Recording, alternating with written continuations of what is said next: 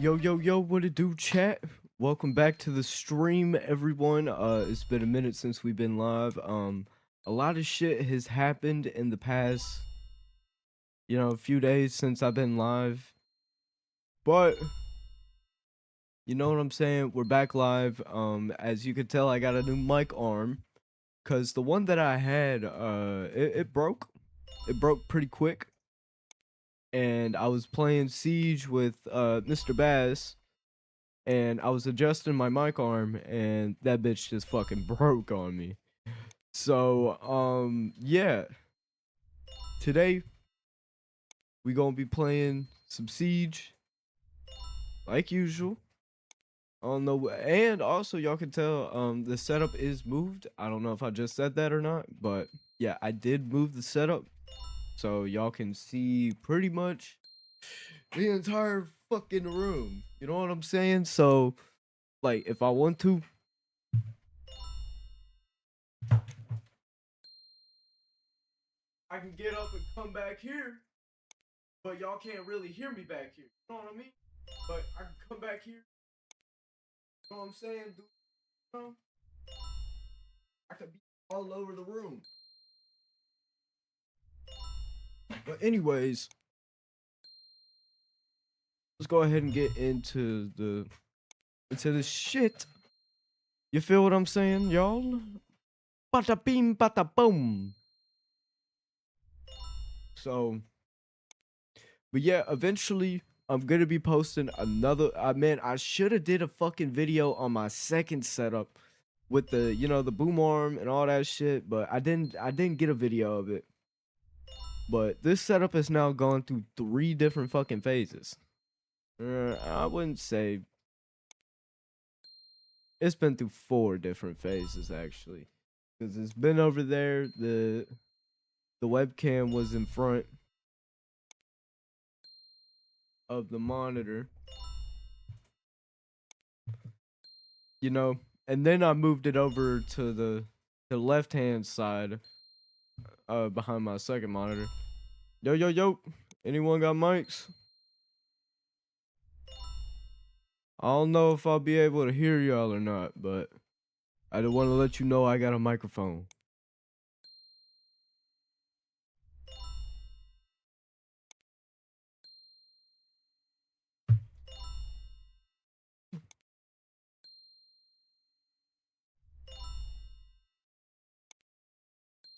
And then the first map is this shit. Oh, this is gonna suck. Hold on, let me turn on my AC real quick.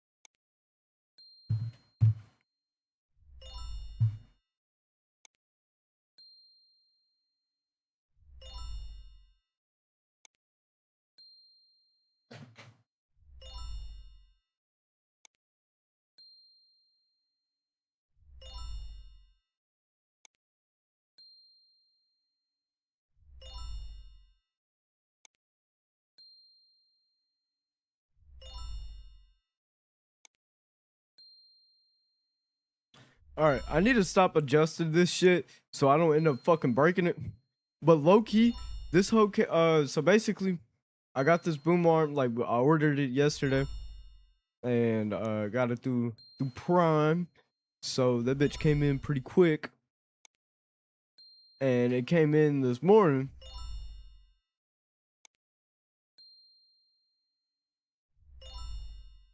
And low key, like when I set it up, I thought it wasn't gonna work,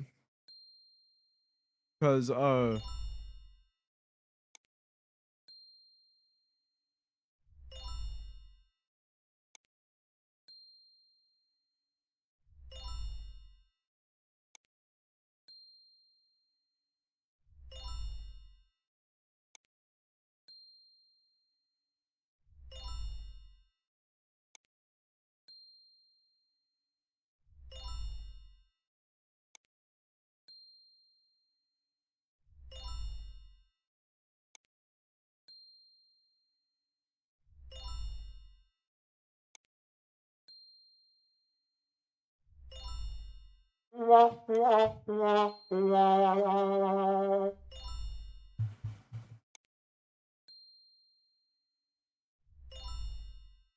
that's crazy, bro. That's actually fucking crazy.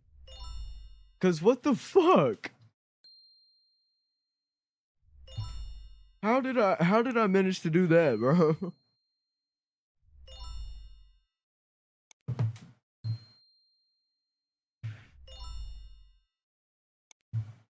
But yeah, hopefully you know, we start streaming a lot more. But obviously we're probably not. It's gonna be we're gonna be streaming a little bit, but not as much as as every day like I was.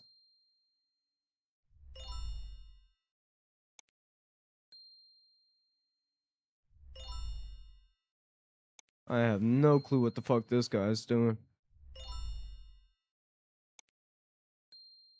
He's on the doorway, probably having an angle on you.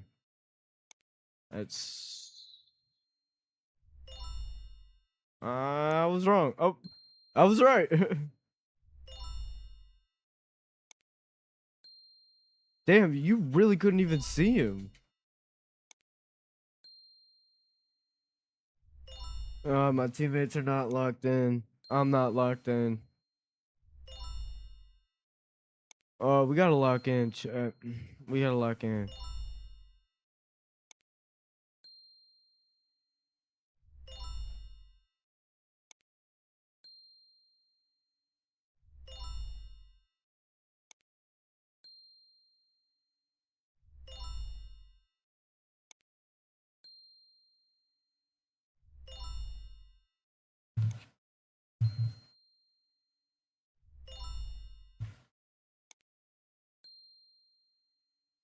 But yeah, whenever I go take a smoke break, I got a fucking long ass banger for y'all today.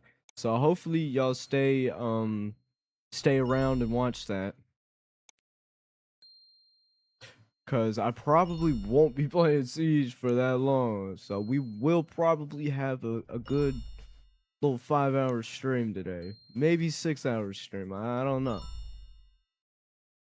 So y'all be prepared. Y'all be prepared for a long stream today.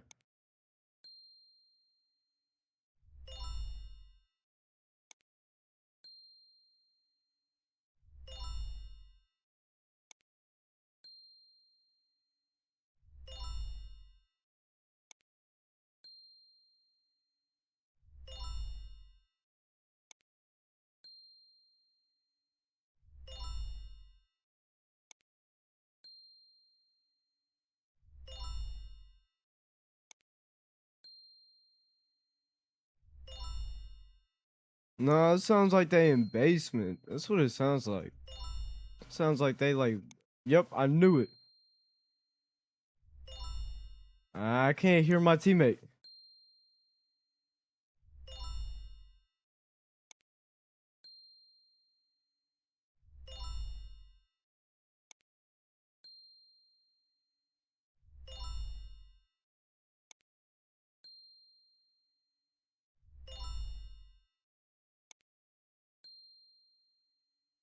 And see, this is why I want to get a PlayStation to stream off of, chat. This is why right here, bro. This is literally the reason why.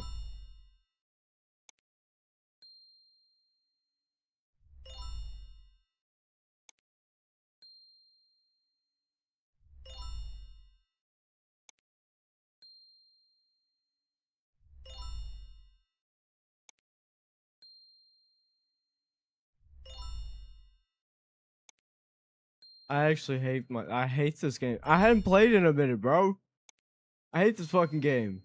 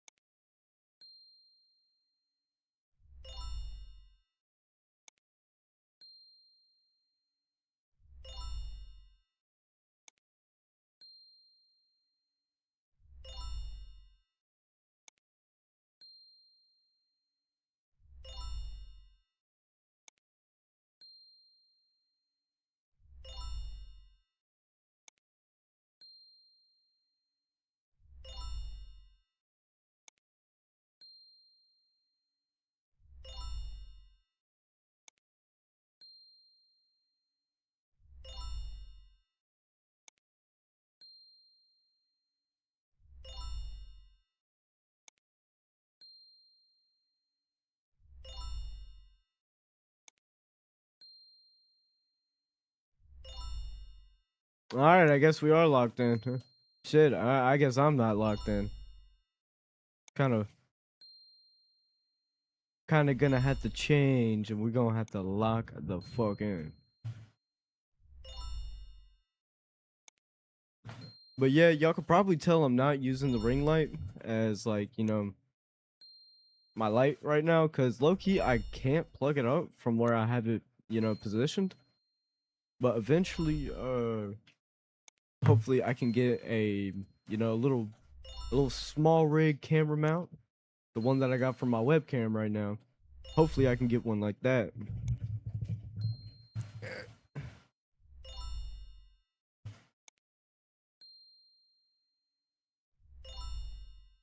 But hopefully I can get one, you know, like that and shit, and put that hoe on the ring light, and maybe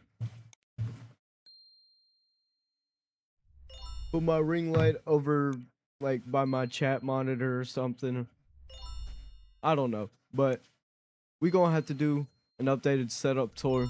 The video probably will come in like 2 days or some shit. I don't know, maybe not.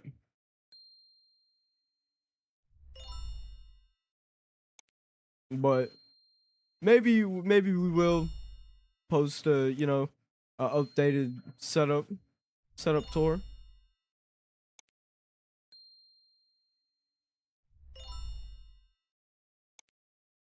I literally looked at the bomb site. What?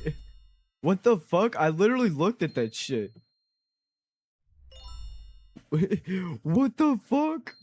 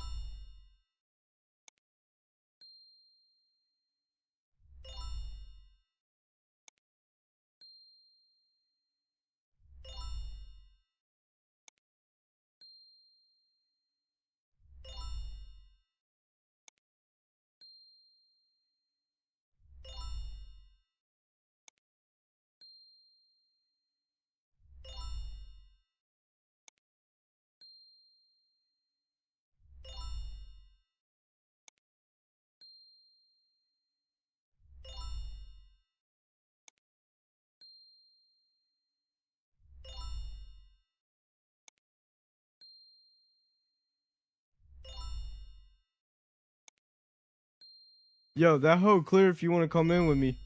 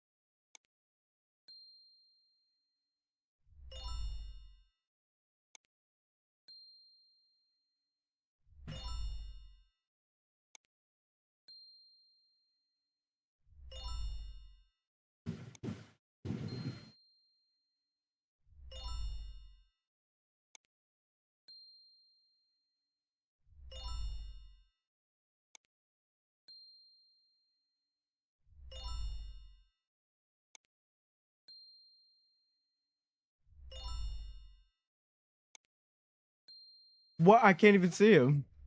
I can't even fucking see him, bro.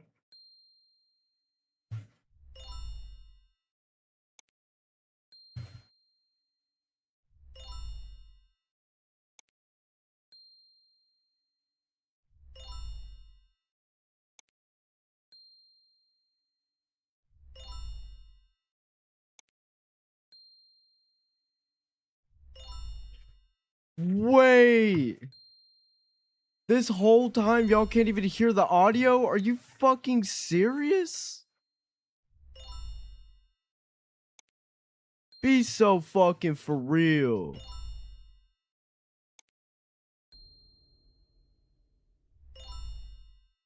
Yo, my bad, chat. I did not fully prep the fucking stream. What the fuck? My bad, y'all. I'm gonna be pissed about that later. I'm actually gonna be pissed about that later because I did not even... Oh my lordy lord.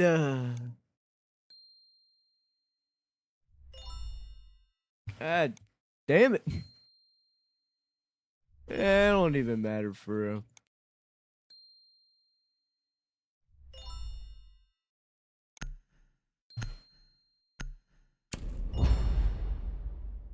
I got 5 on it.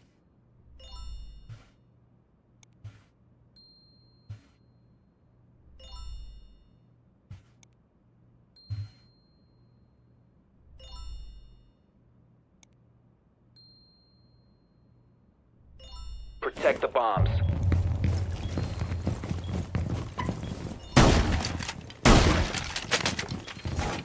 Okay, maybe I should not have done that. Fortified the wall!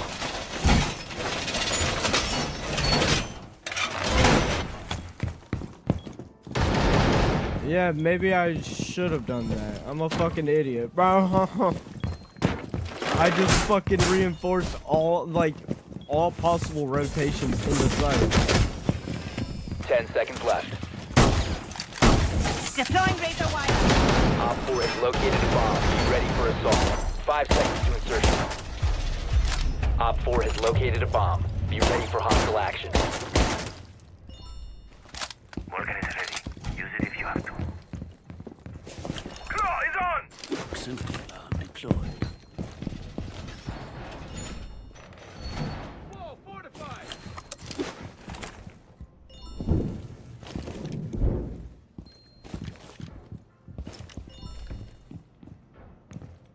Swapping mags.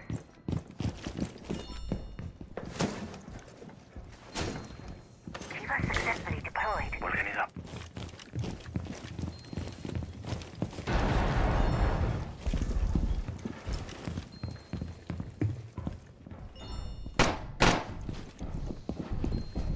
Kiva strength through. Deployed barrier. Kiva deployed. Have some time. Is on.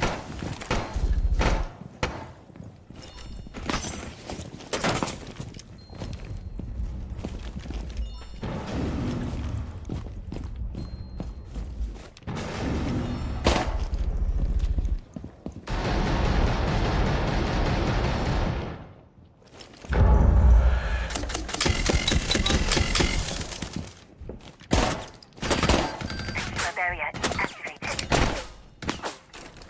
My toxic babes are in.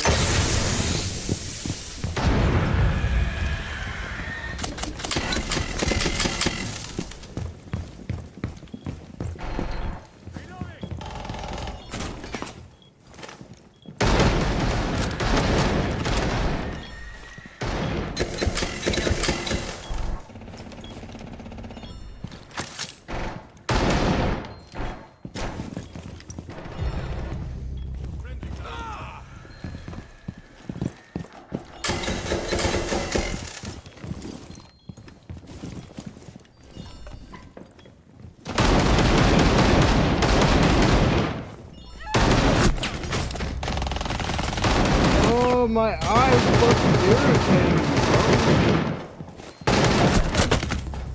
bro. Bro, that's the most luckiest shit I've ever seen. One friendly remaining.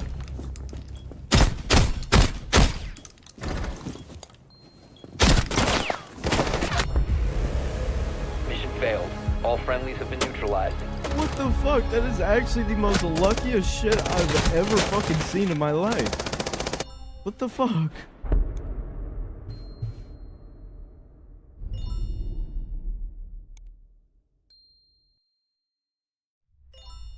Hello, hello. Welcome to the stream. Welcome, welcome.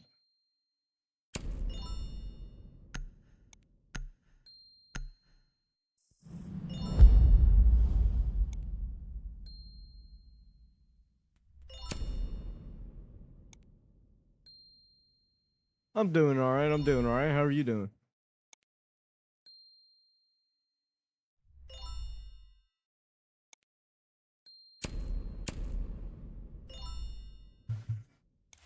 I don't know if I should play Tubera or...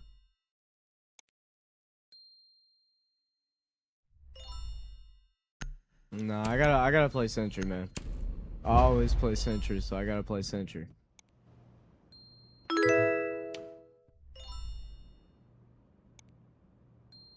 Thanks for the sub, actually. Thanks for subscribing.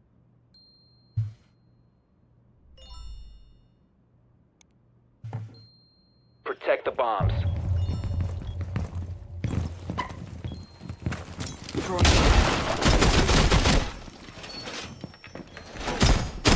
Op 4 located a bomb. Yeah, you can ask. Why did this person reinforce that? What was the point?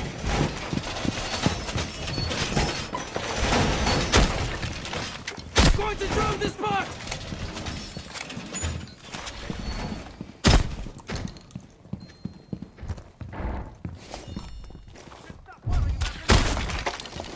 Down to 10 seconds. 5 seconds left. Op 4 has located a bomb. Be ready for hostile action. I have deadass just chased this entire drone. Holy shit. ADS deployed. Wait, you play Rainbow Six Siege? Claw deployed. Cause if so, fuck it. Worry about it. When robots do that.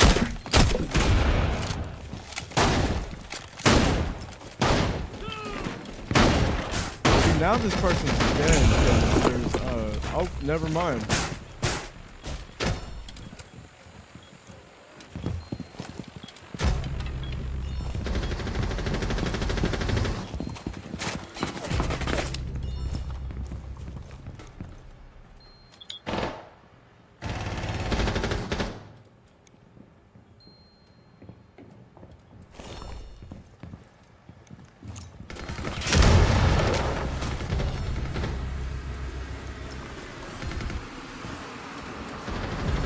One Op 4 remaining. Friendly victorious. Hostiles eliminated.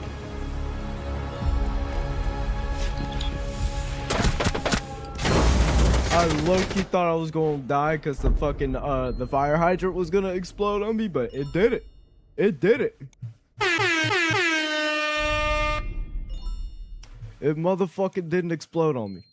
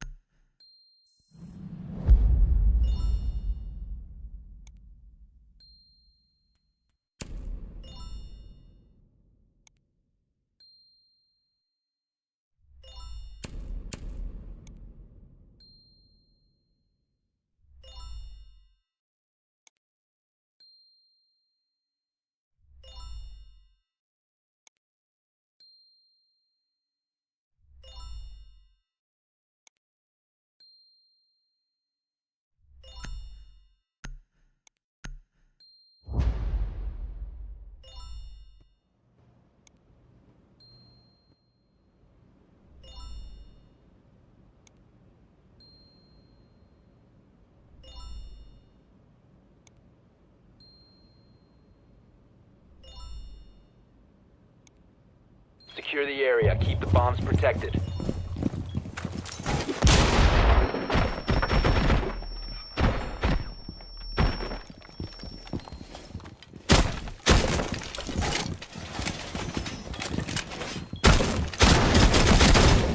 Loading Maybe make it a little bit wider so my fat ass can fit through it. Wall fortified. Be advised, a bomb location has been compromised. In possession. Close. 10 seconds to insertion. Down! Down to 5 seconds. Op 4 has located a bomb. Get ready to engage. Wall fortified!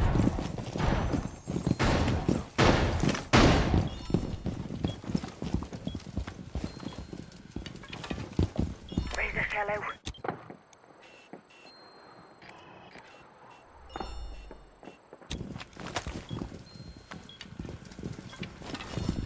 Placing a razor blue. No, probably, I think they're gonna come through this side over here. If I'm Razor not wrong. wire in position.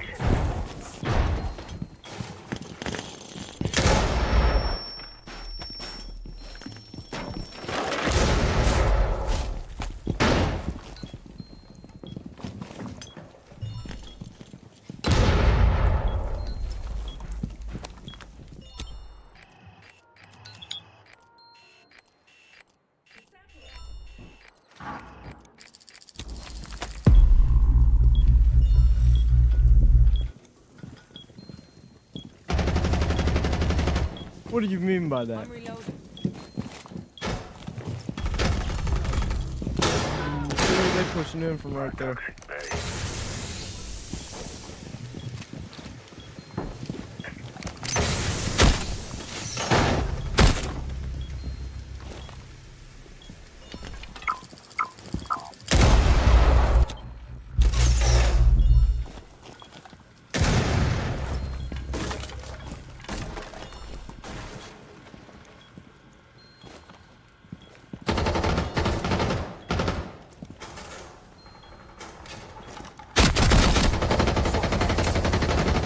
Op 4, last stop standing.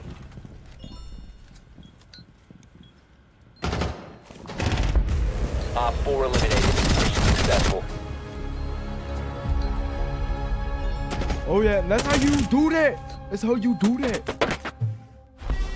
You do that shit. Even though I went 3-3, not bad though. Still got to win. Good game, y'all. Good game.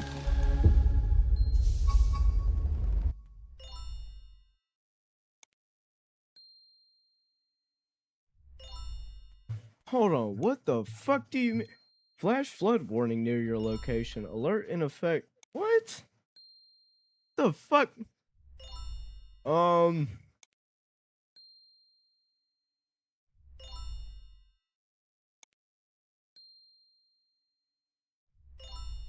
Doppler radar indicated thunderstorms producing heavy rain across the warned area between 1.5 and 3 inches of rain has been falling. Additional rainfall amounts up to 2 inches are possible in warned areas. Flash flooding is ongoing or expected to begin shortly.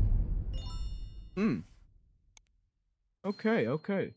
So hopefully my area does not get hit with a flood to where, you know, it kind of affects the Wi-Fi. Let's hope not. But we gonna stream it out, cause fuck it. That's how we do.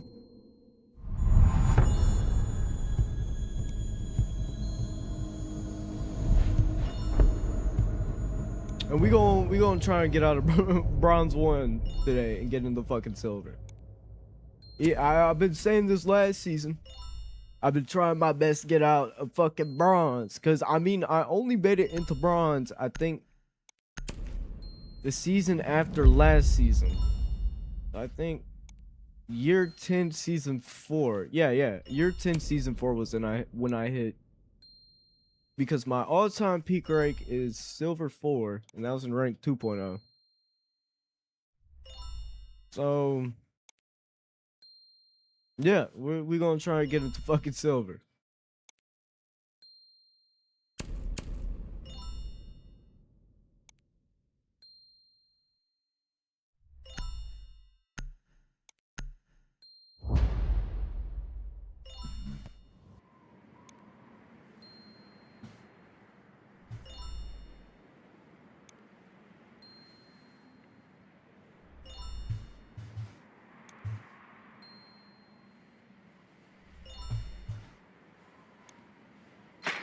your drone to locate a bomb.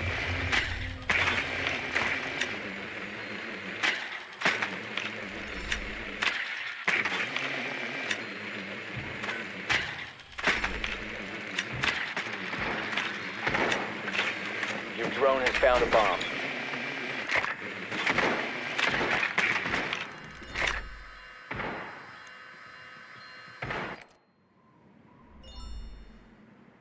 If you're wondering why why my drone's moving like that, for the people that are, new to the stream, I got really bad Insertion in fucking 10 stick seconds. drift. So, yeah, won't be able to Insertion stop my in drone. 5 seconds. You found a bomb. Make your way to its location and defuse it. Let's not knacker the timing on the breach this time, yeah? Right.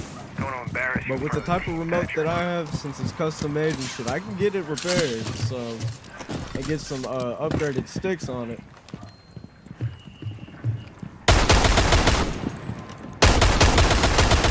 Reload it! Cover me! Watch out. Enemy device nearby.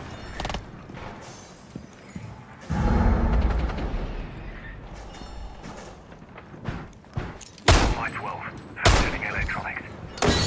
Holy shit, that scared the fuck out of me. Enemy devices are off the board. Special charge. I've detected an enemy device.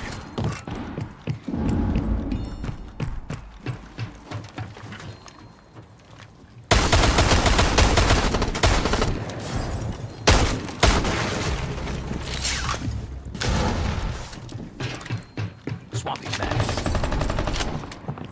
Laying down some cover!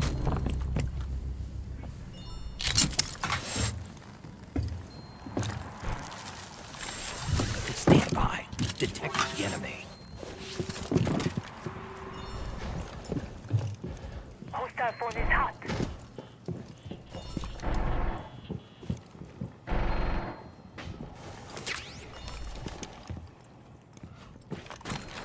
Careful. Hostile. You Near got me. payload in.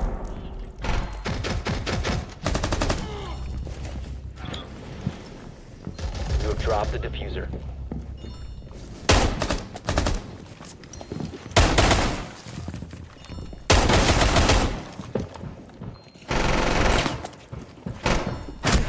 One friendly operator remaining. He swung while I was switching weapons. What? That's some bullshit. That is some bullshit.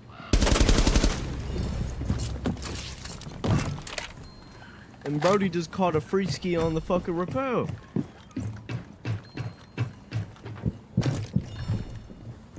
To your left, dog. On the window. What the fuck are we doing?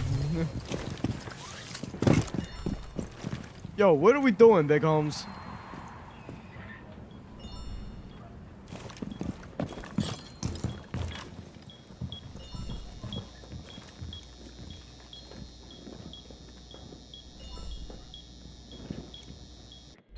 Seconds.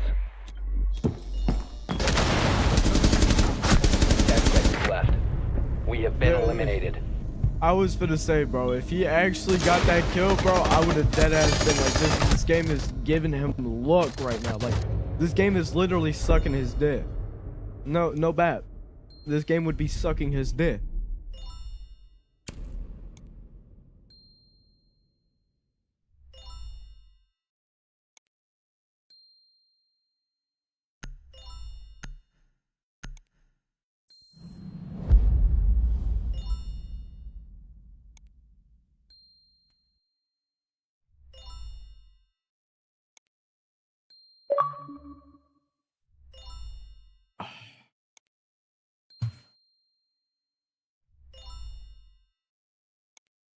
Hey, Can I help you, amigo?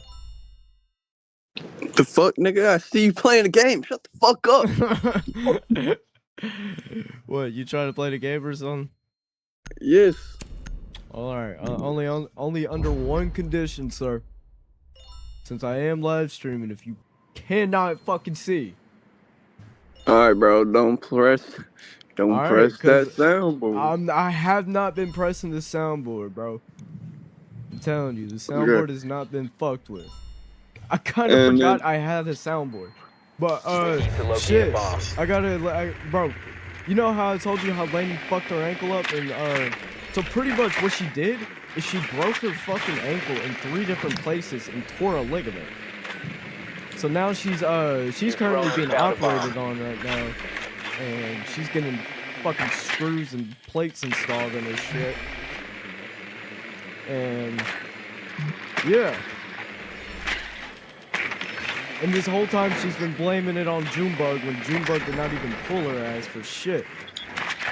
10 seconds. Like, I'm telling you, from what I saw, bro, like, it looked like this bitch 5 trucked seconds over before fucking insertion. nothing. Like, literally nothing. You've located a bomb. Make your way to Yeah. the location. And while and she She's was just on the fat. ground, dude, while she was on the ground crying and Wow. shit, mind you, Blackbeard, that's I see amazing. Tyler's ass walking You back should go to home, beaches. and I was wanting to say something, but I don't even know if he looked back or what. What the fuck? I didn't even see that dude. Wasn't even paying attention. Bro, it's fucking rainy as shit. Yo, so I have a question about tonight since you didn't look at my text message. No, I really didn't. What Found would... my next target. I know you can't tell me what they would be doing, but you think if it's possible around 7:30 to 8, if one of your family members are available to take me to work, possibly? Yeah, I can see. Alright. Wait, when? Because if... I gotta go to work at 8 o'clock, so I just gotta leave before then Start to running. get to Hold work. on, I gotta call this Kavera again. I don't know if she's just sitting upstairs. Yeah, Because if not, if I can't find a ride, then I'm gonna have to fucking Uber. where is this bitch? Sending a payload. Hostile phone is hot. Yo, where is this hoe? She's like literally nowhere to be seen. Try good ain't out.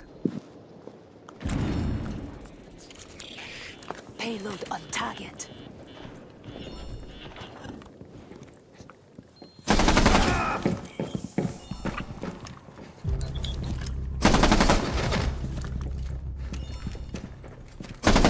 Swapping mag! Where are they? Down to 1 friendly. God damn it. Alright, Alright, join the well, VC. that's what I was literally finna say. I'm finna see if David Dobrik wants to get on because he told me he was gonna get on last night, and then he said, "Actually, I'm just gonna get on in the morning." Do you think he's really finna get on at this time of day? Dude, he fucking better, bro. You must recover the Alright, diffuser. join the All VC friendlies though. have been eliminated. Alright.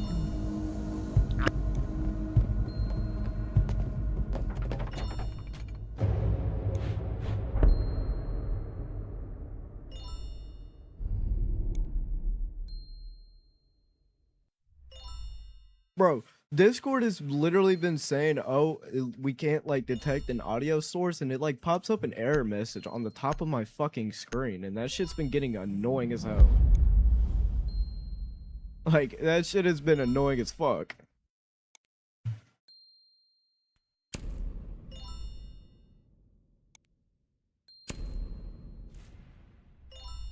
Dude, they're fucking whooping our ass, dude. Holy shit.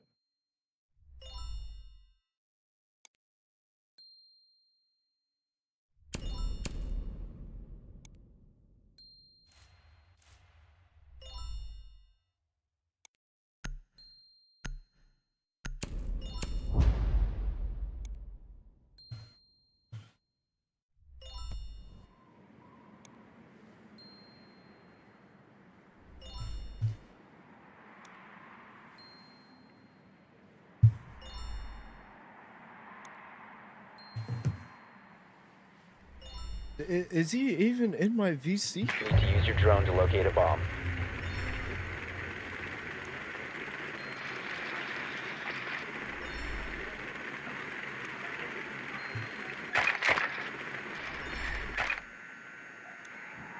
No, he is not in my VC. I don't know what the fuck he's doing.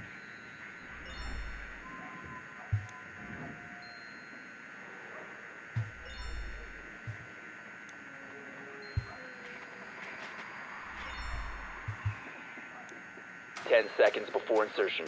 Your drone has found a bomb. 5 seconds to insertion. Proceed to bomb's location and defuse it. Enjoy the motherfucking VC.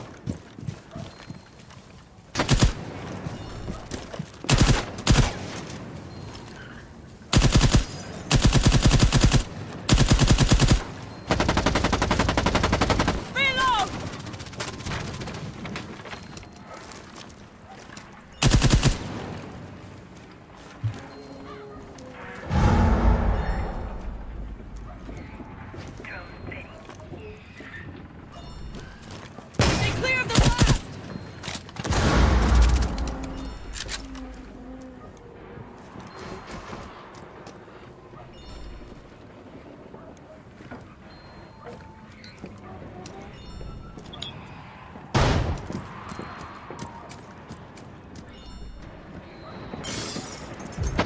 Loading new mag!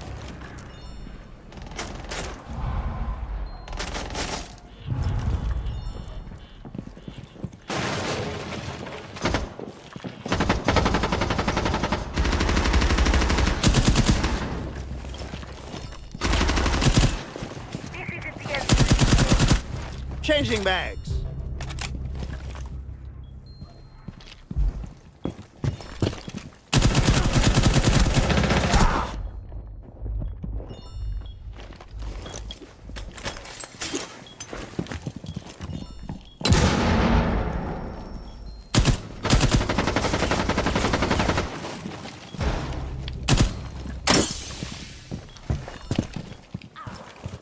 I'm reloading.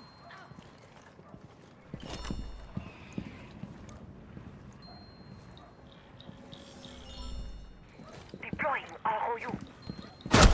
What? How the fuck did he hit that? How did he hit that? One No, friendly dead operator ass. How the remaining. fuck did he hit that shit? Diffuser What? is active, protected at all costs. Op 4 eliminated. Mr. fucking Dong is him, dude. What?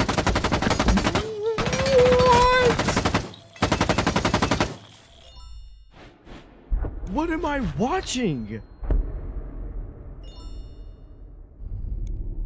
Two fucking crack addicts of the century right here with this shit. What?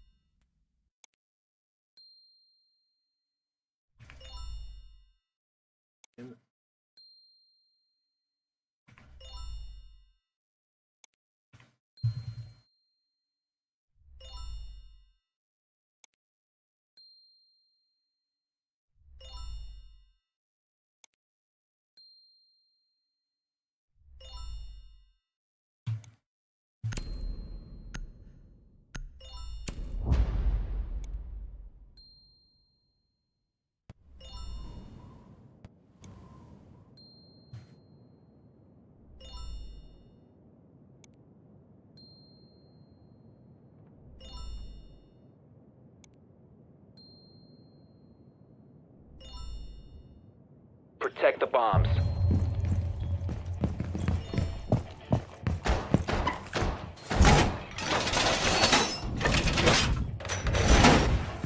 Oh, I'm a fucking dumbass. What is this castle doing? Why the fuck is he placing castles right here? Reinforcing the wall! Planting.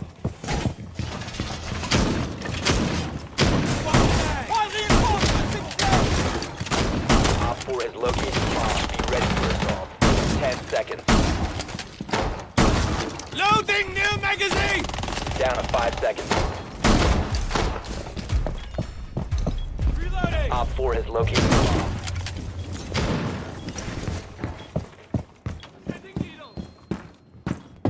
Alright, so we didn't fucking reinforce these walls either. Loading mag!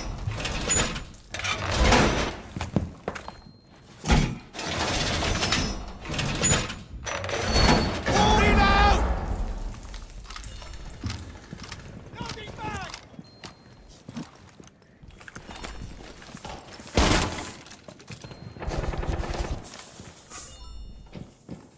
It'll sting a lot.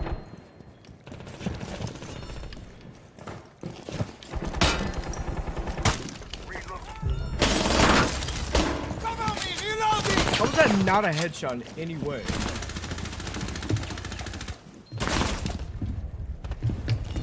So like, that ass explain that to me, please.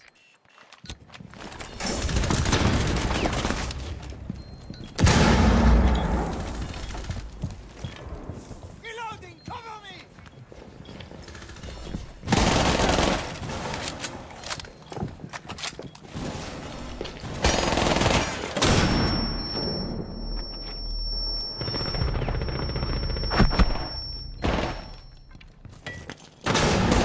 One friendly remaining.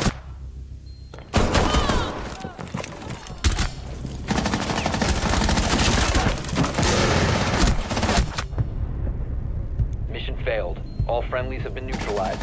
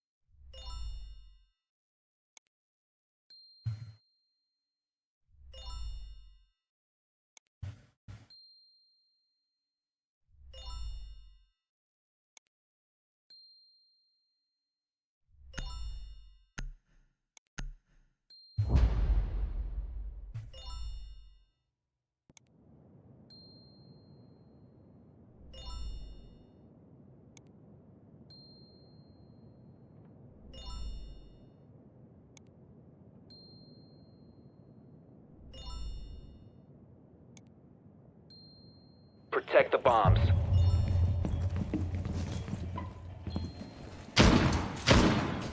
Loading mag!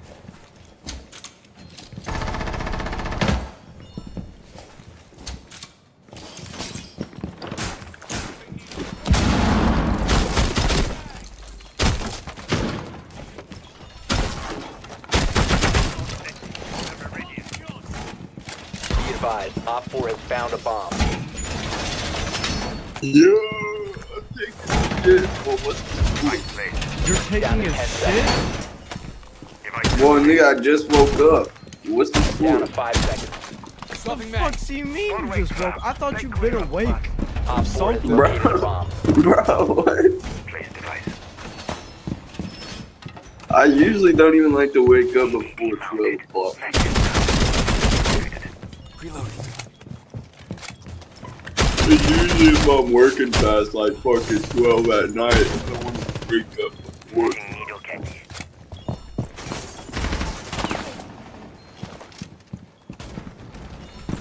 Ambush set. What the fuck is a score? You didn't tell me the score, nigga. Alright, bet. So I'm finna finish this poo-poo.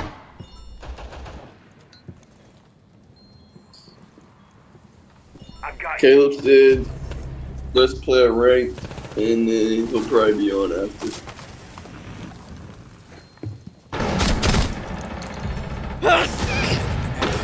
Bro, I'm not gonna lie, I played 3 games of rank last night, and that shit was pissing me off.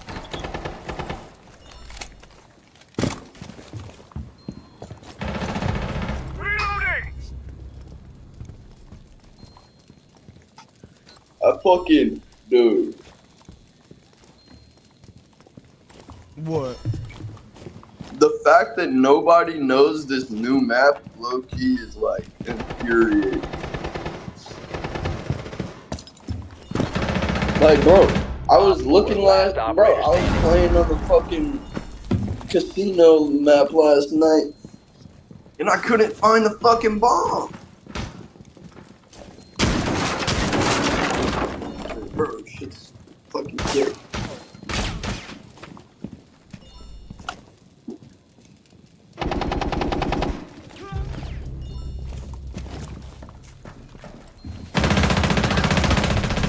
Op 4 eliminated. Mission successful. It's 3-2, Bucko. Where's two? I guess my teammates are locked in now.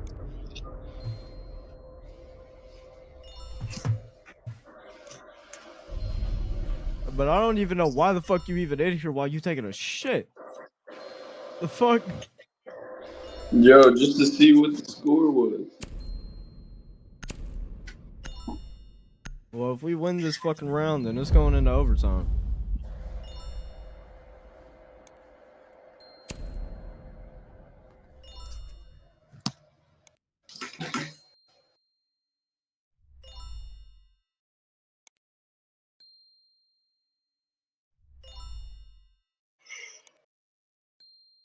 Throw that bitch. No, I'm just playing. I kind of wish that if you didn't win the game, that it wouldn't fucking delete your RP for real. I feel like if the only reason it should really delete your RP is if you're going negative. What, like KD wise? Yeah, cause like, bro, I genuinely cannot win a game of ranked if I'm playing by myself. Secure the area. The Keep the teammates bombs are just protected. fucking retarded. I cannot rank up. This shit's fucking stupid.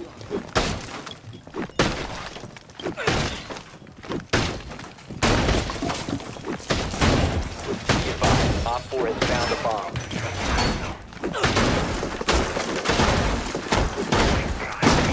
Swapping mag!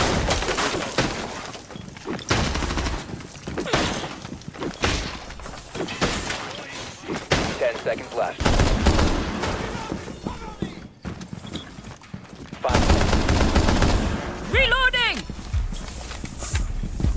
Op 4 has located a bomb. Be ready for hostile action.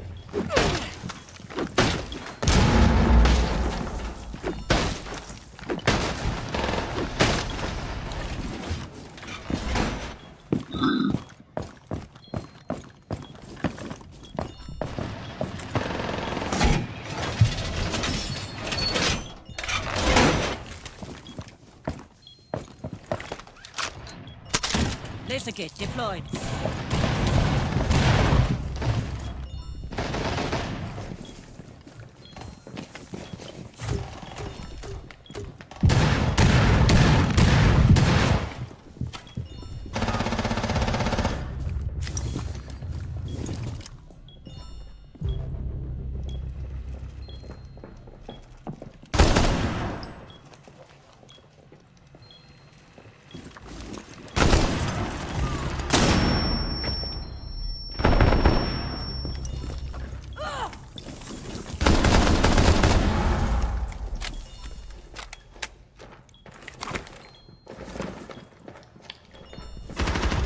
I'm reloading! Friendly's victorious. Hostiles eliminated.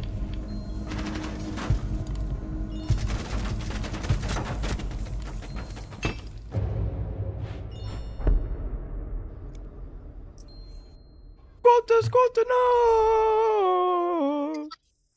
Squatter, no! You know what I'm talking about? Yeah. What's the score? Did you lose? No, we're in overtime.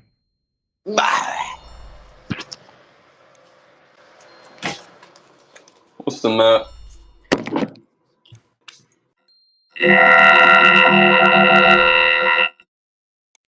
We're playing Oregon.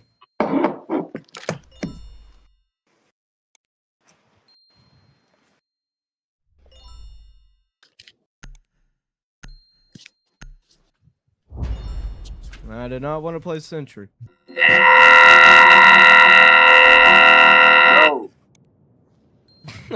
What? Fuck you mean what?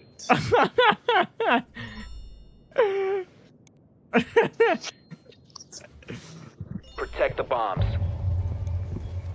I just became fucking the noise breaker, bro.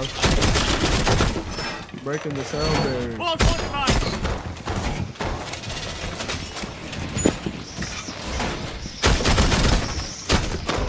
Op 4 has located a bomb. Plan your defenses accordingly. Device position.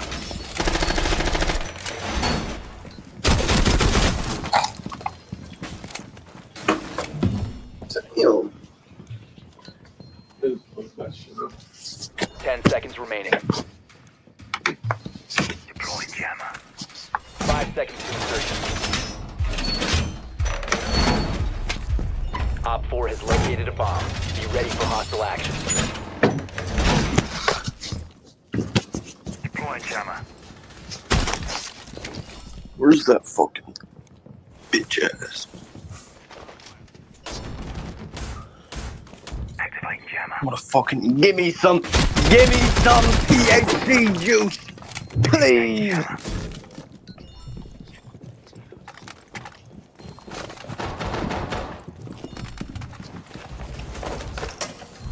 Set device! Device placed! Cover me, reloading.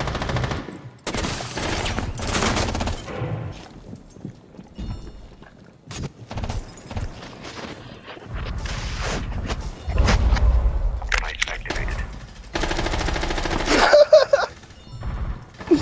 Why does nigga look like you?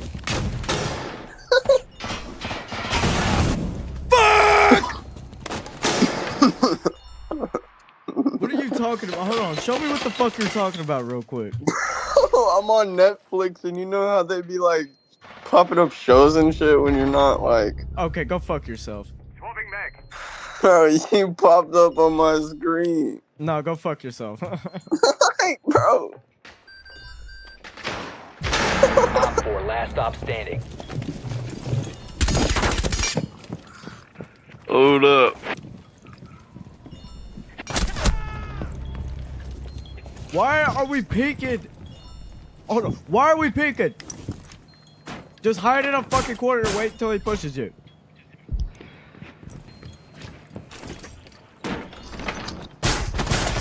One friendly operator remaining. It's your time to shine, Doc. Just sit and wait.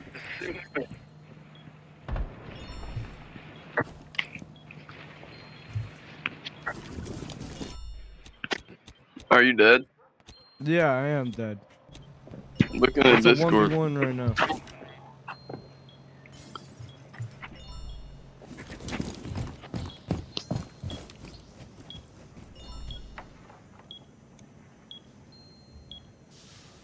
Bro. Bro. No, go fuck yourself. Actually, no, go fuck yourself. I look nothing like that. Yes, you do. Nigga, 15 seconds left. this little coast. 10 seconds left. Yo, so why? Let me ask you this because Mission Tyler failed. wasn't able All to tell friendlies have me. been neutralized. Why is my Fortnite requiring a 100 gigabyte update? 100 gigabyte update? Be so fucking for real. Yes, bro. What? Like, dude, I already played the new season. Already collect Sprite and everything, bro. Why the fuck does it, dude? Like, 100 gigabytes. I'm so dead ass. I don't know. Tyler man. told me. Tyler told me that he had to fucking reinstall the game just to fucking like bypass the 100 gigabyte update because he didn't even have like enough gigabytes to process the update. So hold on. You're saying Fortnite is 100 gigabyte update? Yes. It could just be for Xbox, but like my shit's 13.34 out of 151. Wait, how much? 100.51. My screen almost. That's I'm how gonna flip much it your around. gigabyte your shit is? Look, Cause my shit's 102.9 or 5. look. Do you see my screen? Hold on. I can't really see it.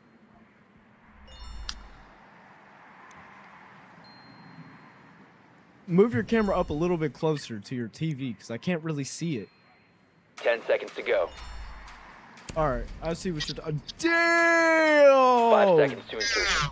Like, bro, I'm not installing that. Damn! That's a The bomb lot! located Holy and defuse it. fuck! Dude, I Bro, don't what want to the install. fuck?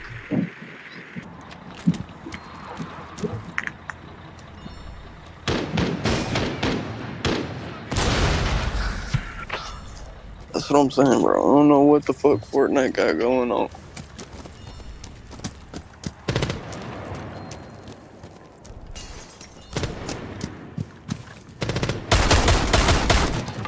HDR. FDO, first day out. What the fuck is this? See, yeah, the only thing about your monitor is like your shit does it probably don't have 4K to it.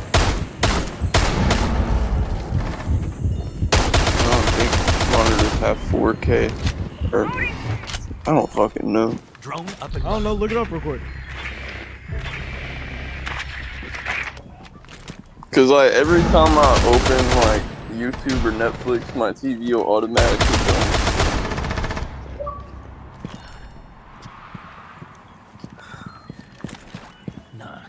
But I'm sure there's no way there's not a 4K monitor. Just for like mad expensive. Yeah, there's definitely a bunch of 4K shit.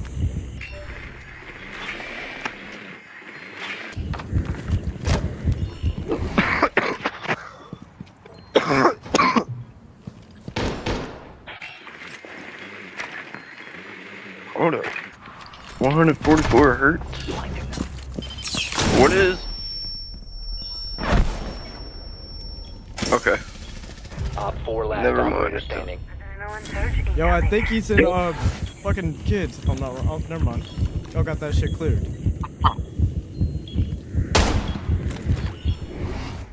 Bomb diffusion initiated. Protect the diffuser.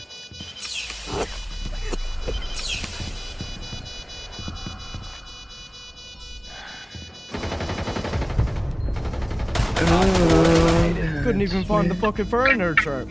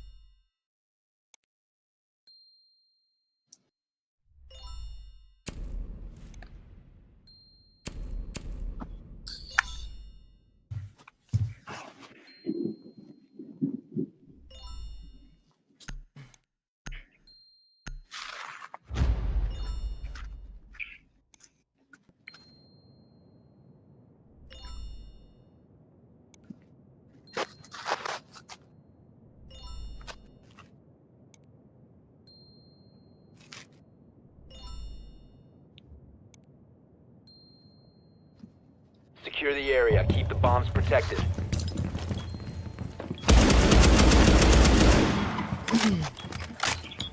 Gotta reload.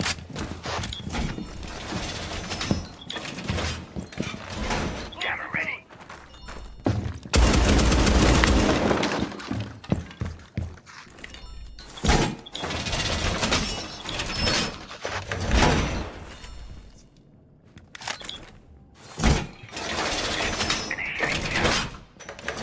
Wall secured. Activated. 10 seconds left. Stay clear. Activate jammer. EDD mounted. 5 seconds. Device placed. Bomb location secure.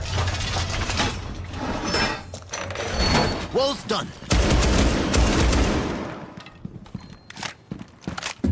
Jammer ready to activate.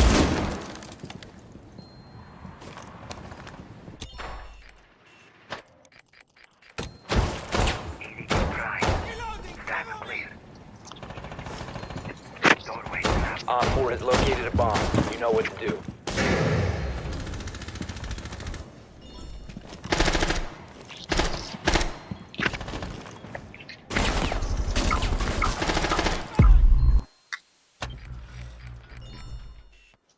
Yo, Colson.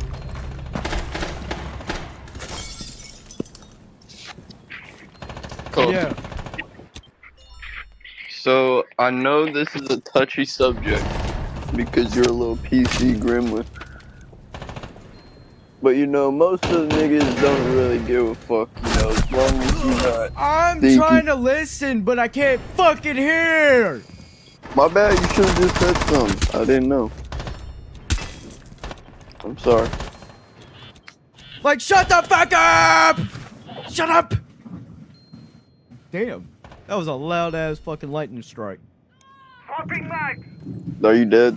Yes, of course I fucking am because I can't hear. I'm sorry. What you mean? I'm sorry, bro. I'm sorry.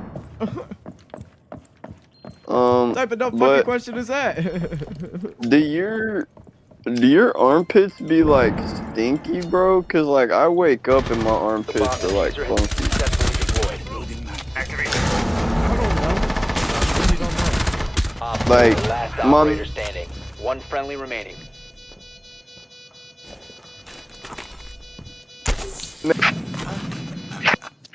Like, do you put on deodorant every day?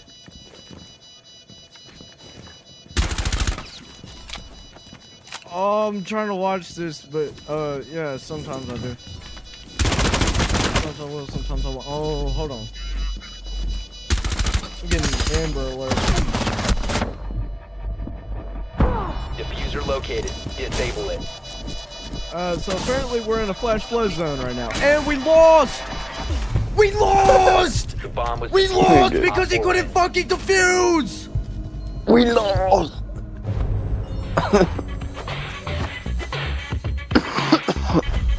What the fuck?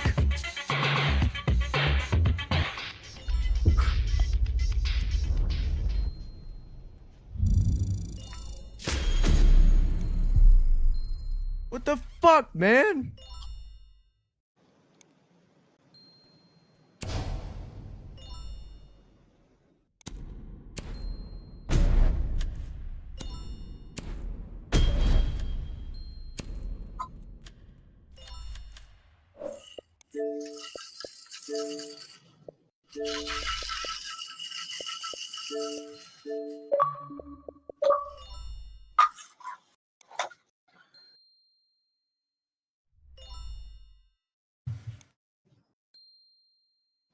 Bro, how do you redo the siege stats What are you talking about? in your server? Hold on, let me pull it up real quick. Cause the update, like it says update, but I can't click it. Just do Oh. /R6 and then hold on. /R6 and then put the platform and username. It should work. Bro, Just use this the command. nigga, I don't. Bro, I didn't even know how to teleport to niggas in Minecraft. You're talking about some. You don't know how to teleport to folks in Minecraft? Fuck no, bro. That shit's complicated. Alright, so we're brain dead. Bro, I mean, to be fair, it's not like I really was doing that. Like, I don't even think you can TP if you have no cheats on. So it's not like the little bit of Minecraft I played, you could even TP. I'm finna go get the dog real quick and see if she's fucking terrified or not. Was she So- outside? No. I just know that she's fucking shitless scared right now because of the fucking storm, so I'm gonna get us into a game real quick. Alright.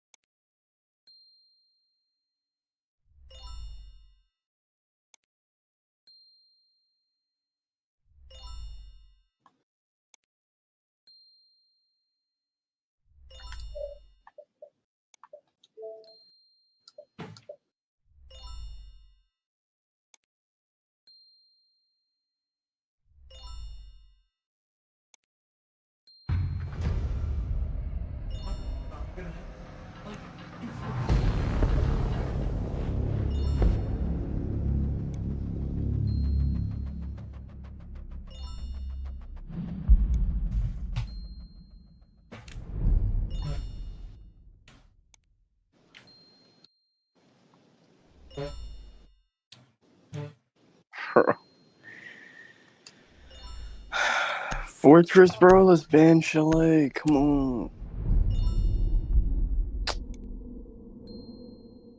Alright. I literally just got done playing this map. Are they just gonna keep on feeding me this shit? I don't want it.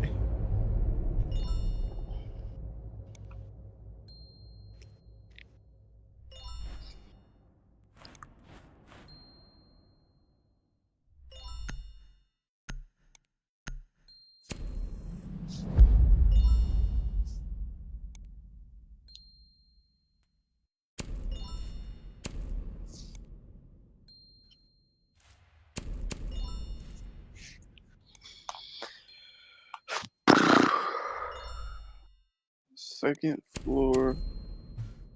And then, you know, I think we could really throw in some fucking. Fuck it. I think we could really throw in some Tachanka. Fuck it, dude. Fuck it, dude.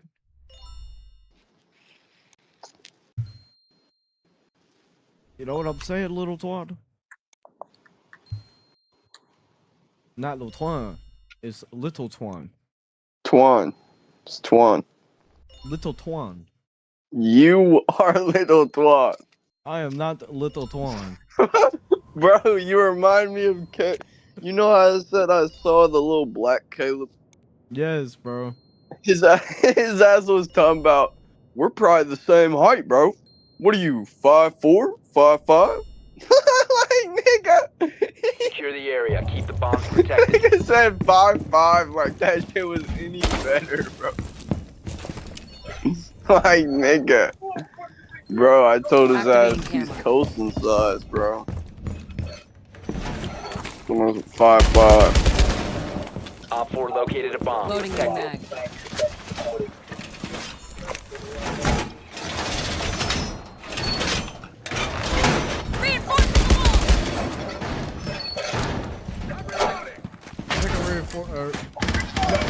Make a rotation right here, big boy Tachanka. Or On that whoa, my lag. I'm lagging.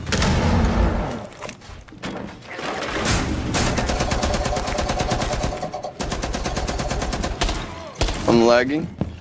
So take that into. What the fuck? Dude, I sat up. I sat up on my bed and the nigga. Oh my god. If you hear them on the rappel, I would watch that window, but on my screen, he just killed me and then fell off rappel. Like he just, oh, but I do see his rappel, so he is on there.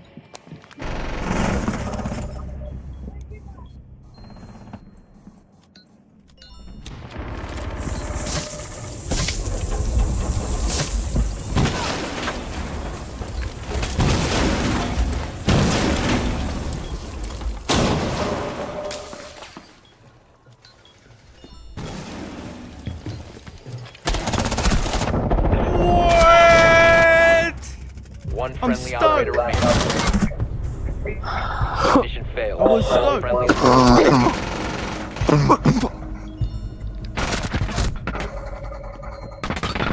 What's your optic color? Green. Mine was just green, but I changed it to dark blue because my thought process was like, if it's a dark area, you know, I'm gonna have a dark crosshair. So then when they, you know, I don't know. I felt like it'd be I don't easier. know. Okay, let's see what we can do for real this time with Tachanka. Should I use the reflex site? Tachanka's personal site. Fuck it. Reflex D. I'm gonna use reflex D. Okay, so my team color, I think I want my team color to be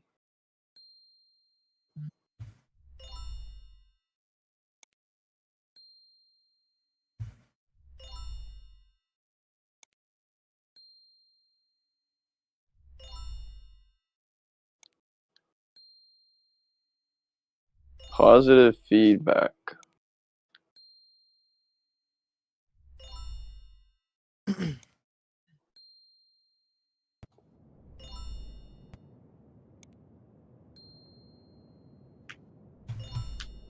Damn, did I not change my fucking... I thought I just changed the colors. The fuck? Oh, Secure the area. Keep the bombs protected. Ooh. I don't know what you want me to do. Ooh, ooh, ooh.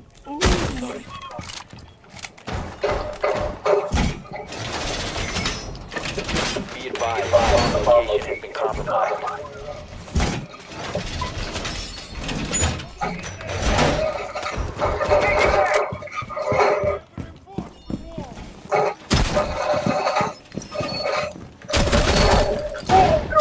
Seconds remaining. 5 seconds. I'm not finna fucking have that bullshit over. Four has located a bomb. If my... Oh my god, I'm lagging. If my teammates can't fucking defend site, why the fuck am I gonna leave bullshit like that up?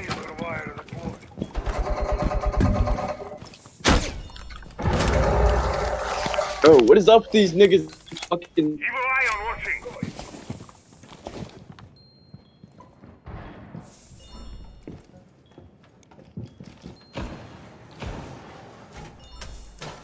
Evil eye deployed.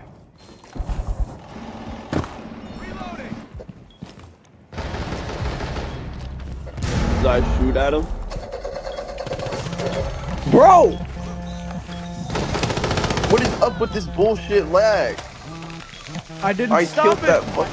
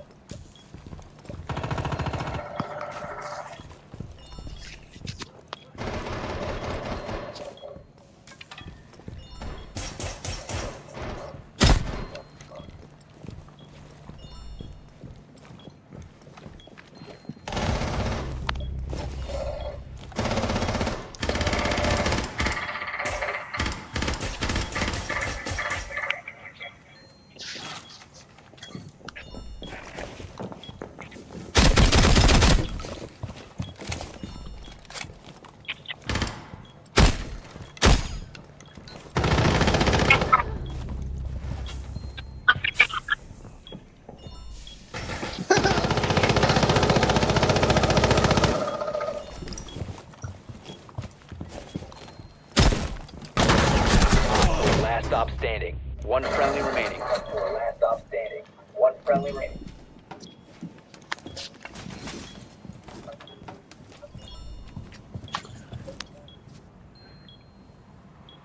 Yo, Brava is in the corner of A site, if I'm not wrong. Nigga, I'm dead.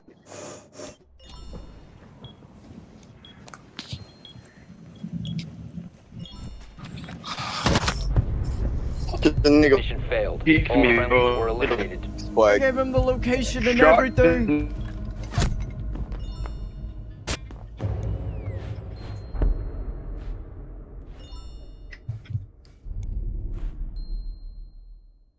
differentiate. I don't even know what the Like, fuck you're saying, bro. You're personally- cutting out. You cutting out like a bitch. Alright. Like you sound like this, bro. You sound like a robot. You sound like that right now. Hello? Yeah, I can hear you now. Me personally, when you say that Bro, just start fucking give the breaking out location. again. Bro, bro said hello. I can't, bro. I don't know if your Wi-Fi is fucked right now because of the rain. Well, holy shit. This shit's killing me, bro. Do. I know what you want me to do.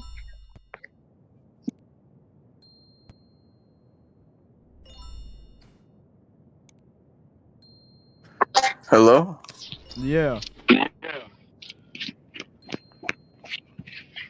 Me personally, when you say like this Secure the bombs.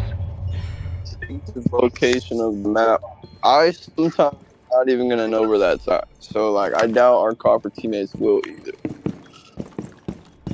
Okay, you got a little bit of that out better. Your Wi-Fi's letting you speak now, partially.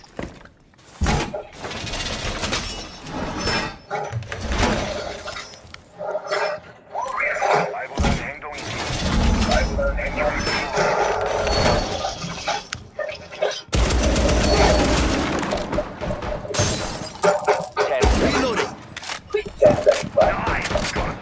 Think we can get a rotate right Down here? to 5 seconds. Yeah. You think we can get a rotate on my 5 ping? Got you, bro. You didn't make it a full rotate, dude. I can't get it. Bro, you're honestly like, dude. I still can't walk in, dude. Bro.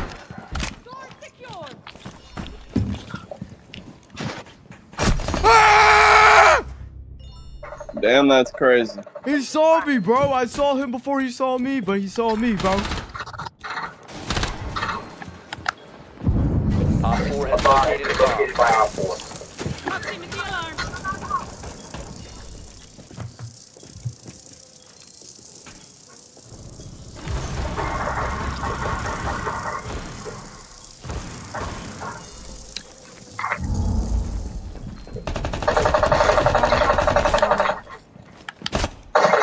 Yes, go peek that window. You fucking retard, dude. Oh, wait.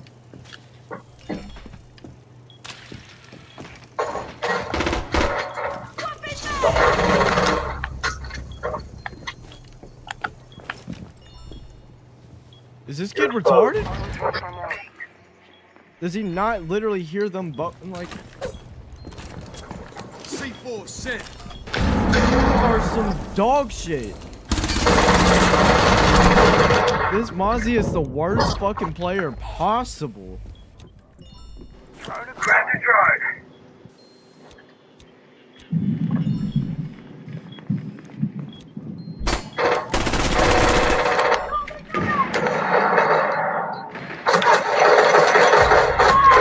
Damn.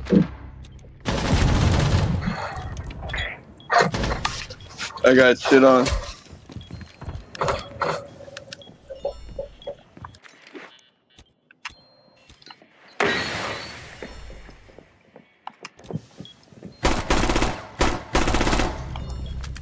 CT.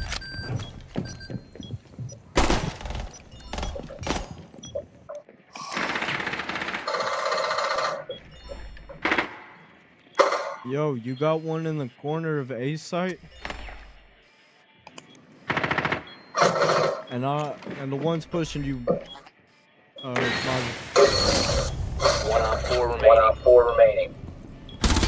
Yo, fix it. Op 4 eliminated. Oh my god. Mission successful. That dude actually heard you. The Mozzie's locked. Unlike whoever the fuck the alibi is.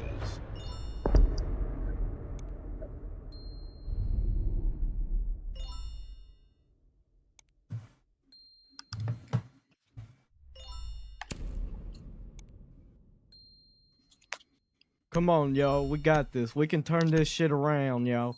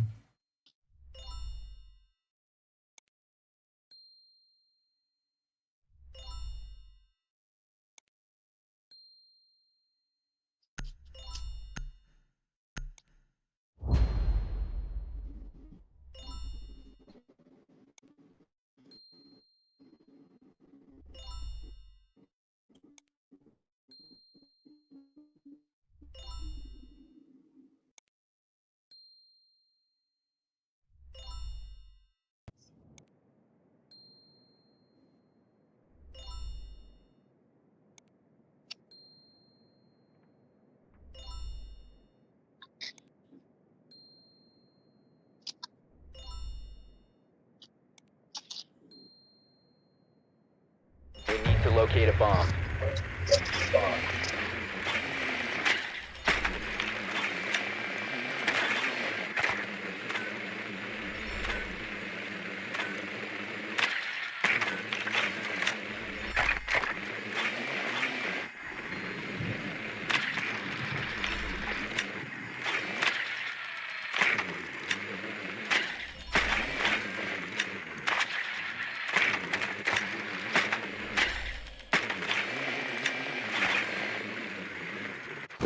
Ten seconds. Go. 5 seconds. Your mission is to locate and defuse a bomb.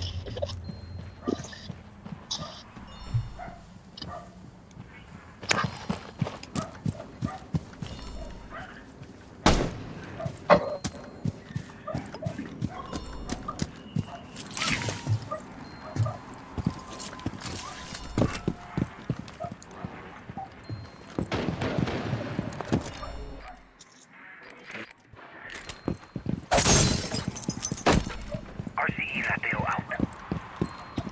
Watch your use. Let's go from chaos.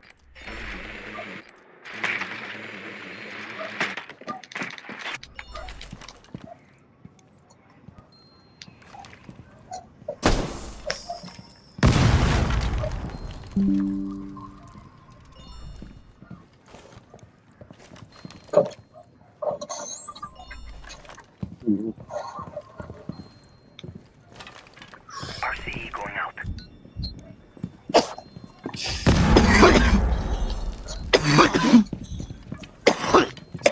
Where's the side? Downstairs. I need someone to fucking break this hatch. So hurry the fuck up, boy. Boys for drive. Lateo out.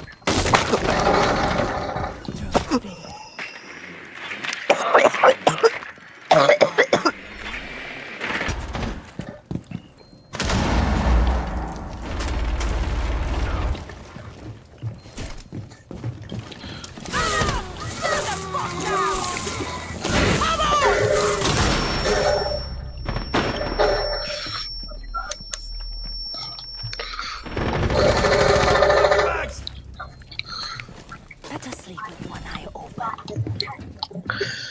You located a bomb.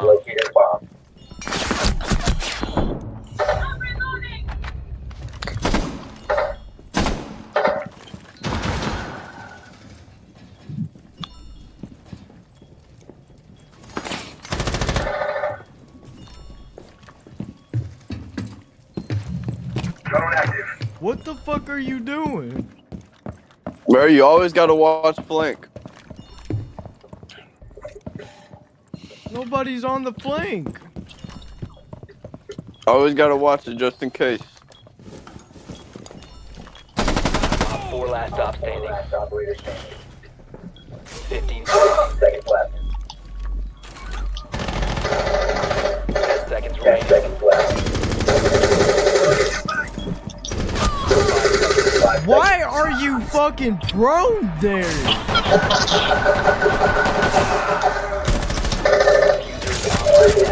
Protected at all costs. Op 4 neutralized. Op 4 eliminated. Friendly mission successful.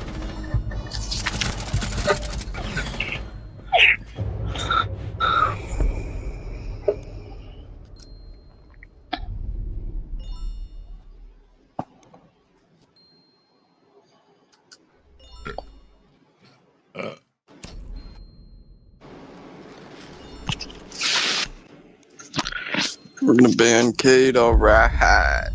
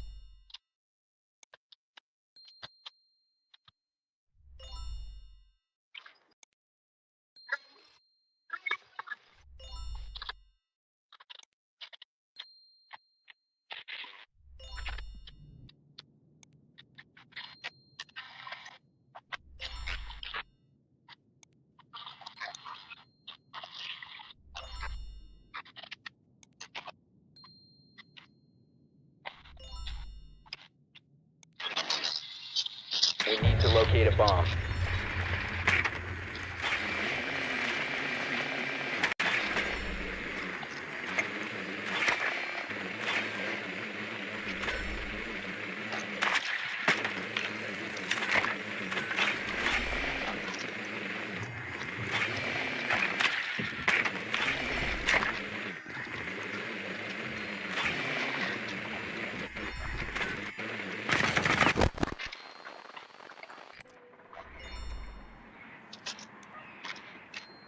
Ten seconds to insertion. Insertion in 5 seconds. Your mission is to locate and defuse a bomb.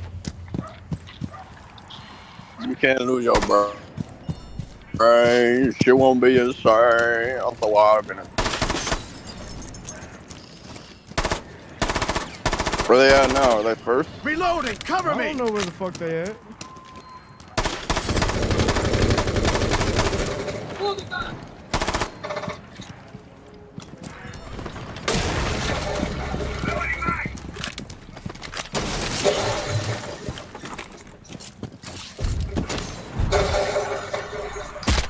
Well, we're gonna find out eventually. Looks like they might be bottom again. No, they're fucking. I don't know if I'm tripping or not, but it looks like that. One of those hatches is reinforced. I can't even fucking see this dickhead, bro. And he's all I don't fucking get it. This kid just fucking swings me so fucking quick. No longer in your possession. You don't even know Vigil's hitting the flank on him.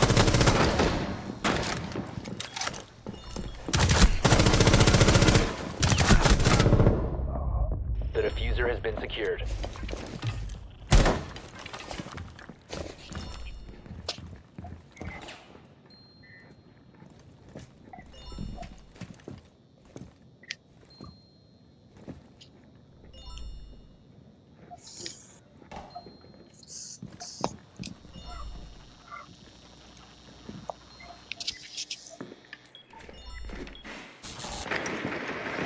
One Op 4 remaining. Last operator standing.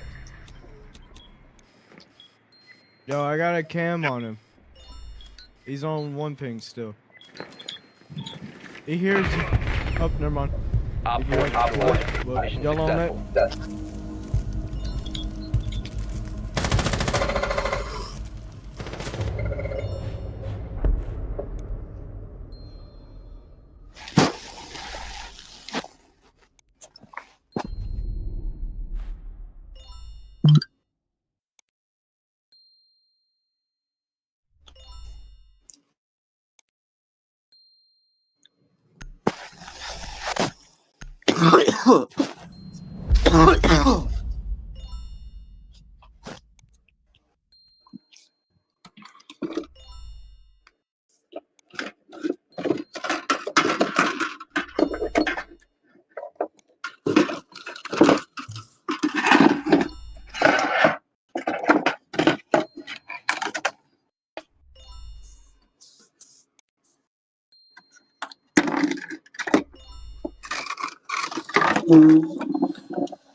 Yo, I did not even know Laney's mom called me 3 times. What the fuck?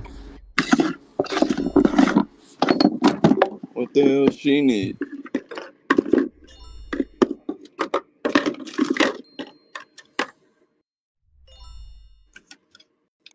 What the fuck? Bro, do not disturb. Low-key literally makes it where shit, nobody comes through, bro. No shit. It really don't work like that for other people, bro.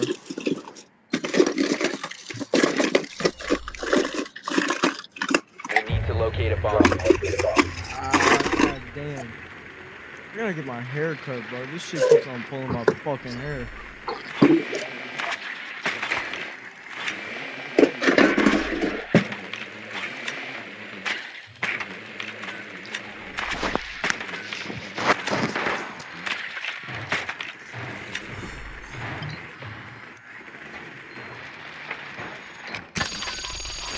I couldn't even fucking ping the Bozzy drone. Are we serious? 10 seconds to go. Insertion in 5 seconds. A bomb must be located and defused.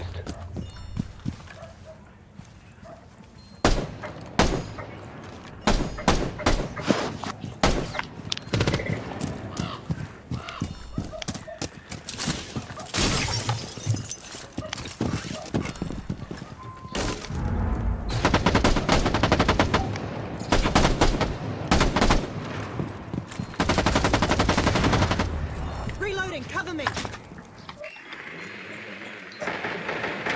You located a bomb.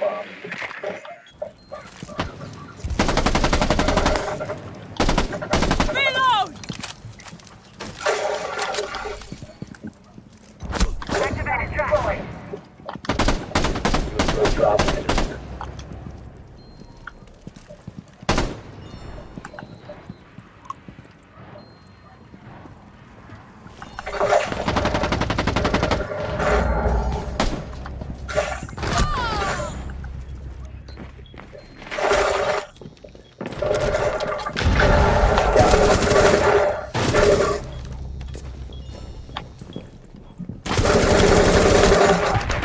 Op 4 eliminated all friendly. Damn.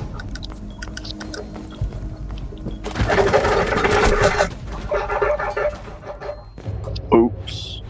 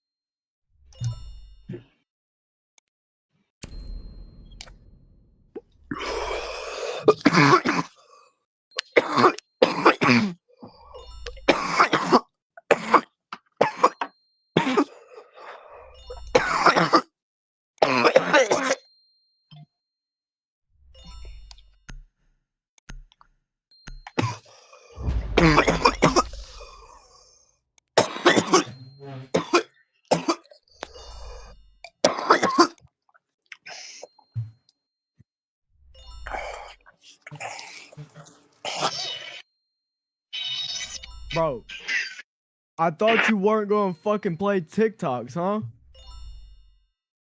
You heard that? No shit, I can fucking hear it. I've been hearing it the entire time. But I ain't been saying shit. Because I'm just gonna bitch about it. I didn't know. I don't even got my Bro, there's speaker no on. way It's just that my you phone. Yeah, I can still hear your phone audio too. That's how that shit works, go. Need to use your drone to locate a bomb. Damn. Wait, so you heard that? You heard the bitch earlier? I heard what? Did you hear the bitch on my phone earlier? Yeah. What the fuck? Be advised your drone has located a bomb. Hold Maybe just up. get a fucking headset, dude. Hold up. I think logically. Okay, somebody's already playing Ace. 10 seconds. Logically, let's just go break back in the. 5 seconds to insertion. You know, dude? Just go break that shit. Proceed to bomb location and You know, defuse. dude? Because they want to go.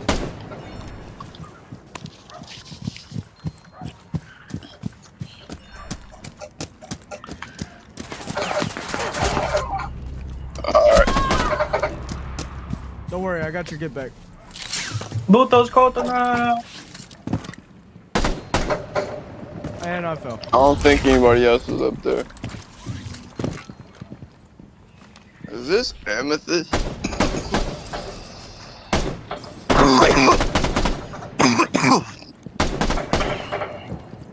Double score tonight. Changing mags! Double score tonight.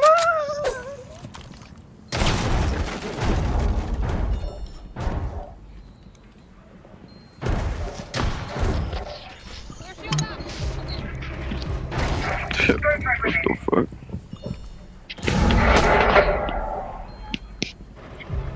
Changing mags.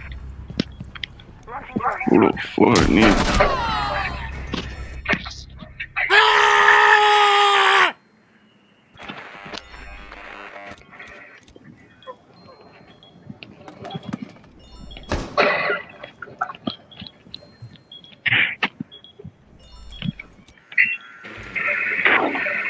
Yo, Virgil's in the corner in A side if I'm not wrong. Going for it.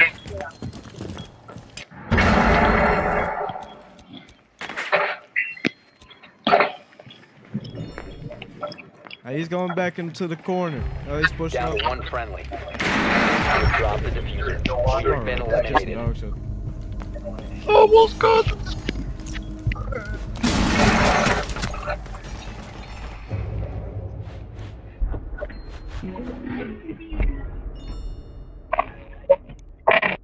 Bro, whoever the fuck's blasting their phone and they fucking mic, please get the fuck out. Oh, that's you. I thought Caleb joined.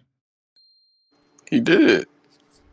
Yeah, well, I was low-key finna take his ass out, but... Bro, where is there a time where you cannot just, like, literally stop fucking scrolling and play the game, dude? Like, it's not that Dude, hard. I wasn't even scrolling, bro. I was on fucking Snapchat, dude. Come on.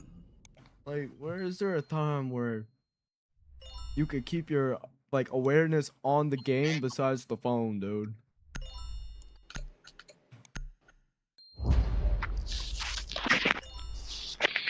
My awareness is always on the game, bro. When I'm on the...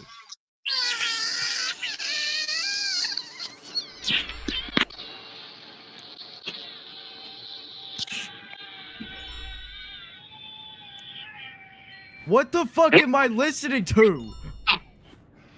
Or what are you watching that is like a fucking chickmunk screaming? I'm gonna leave this bitch. Nigga, that was me. Secure the bomb. I was making a noise, bro. I was stimming, bro. Chill. You sound like a fucking chickmunk. It sounds like it's coming through your phone, bro.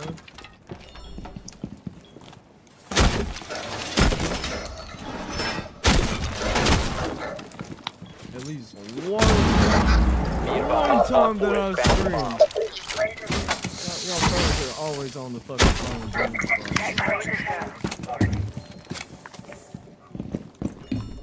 Razor shallow. 10 seconds. Down to 5 seconds. Deploying the right car.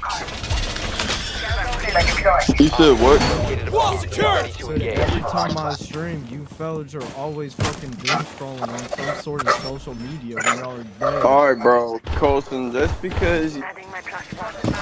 Dude, you act like you're not doom scrolling when you're not streaming, bro. Yeah, I do that shit to annoy the fuck out of y'all with it. Bro, what? Yeah, when I'm not streaming, I do that shit to annoy y'all. Proximity So y'all understand how the fuck I feel.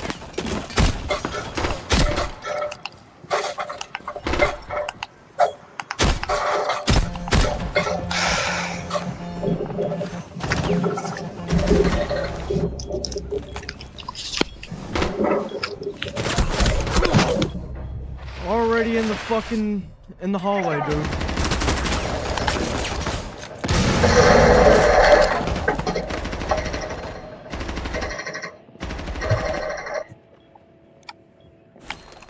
I'm in place.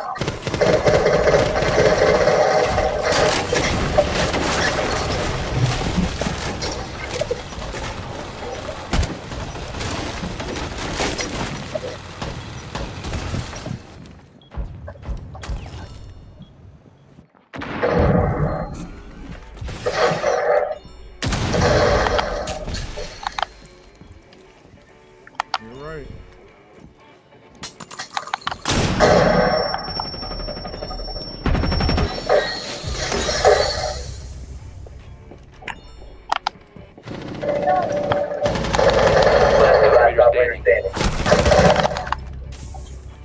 You got one in the hallway door and then the next one in the window.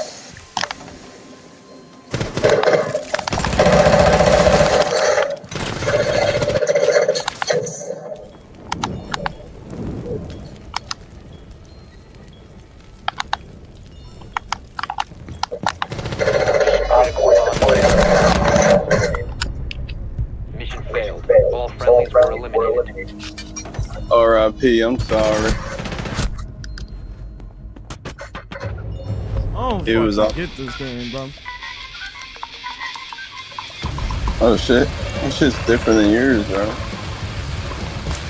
Oh wait, that's not even good. Oh. Oops.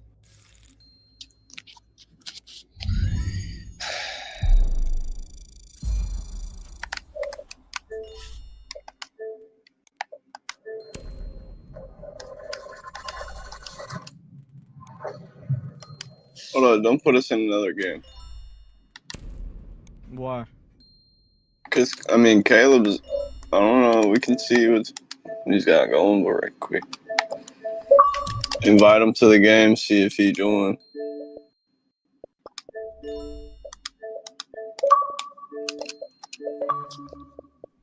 I'm finna call him. I was literally just finna do that. Oh, then you can do it.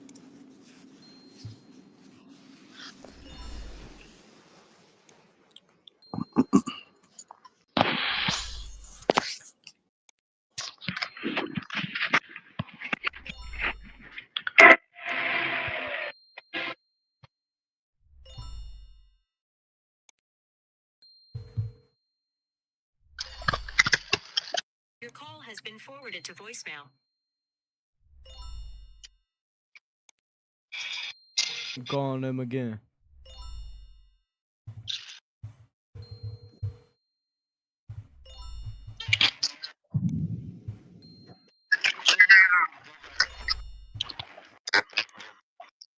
Your call has been I don't think he's getting on or answering my call.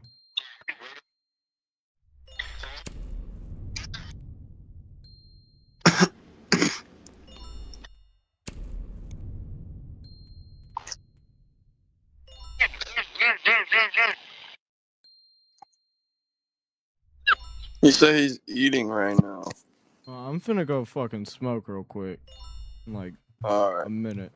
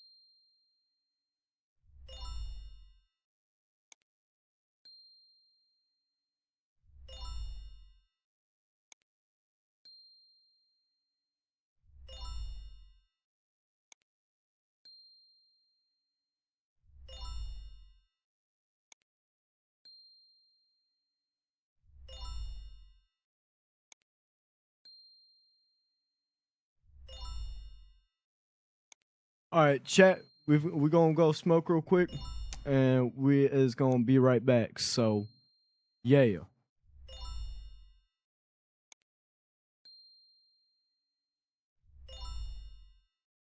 Andres is running some routine software tests. At first,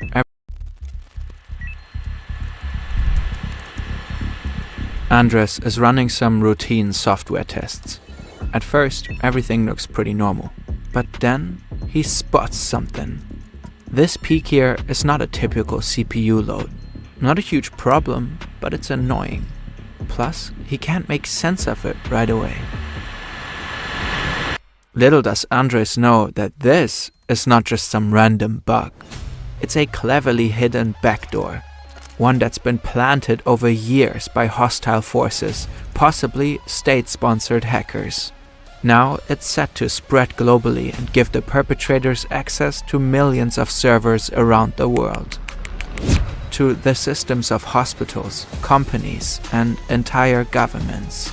A master key to the internet and everything connected to it, right in the hands of criminals.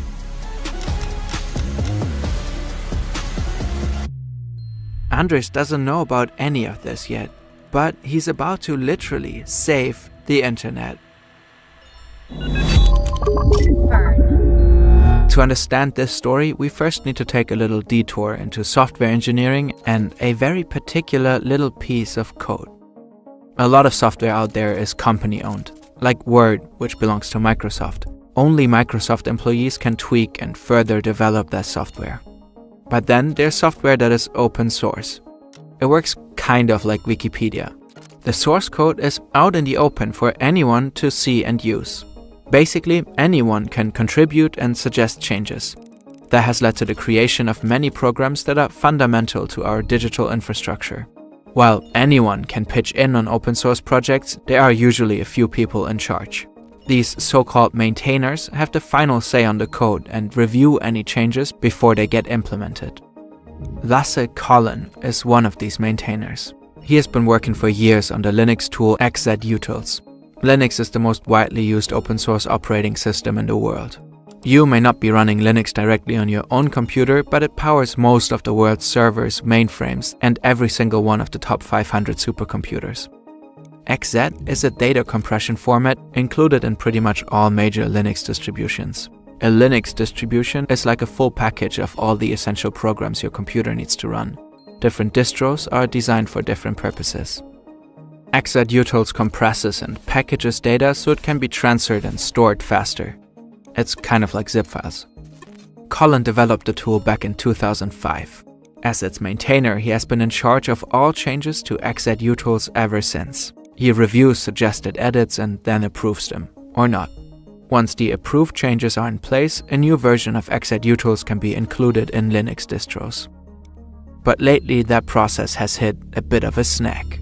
2 volunteer developers are not happy with how Collin has been handling his maintenance duties. They feel like he's way too slow in responding to change requests and messages. Dennis Entz is clearly frustrated when he asks for updates. I asked a question here a week ago and have not heard back. Jigar Kumar also seems fed up with how slow things are moving. With your current rate, I very doubt to see 4.0 release this year. The only progress since April has been small changes to test code. He even suggests that they might need a new maintainer. Dennis, you are better off waiting until a new maintainer happens or fork yourself. Submitting patches here has no purpose these days. The current maintainer lost interest or doesn't care to maintain anymore. Lasse Collin appears to be struggling with the workload. After all, his work on xzutils is just an unpaid hobby. But Entz and Kumar clearly want someone who can dedicate more time to the project and respond faster to their suggestions. In response to Kumar's message, Collin writes, I haven't lost interest, but my ability to care has been fairly limited. Mostly due to long-term mental health issues, but also due to some other things. He also says, recently, I've worked off-list a bit with Giatan on xzutils, and perhaps she will have a bigger role in the future. We'll see. Giatan first pops up on the developer platform GitHub in January 2021. For over a year, she contributes to other projects. Then, in 2022, she starts submitting changes for XZUtils. From that point on, she becomes a regular contributor. Tan is dedicated and polite. She writes friendly messages and helps out wherever she can. Nice job to both of you for getting this feature as far as it is already.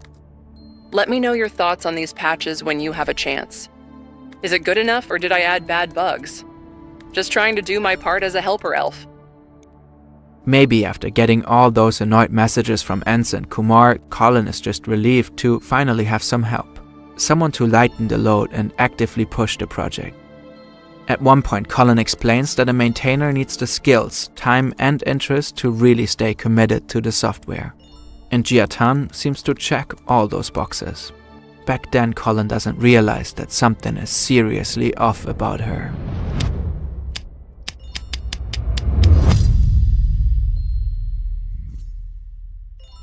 This video, hopefully, offers a glance into the fascinating world of programming. If you're getting inspired by this story, why not learn more about the subject? Enter Brilliant, our favorite hands-on learning platform. Brilliant does an incredible job at breaking down major future skills like coding, AI, and math to interactive and super engaging lessons. For example, to be able to code, you want to get into Python, one of the key programming languages out there. Brilliant will get you coding from day one with their built-in drag-and-drop editor. You work through essential elements like loops, variables, and conditionals and learn to develop a programming mindset. And as you progress, you'll already start building actual programs that can form the basis for proper games or apps. If that's not your thing, there are so many other courses on countless subjects on Brilliant. You'll definitely find something that interests you. All of their courses help you in developing problem-solving skills in a diverse range of subjects. Our viewers can now try everything Brilliant has to offer free of charge for 30 days. Scan the QR code or visit brilliant.org/fern to start your trial and get 20% off your annual premium subscription. In June 2022, Tan gets promoted to co-maintainer. She takes on more and more control of the project over the course of the year. She starts editing XZUtils on her own, and in March 2023, she changes the contact mail at OSFAS, a service that helps identify bugs in open source projects. From now on, security alerts are no longer sent to Colin, but exclusively to Tan. Shortly after, a new user named Hans Janssen submits a change request for XZ, and Tan approves it. 9 months later, March 2024, Janssen sends a message to the Debian project. Debian is a widespread Linux-based operating system known to be stable and secure. Janssen wants the Debian team to include a new version of XZUtils in an upcoming Debian version, saying it will fix a specific bug. 2 other users chime in to praise the fix, Grigorin and Miso Eater. And when another user raises concerns, Grigorin is clearly annoyed and quickly shuts them down. Instead of having a policy debate over who is proper to do this upload, can this just be fixed? Shortly after, the Debian project integrates the new version of XZUtils into a preliminary version of their operating system called SID. Around the same time, Andres Freund is working as a developer at Microsoft. He has also been actively contributing to an open source project. He has just downloaded the latest version of SID to run some tests for his project. SID is not for public release and marked as unstable and insecure. Developers can test it for bugs before new features get officially integrated. And during his tests, Andres notices something strange. Something is taking up way too many resources in SSH. SSH is used to remote access Linux machines. Why is SSH draining such a crazy amount of CPU? Something is off. He also notices a considerable drop in performance, a lag of 500 milliseconds, that's half a second. Something nobody else would ever notice, but Andres does. So he takes a closer look at SSH and realizes that the delay is related to XZUtils. On many Linux distributions, SSH has a dependency on XZUtils. That means that certain XZ functions are invoked when SSH is executed. Andres digs deeper into XZUtils and discovers that someone has slipped in a malicious piece of code. And this code allows that someone to sneak into the system via SSH. It's a backdoor. This backdoor is so well hidden that no one caught it while reviewing and testing the code. A phenomenal, scary attack. But this disguise is slowing the malicious code down. And it's that exact delay that Andres Freund has noticed when starting SSH. On March 27, he sends an email to inform the Debian security team about his findings. 2 days later, he goes public. He publishes a post on Mastodon. The malicious code is hidden in 2 versions of xzutils, and Andres also has a hunch as to who might have planted it. Jia Tan. She had secretly added the backdoor to a version of xzutils just before Andres found it. When Andres makes his findings public, all hell breaks loose. Did one guy just stop a huge cyber attack? This may be one of the biggest stories of this year. Curiosity may have saved us from a devastating cyber attack. The US Cyber Defense Agency issues an emergency security alert. Luckily, the tampered software hasn't spread far yet, but it has already infiltrated test versions of several major Linux distros, meaning it was just on the verge of massive deployment. An army of developers and cybersecurity experts jump into action. Within just a few hours, they build a fix to neutralize the backdoor. Had it actually made its way into the code of multiple operating systems, the consequences could have been catastrophic. The attackers could have gained unauthorized remote access to countless systems. It would have been the master key to hundreds of millions of computers and servers around the world. Linux operating systems are used in schools, universities, and hospitals. The White House, the House of Representatives, and the Senate all use Linux. In one fell swoop, the attackers could have taken down critical services across the globe. They could have spread malware or stolen sensitive information. There's no other way to put it. The world dodged a major bullet, thanks to Andres Freund, the silverback gorilla of nerds, the internet's final boss. The Microsoft developer is praised like a hero, and naturally his story becomes a meme. Even Microsoft CEO Satya Nadella gives him a shout-out for his efforts. Everyone is relieved, disaster has been averted, the shock is wearing off. But the real question remains. Who did this? Who is really behind Jia Tan? Andres Freund doesn't believe this was the work of just one person. He suspects Jia Tan had backup. These users are suspected of being involved. It looks like Ens and Kumar deliberately put pressure on Lasse Collin to clear the way for Jia Tan. Then Janssen, Grigorin, and Mizuita pushed the update through. This whole attack was a masterclass in social engineering. That's when attackers manipulate people into doing something they shouldn't, like making you accidentally give up a password or holding a high-security door for someone who appears to be pregnant. The alleged group behind Jia Tan was insanely clever. Infiltrating xzutils took not only technical skill, but a ton of patience.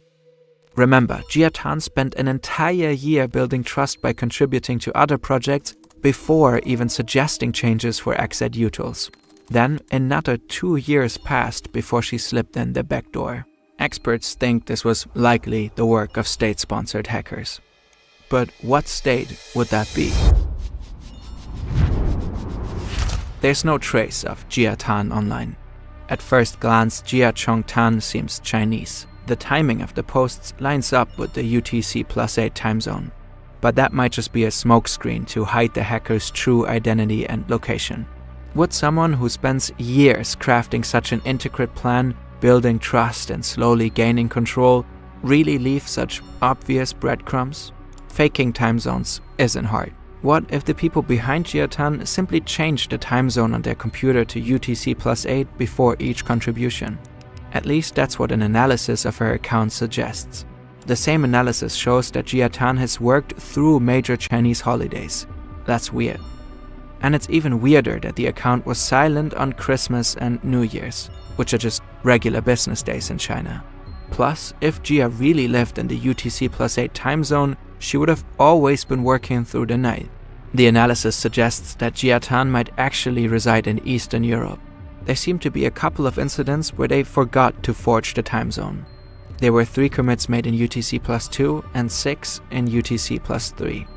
Now, if we assume Jia Tan lives in one of those time zones, She would have typically started working at 9 a.m. and clocked out by 5 p.m. Sounds like a regular job. Experts believe Jia Tan's trail might actually lead to Russia. More specifically to APT-29, also known as Cozy Bear. This state-sponsored hacker group is famous for their sophisticated attacks. The style of the ex-at-Utils hack would fit right in with their usual playbook, but so far there's no solid proof. Open source obviously has its advantages, but if this case proves anything, it's how vulnerable our digital infrastructure can be. We came way too close to a major meltdown. A lot of our critical infrastructure today relies on open source software, on programs that are often maintained solely by the passion and commitment of volunteers, by people who do this on the side as a hobby. People like Lasse Collin who may get overwhelmed by the sheer scale of their projects. If we want our digital systems to be secure, we need to build the right structures as a society and support the open source community. The ex-at-Utils attack was insanely sophisticated, and we have to assume there are more of those to come. We can only hope that, when the time comes, the world will have another hero like Andres Freund ready to step up.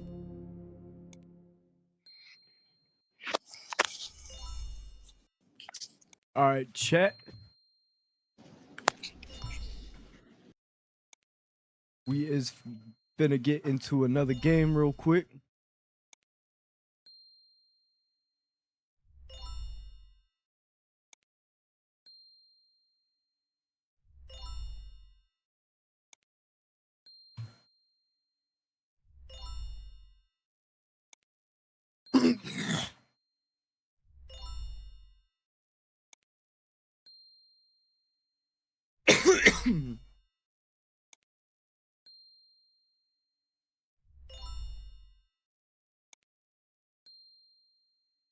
Alright, you ready? Born ready. Is Caleb getting on? Oh, is he here? He's in the lobby. I don't know why he's not joining the Discord though. I don't know. Tell him to join the VC. He's probably squirting and gooning. Yo, join the VC, Mr. Cords. I just had to talk to him in gay chat. He definitely heard that though. Tell his dad quit Join the squirting. VC. Stop squirting and join the VC. Stop squirting and join the VC. Huh.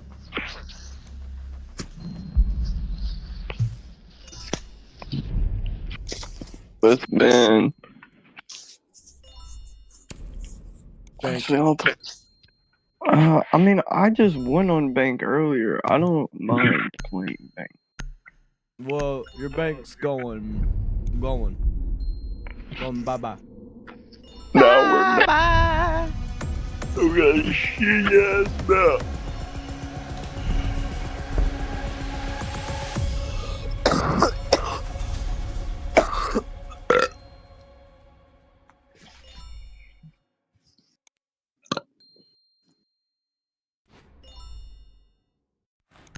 Yo, Mr. Cord, stop squirting and join the VC, bro.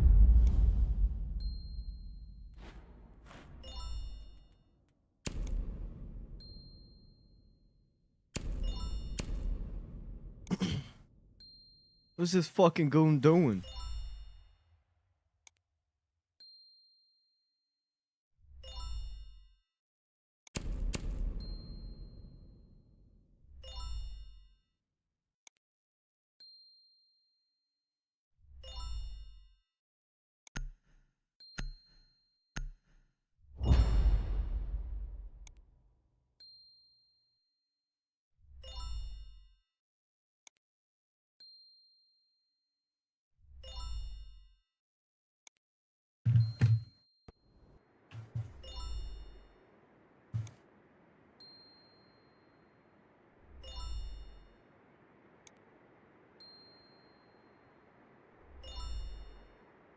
You need to use your drone to locate a bomb.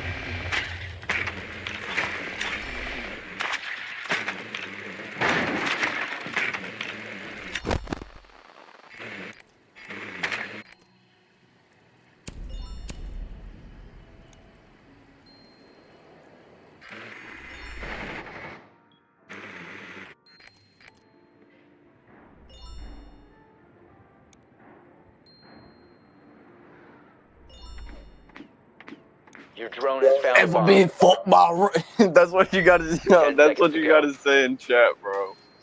Ever been fucked by a rough nigga? Insertion in 5 No, seconds. I'm not saying that, bro.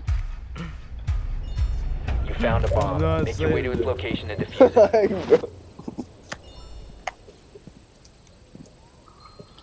Alright. Bro, I hate this, man. Just cause I have to learn it. Yo, you're a weird ass motherfucker saying you're gonna join after 1. Get the fuck on somewhere. Bro just said he'll join after 1. What'd he say? He said he'll join the VC after 1.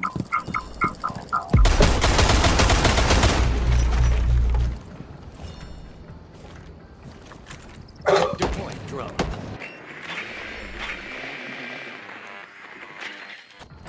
What?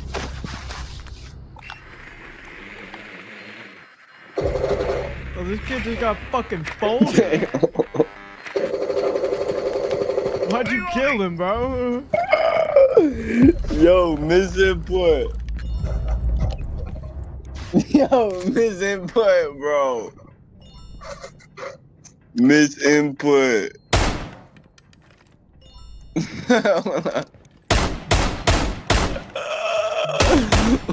What did he say? What did he say? After 1. Damn. Loading new mag. They hacked me, bro.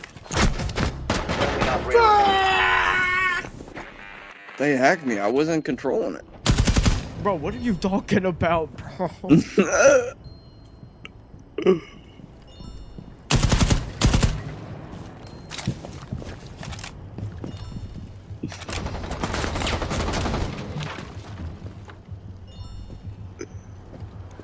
They hacked me. I wasn't good.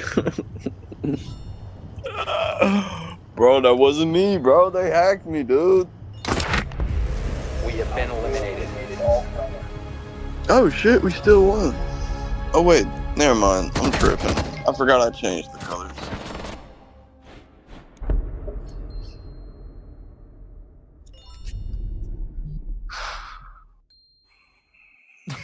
You might be telling the truth. What the fuck?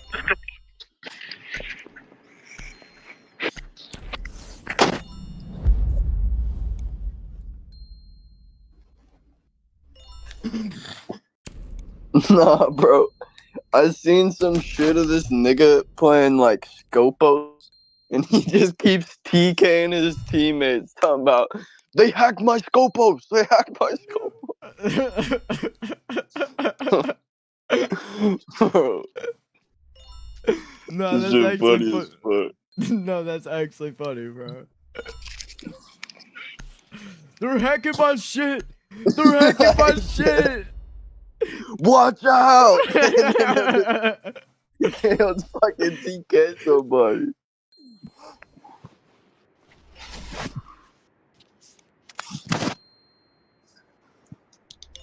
Watch out! I have a bomb strapped to my chest. We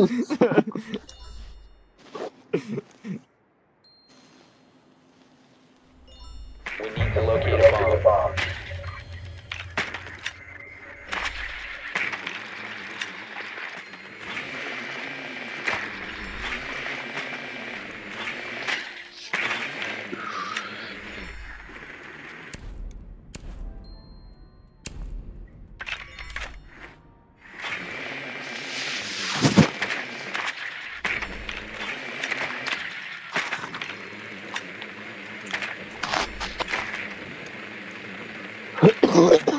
Dump the block, show me how it 10 seconds to go. Chop it, get to shake it like a fork or something. 5 seconds before insertion. A bomb must be located and Hold on, defused. something's fucking burning real quick. I'll be right back. Something smells like it's burning.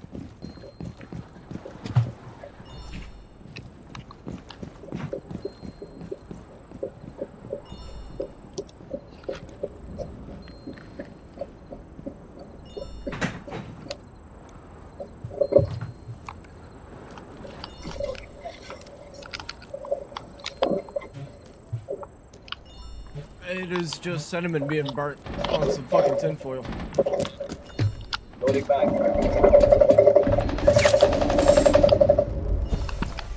Nah, deadass though, you really gotta get a mic or a headset or some shit.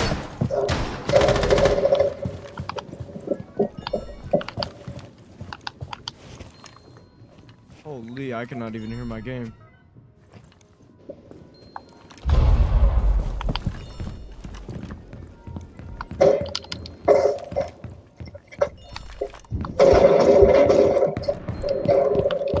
Loading new magazine.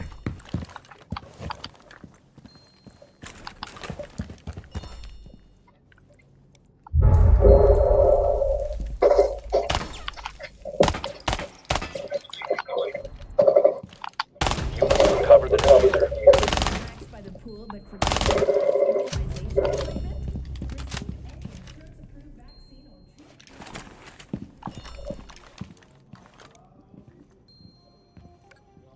Hacking their camera feeds.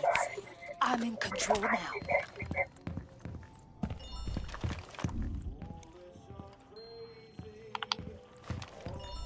The diffuser has been recovered.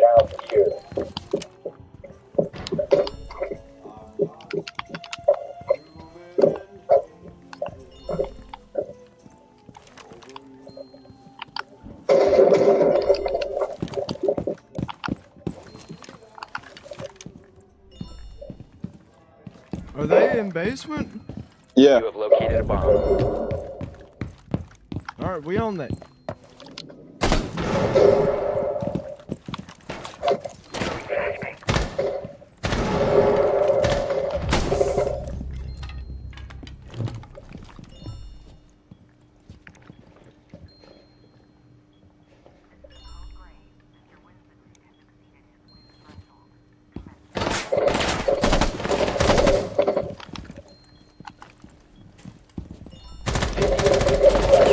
Oh damn. All friendlies have been eliminated.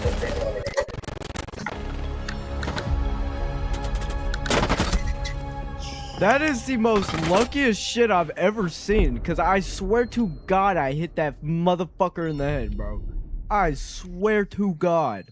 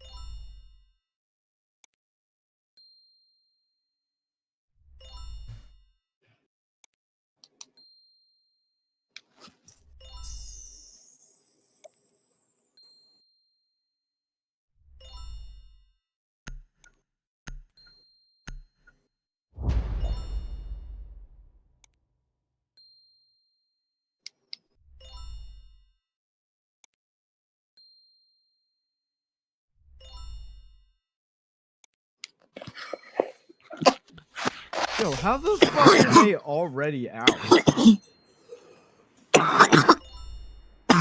Fuck.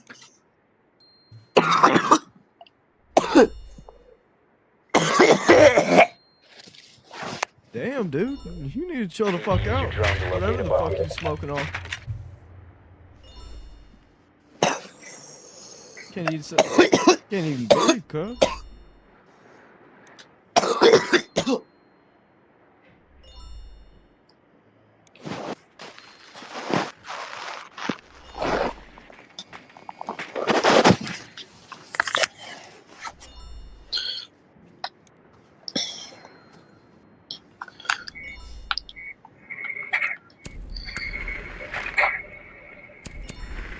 Seconds to go. Insertion in 5 seconds. You must locate and defuse the bomb.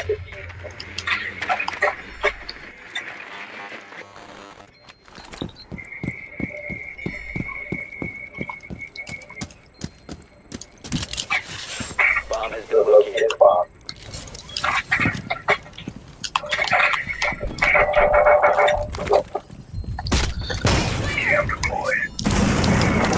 fucking bitch. Swapping bags. Where the fuck is Caleb? Alright, he's moving.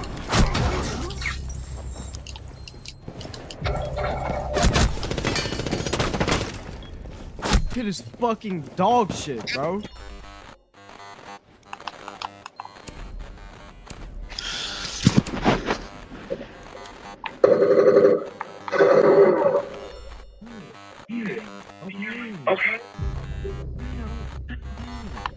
Okay.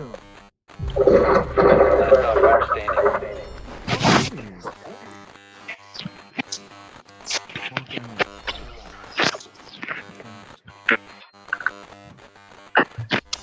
Fucking dumb bitch. Oh my god.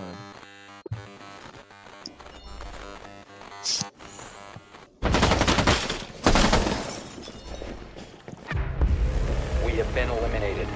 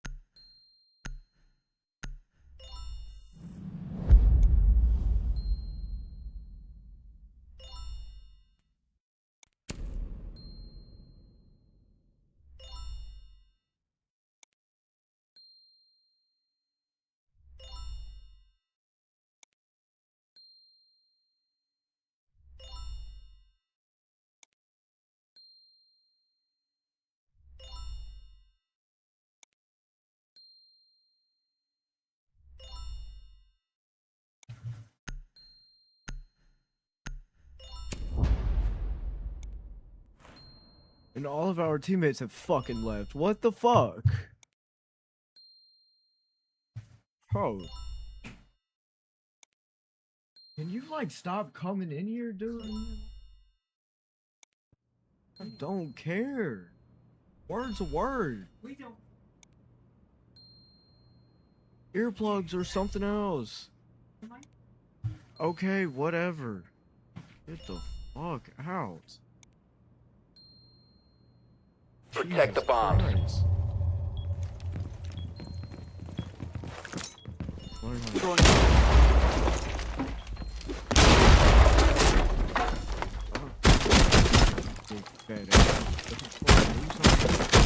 my card. Yo, lock in. Set up sight. Oh, not setting up fucking sign. Alright. Changing bags. I'm killing these drones, bro. 10 seconds. Down to 5 seconds. Op 4 has located a bomb. Get ready to engage.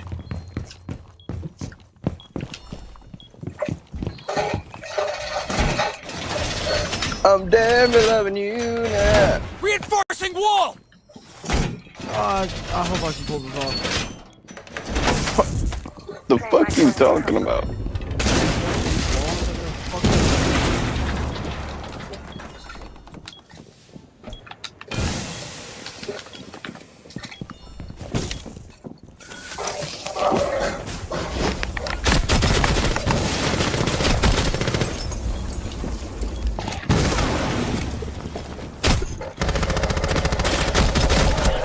Like, I need help. What are y'all doing? Yo, what are you doing? Why are you hitting some bullshit flank?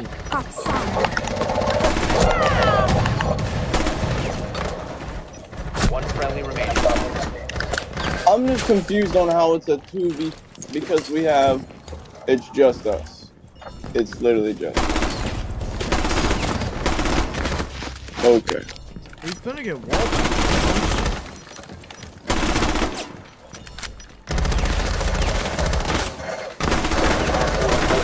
User near a bomb. Destroy it.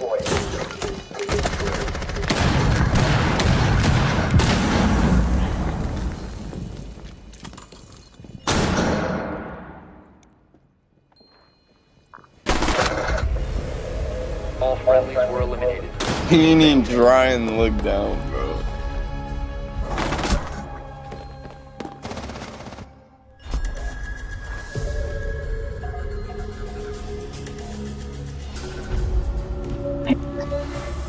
We went 0-4.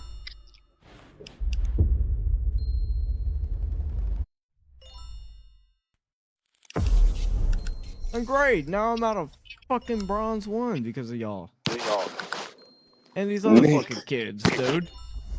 This is y'all's fucking fault, man. Bro, how is this my fault? Don't you have like no kills? Yeah, you only have 2 kills, buddy. I don't want to hear shit. That's 2 more than you got. What are you talking about? Don't matter. You should blame this on our teammates who left. Like what? Yeah, that too. Yeah, y'all too. What you mean? Yeah. What you y'all 2-2? I'm the only person who got a kill other than Hayden. I don't know. Word on my 2-2s, fam. Y'all 2 sold the game too, fam. I don't know what else to tell you, fam. Like Crody. Cody, you're bugging.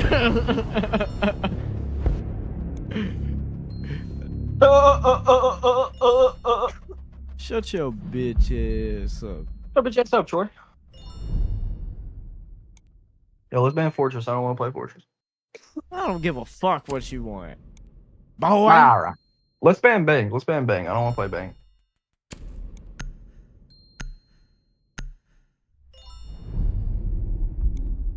Alright. Alright.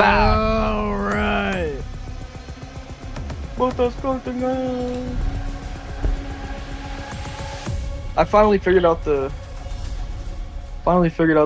tech, bro.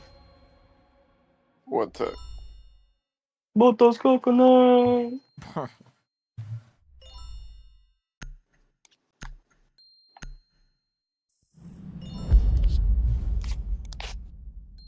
Yo, Coulson, look at what I sent you on TikTok, bro. It's paradise.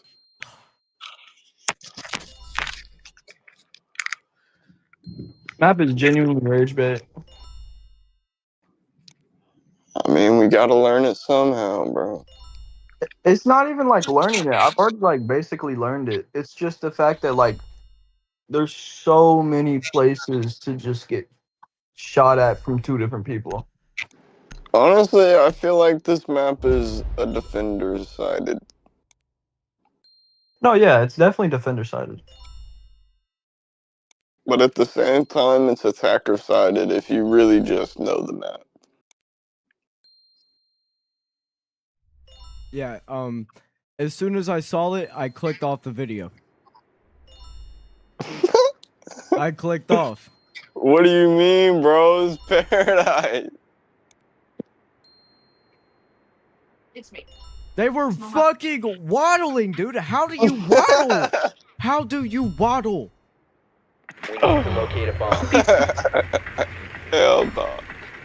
Dude, no, them females were literally waddling. What are you talking about? Paradise. Bro, just send it to Caleb, bro.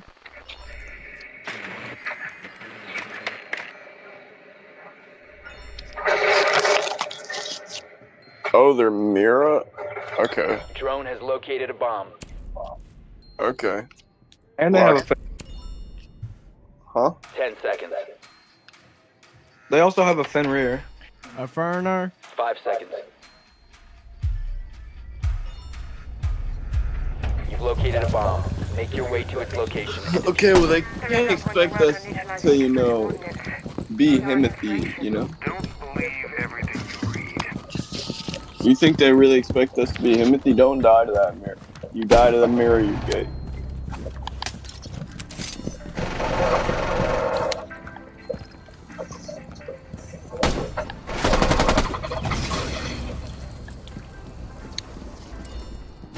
Are you fucking retarded? What? This fucking ace, bro. I ain't gonna lie. I'm done. Yo.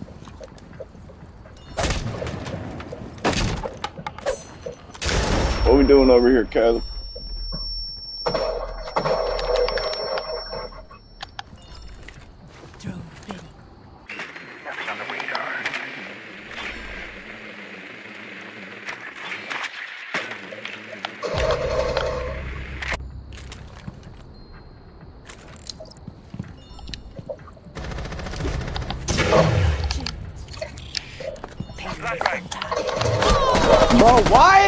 two people over here.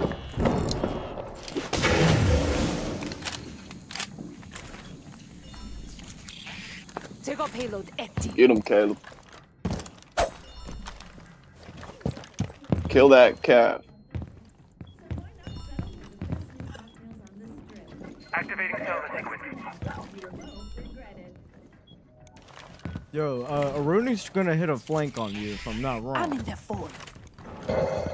Let's take a look at their network. I watch, you run.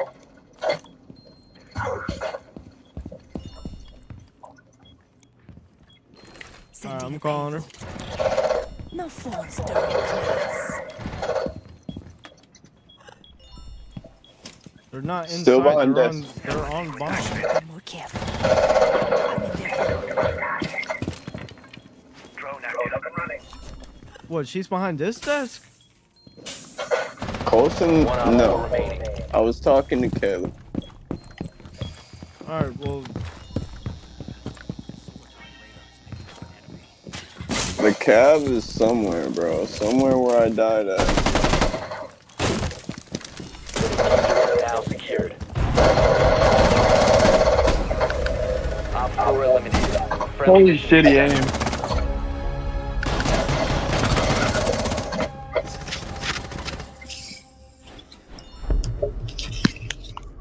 I've been grinding all night for this moment.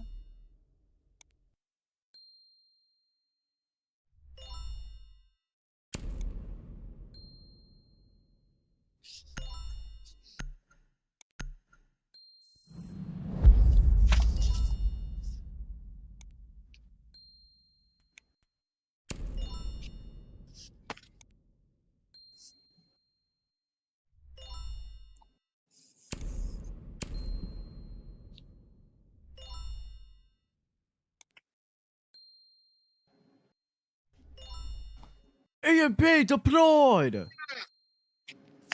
My bad, I had to feel like hitting a little catchphrase real quick.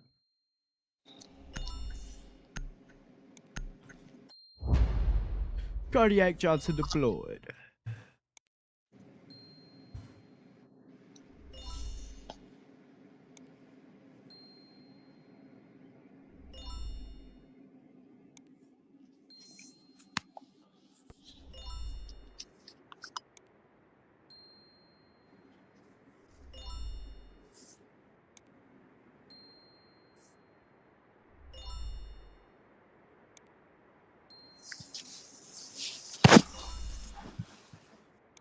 Use your drone to locate the bomb.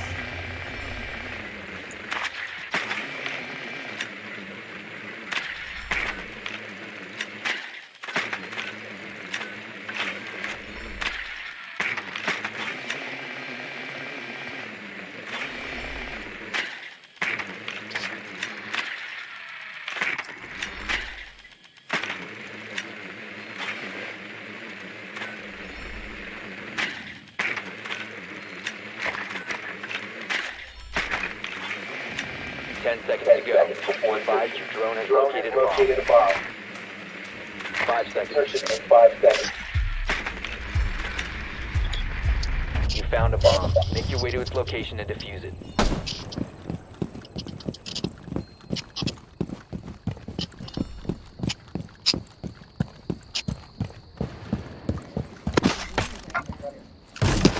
Alright.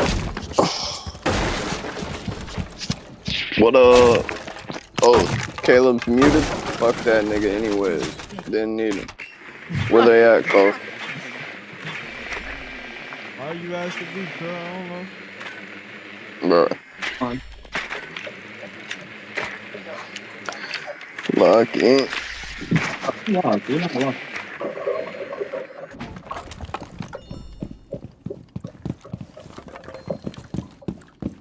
Seems like Crody already knows where to go, dude. Already learning the map, dude. Who? Mr. Bass. I'm at a breach right now trying to get it, but Tuberow's low key cock blocking.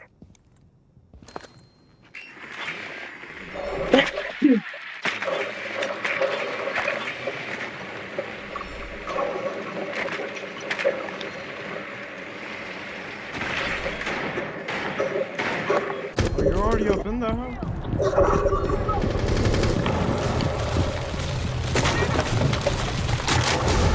Must recover the diffuser.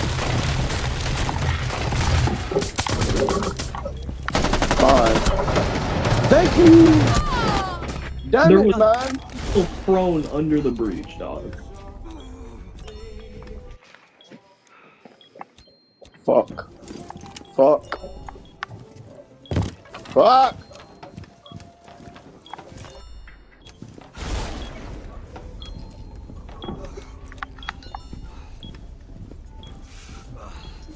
Yo. You can't Yo. raise you while you're under the bed. Okay. Okay. There's no way.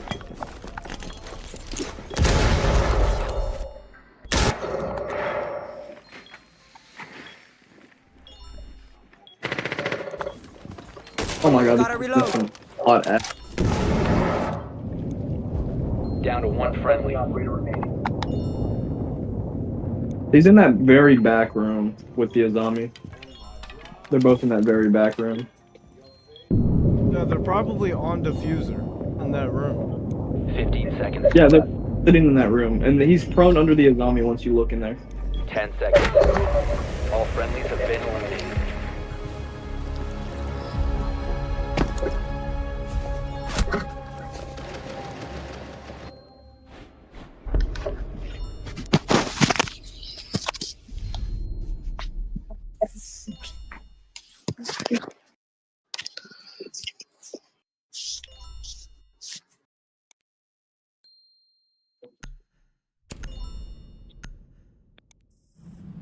Five minutes.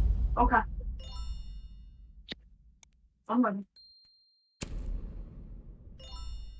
I hate that I get up. It's alright.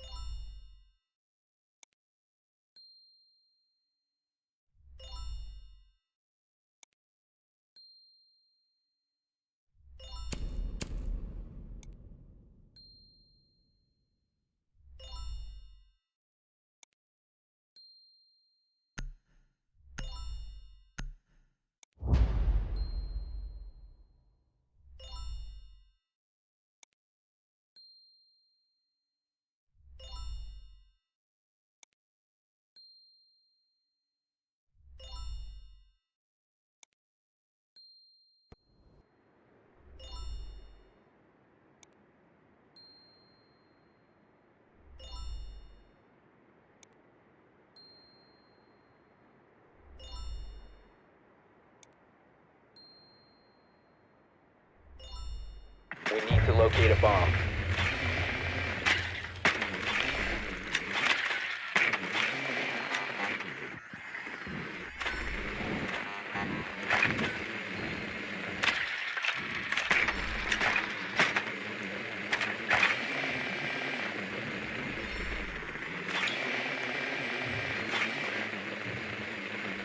Your drone has found a bomb.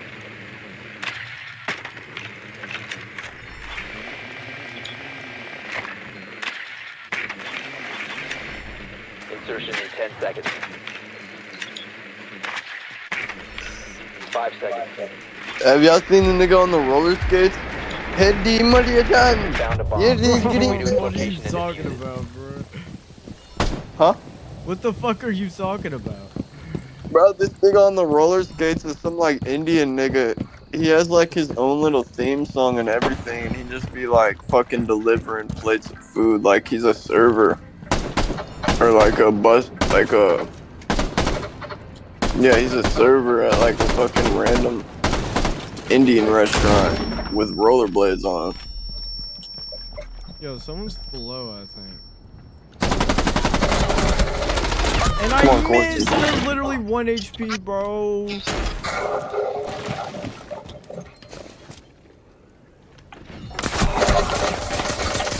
I didn't hear his bitch ass. Of course he had to be Cav. That's the one time I didn't hear Cav. Just jump in there, nigga. Stop being a pussy.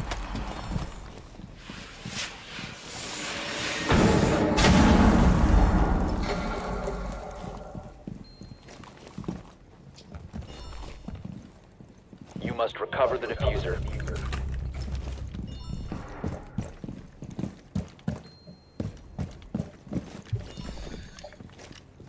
Shotgun that shit. It looks like you can.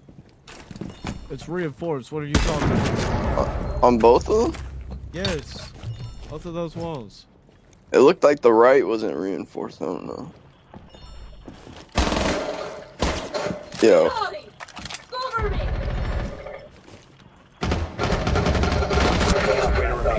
Op 4 eliminated all friendlies.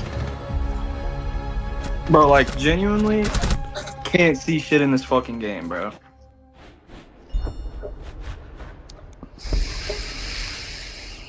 Like, I need to put on colorblind settings or something, bro. Oh, that's so Asian. I can't see shit. Oh, I saw Asian. I can't see shit. Rip me out of the plastic bag, feeling brand new.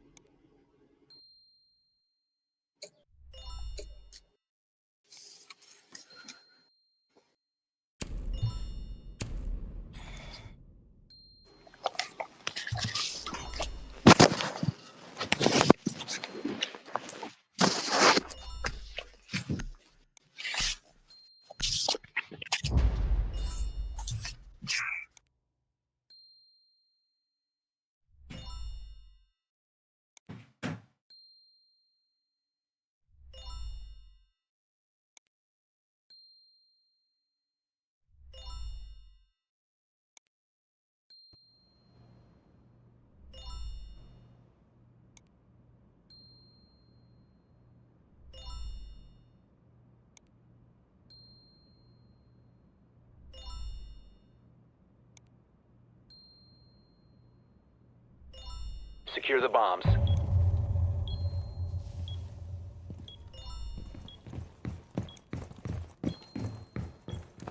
Meti getting late.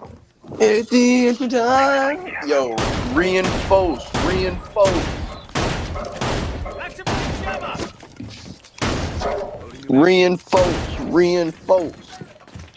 Yo, Caleb, reinforce.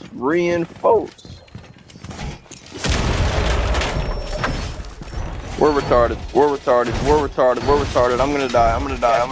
Insertion. Never mind, we got 10 seconds. I'm retarded. Five What are you seconds. talking about? Huh?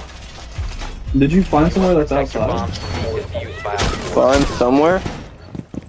Yeah, is that Yeah.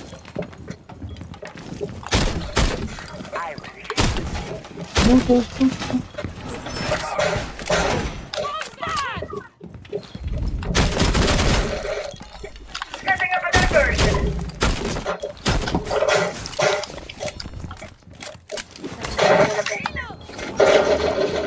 On me. Always room for more.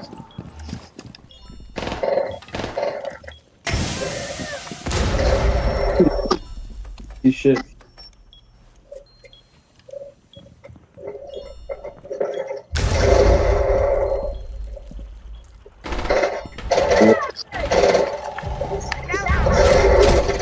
Changing back.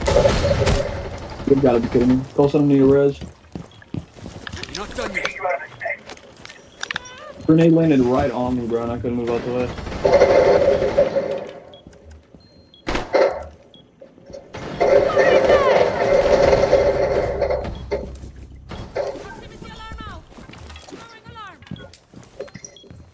Proximity alarm out.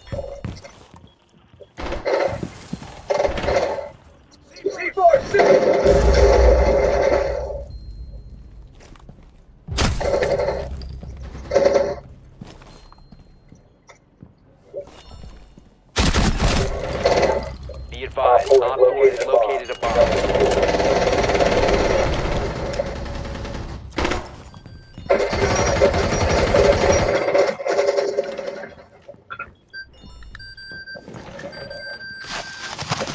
They're both right there. Hello? running! I'm trying! I can't get through! You fucking bastard! Why would you do that, man? Nah, for sure vote against it. eliminated. Mission Nah, failure. for sure vote yes. I didn't know to be considerate. And now you lost us the round, cuz. Bro, I just shot this guy 40 times in his body and he didn't die. You did that to me, bucko. Okay, I did that to you because I was trying to save your life, though. But you didn't save my life. What are you talking about? I And died. I only shot you, bro. I only shot you like once or twice. I didn't kill you. Yeah, but that took half of my health. I was already at 66 health. And you took me to 33. And then I died. Once or twice. Because guess what? He started chasing me, dude. He started chasing me. That shit was scary. Go basement. I'm going Okay, basement. shut up, dude. Jesus Christ. Yo, play a electricity. Play Cade or something. Not Cade. Play Bandit. Whatever, dude. Whatever, nigga.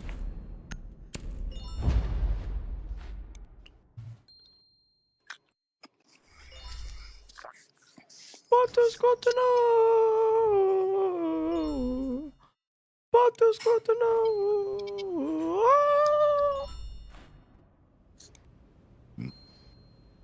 Do you know what that means? No, I actually don't.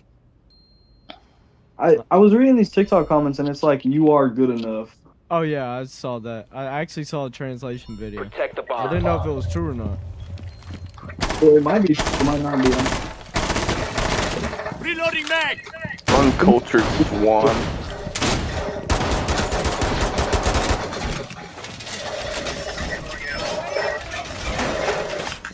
Holy, that's loud. Reloading! Bomb. Be ready for assault. Yo, can he just crawl into this fucking Bandit, dude? Huh? Device activated. 10 seconds. I saw somebody like in the vent on this map. Oh, that was a 5 Mozzie seconds and drone. counting. Yeah, fuck you, bitch. Op 4 has located a bomb. Get ready to engage.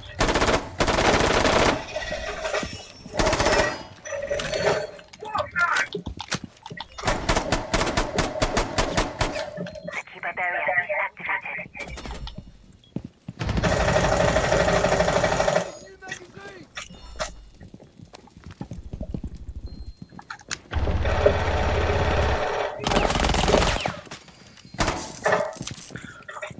Keep a deployed.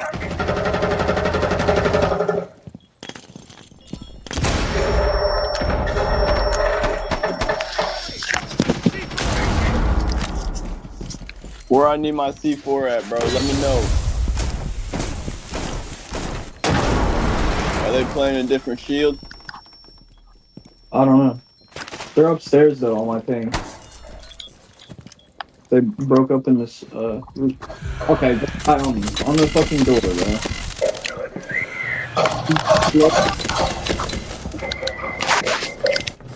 One friendly Back. No, this guy's pushing it for the team.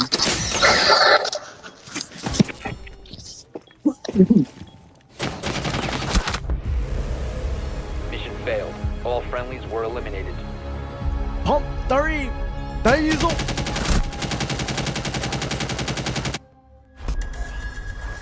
Fuck, man. I would go against the sweatiest controller player.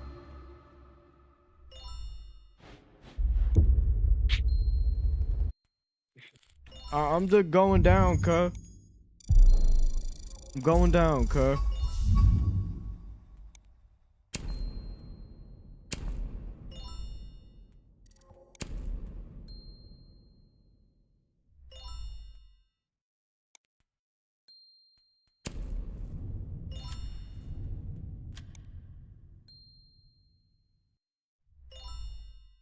Alright, I'm gonna probably play like 3 more games and then I'm gonna get off, alright?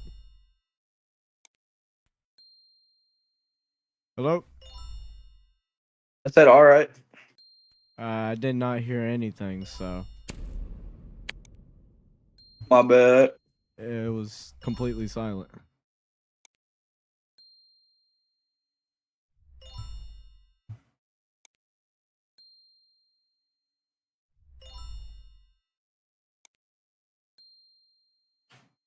It was completely silent.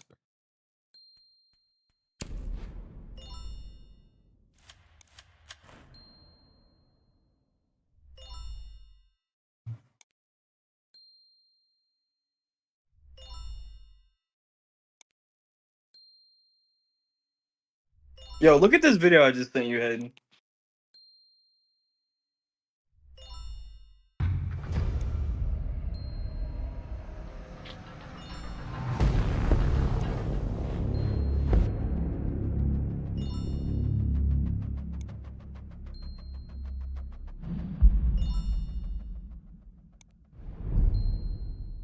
Why is bro on mute?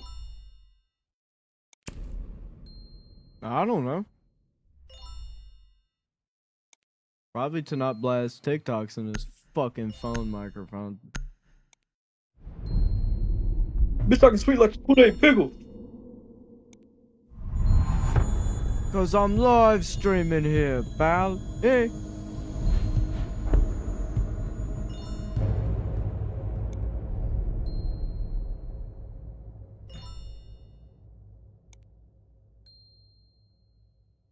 Who we banning, eh? Who do y'all gonna We ban, eh? Mira. Alright, let's get the mirror out of here. All right, look at the mirror. Look at the mirror out of here, okay?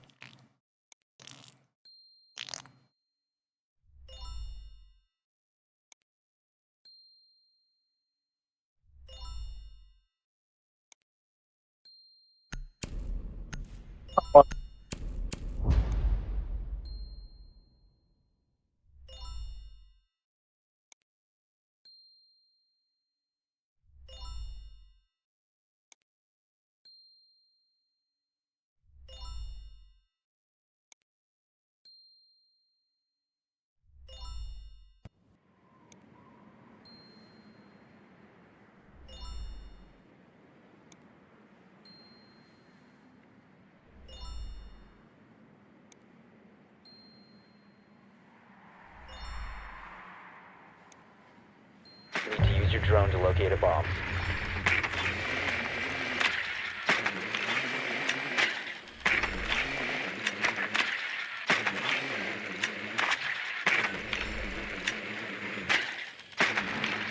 Where you going? Drone has Where located I a bomb. belong.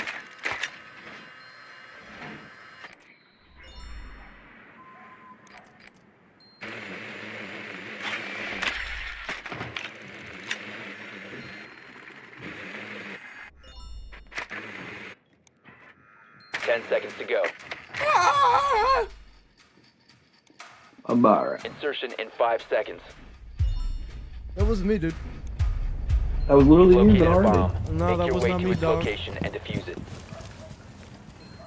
Hey, don't call me dog, fool. I'll put you to sleep like a dog, fool. Take you to the vent and have you put down, fool. Some dog. Who's shooting?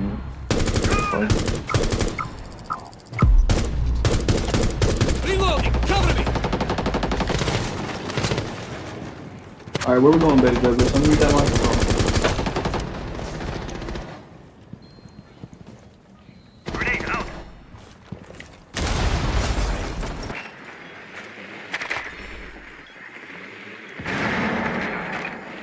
Betty Douglas.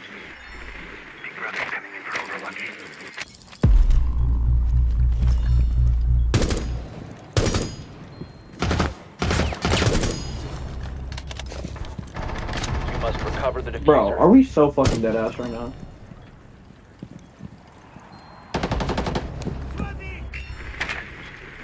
I love when somebody gets the luckiest headshot on me, bro. So lovely. Giving you eyes on the hostiles. Finder's in kid's bedroom. I don't know where the Rooney is. Hostile phone is hot.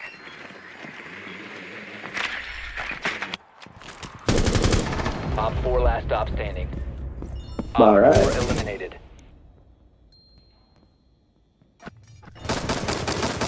What the fuck was that? So what I'm doing? Bro, she just fucking stuck her gun out the hole, bro. Yeah, and the whole time I don't even think anybody was there. Maybe she thought she heard Hayden over there.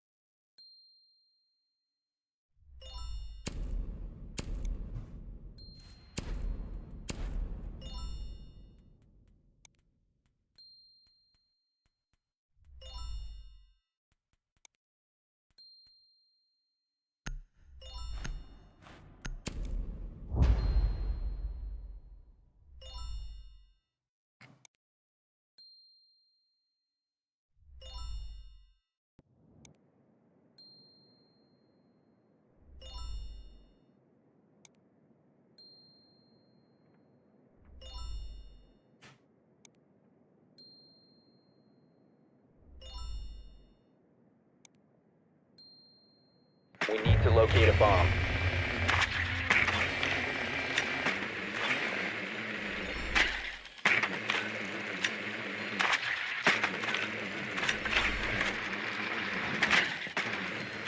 Be advised your drone has located a bomb.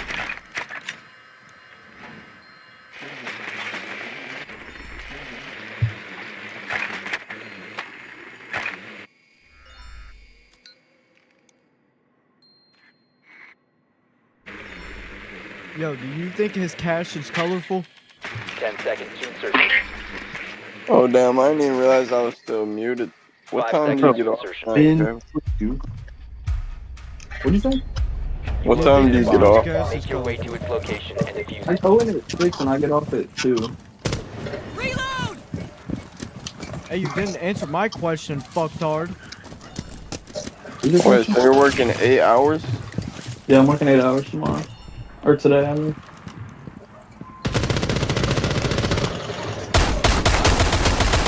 So how did you die last round? Cause you suck? I tried to realize that's a lucky shot. Why would you swing that? Oh my god!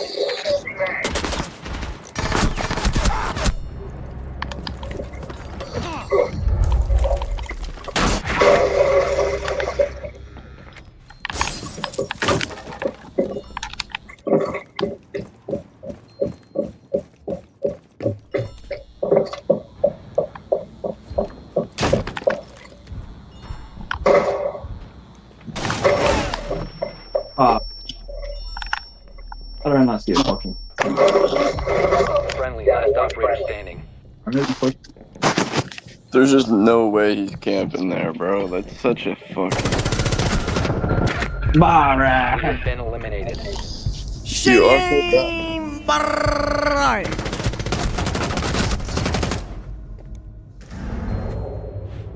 Alright, I still haven't gotten the settings down for my sensitivity, bro. People say I got a drinking problem, but that ain't no reason to stop.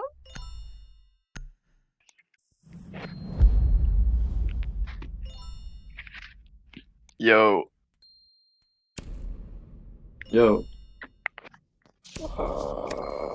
I just can't wait to turn 18, bro. This shit finna be lit.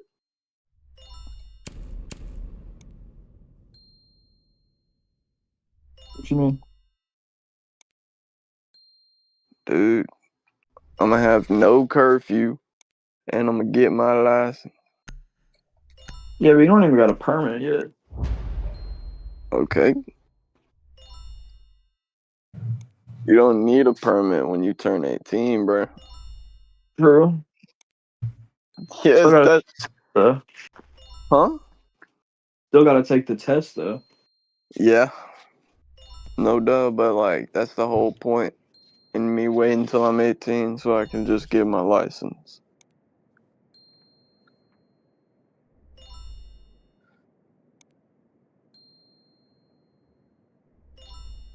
Might as well get a permit now so you can at least have some type of driver's license. No, because you have to wait 6 months. Like, even if I turn 18, I still have to wait 6 months legally to get my driver's license if I got my permit now, so I'm just gonna wait till I turn 18. That's not what they told me. Well, Your drone has found a bomb. that's what my mom said. Insertion in 5 seconds. They told me once I turn 18, I can just go up in there and get my You've located driver's a bomb. license. Make your way to its location and defuse it. Also, Yeah. I'm not taking my driver's test at that fucking one on Summer Avenue, bro. That shit is so ass. Changing maps. Or just ask Colson where the fuck he took it. I'm gonna get my shit. Say that on stream. No, you act like... Bro, I didn't even know he was streaming. That's what I'm saying. I'm not finna say that on stream, bro. Swapping. It's probably not even good to give them details out. Yo, Colson Manley. There's a guy right here. I'm just gonna go down freezer.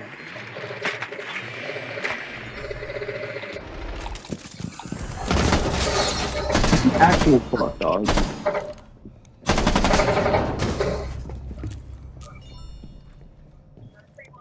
I hate this stupid ass game, bro. I shot him in the fucking dick! I shot him in the dick! Valkyrie's one shot. I'm saying I shot Mozzie in the fucking dick the entire The time, diffuser bro. is now secured. Yo, give me a drone, bro. Back I up, think give me a there's drone. one ahead of you if I'm not wrong. No, there's actually one over in that in blue bunker, like on the corner of the wall. You Down can to see one it. friendly. You're gonna see a little red speck on the 4-pin kinda. But he might see you.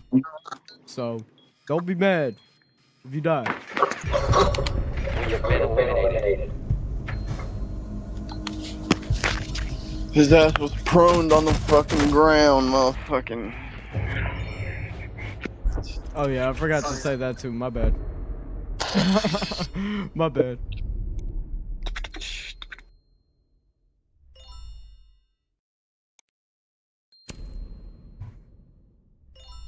Yabba dabba doo up. Yabba da dabba da doo up.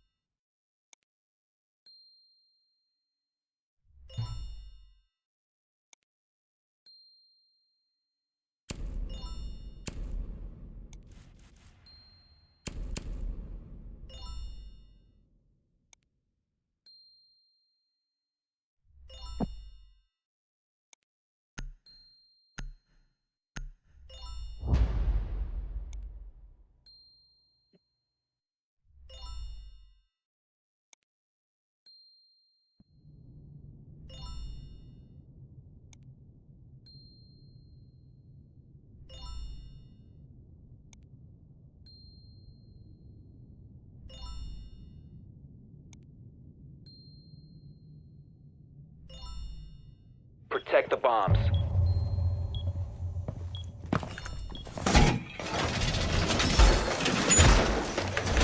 Almost done!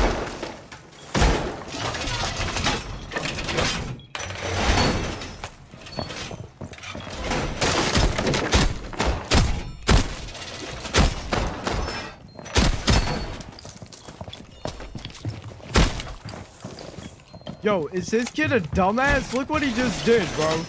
Caleb. What? Look at this shit. 10 seconds remaining. Did he reinforce both? Yes.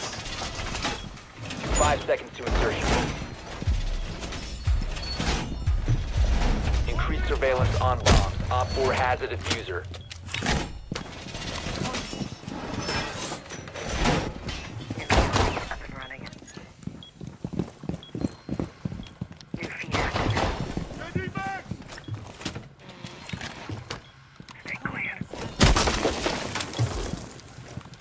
Camera feed up and running.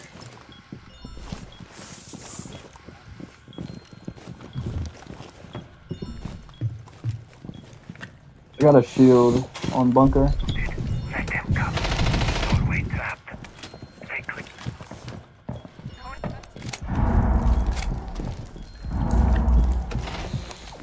Keep primed. Stand clear. Device primed. Keep an eye on door. Are you so dead ass? Op 4 has located a bomb. You know what to do.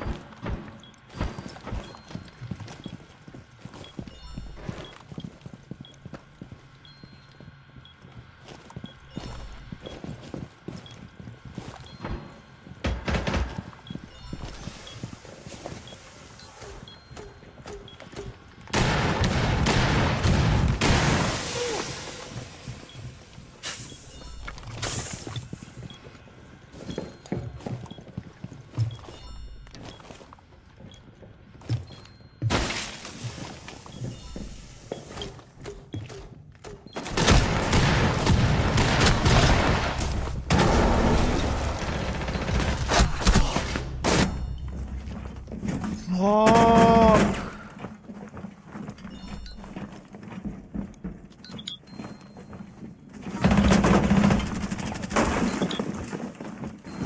Maverick's pushing in over there. We got fucking Monty pushing in right here.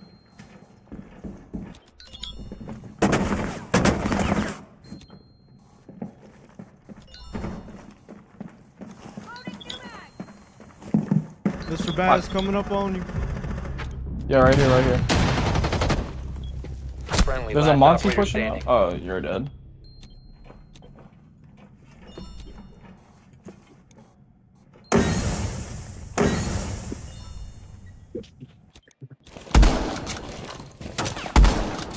Mission critical. Bomb diffuser activated.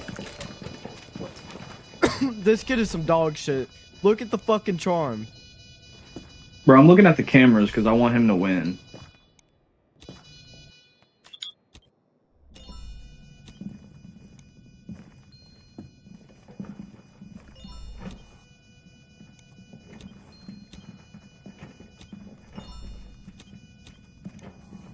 Located the diffuser. Destroy it.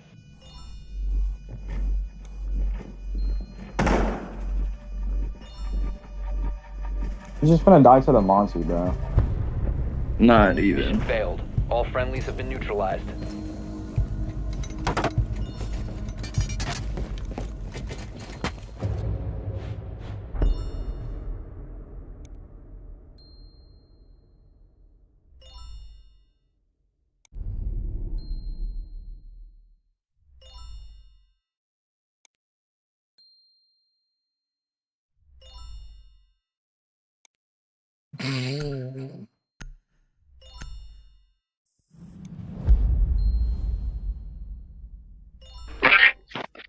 Did I borrow your guitar?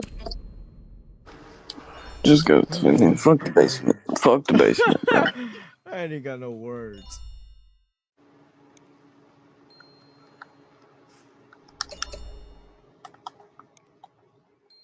Just reinforce. Reinforce. The fuck you mean reinforce? Ah, we ain't finna just reinforce.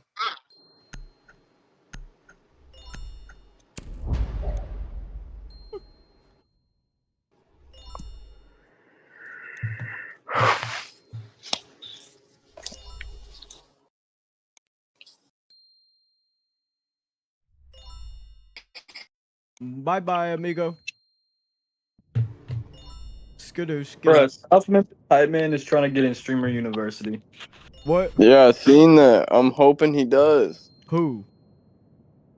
You don't know who South Memphis Hype Man is? You remember Oh when we had yes, I that? remember. Hype man, show me down. Hype man, show me Yeah, down. Yeah, Secure the I know area. what y'all Keep the talking bombs about. protected. like a Newport Long.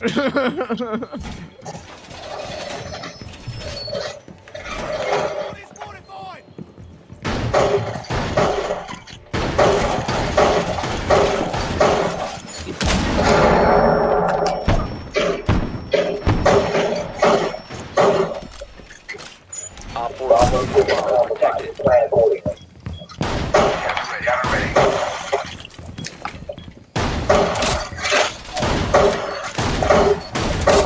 Ten seconds. 5 seconds. Op 4 has located a bomb. Get ready to engage. No, that's my drone, dickhead. Don't shoot my shit, bro. Chill. You over here finna shoot my shit out. So you just gonna shoot my shit? So you just gonna bring my shit? That's what I'm saying, bro. And they're already on the window. What the fuck?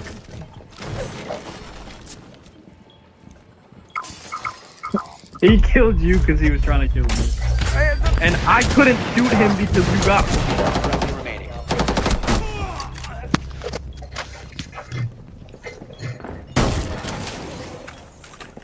There's just no fucking way. What is this site looking like? What the fuck? Mission failed. All friendlies were eliminated.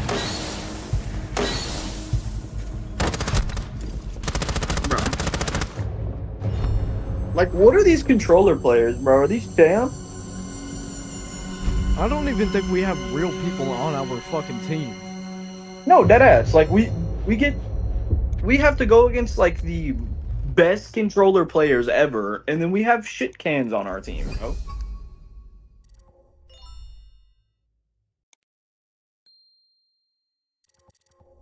Like, can we at least get one carry for a game? Holy shit. And I'm in bronze too. Let's go. He's so fucking for real, bro. Yeah, my kid. Ain't no way, bro. 0.5 KD. Let go. Let go. Crazy work.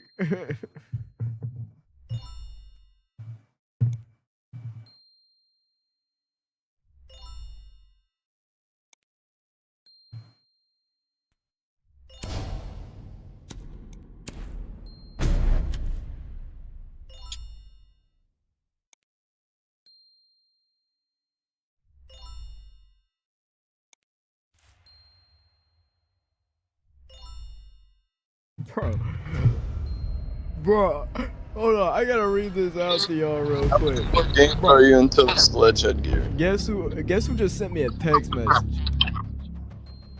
Who? Laney's mom. And you want to know what it's about? What? Have you not called or hold on. Let me. I kind of got my words fucked up.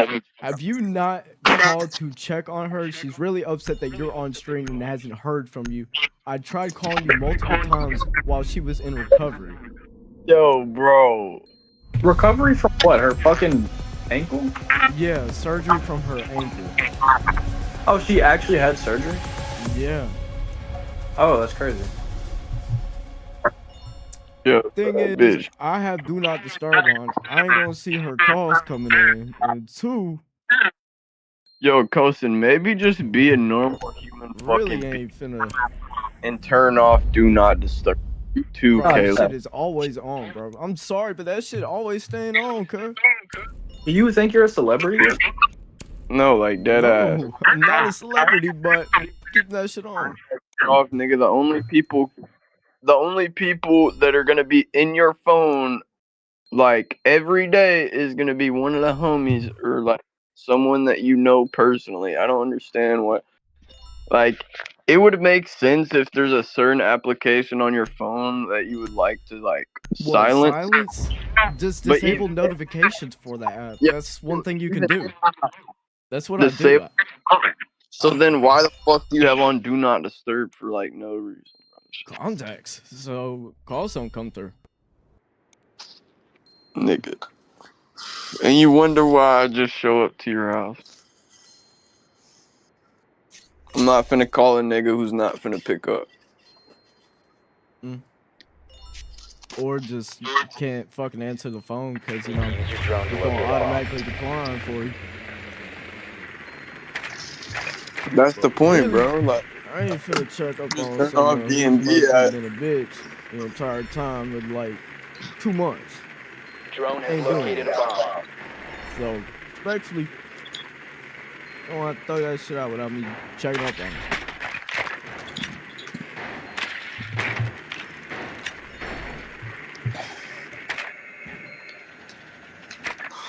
I don't even know what you said, but I'm just hungry. I ain't gonna lie. 10 seconds to insertion. No, Lammy's just been a bitch for the past 2 5 months, so seconds really, before I insertion. just don't care to check up on her. Alright. You've located a bomb. Even though she is going through certain, or, you know, a broken ankle, I don't give a fuck. Please check up. Dickhead.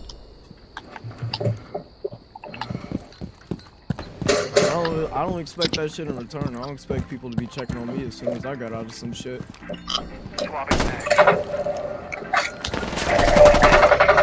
I'm not dying to stupid bullshit like that no more, bro. I don't know why people are always trying to go for spawn peaks, but it's not no. No! Bro, what are you screaming? Fucking Habana's about to fucking piss me off, bro. No! No! Cause bro, last time the fucking 8 pissed me off by fucking breaking this shit for no fucking reason. They could even turn the AC off, bro. It get cold. Yabba-dabba-doo!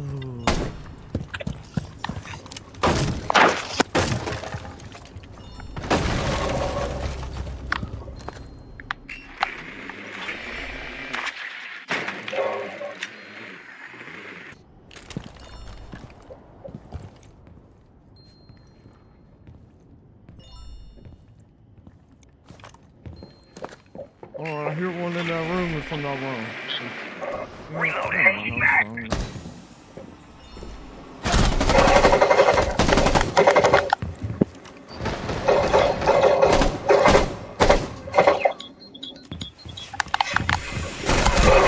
On the fucking mirror, dude. There's a vigil behind, bro.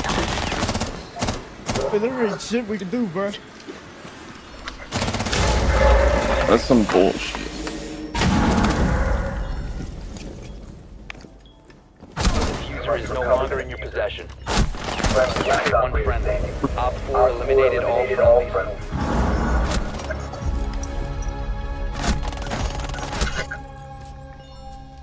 How the fuck can he see me and I can't see him?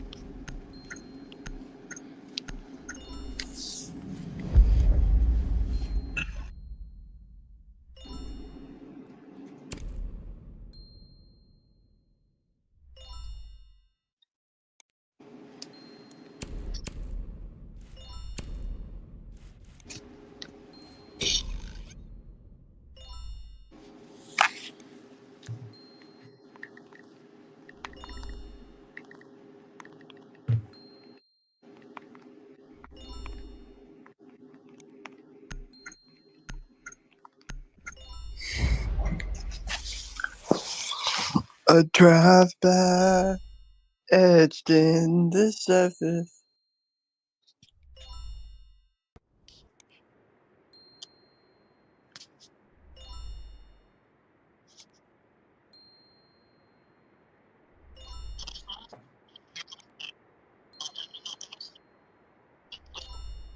July 26th, 2008. Use your drone to locate a bomb.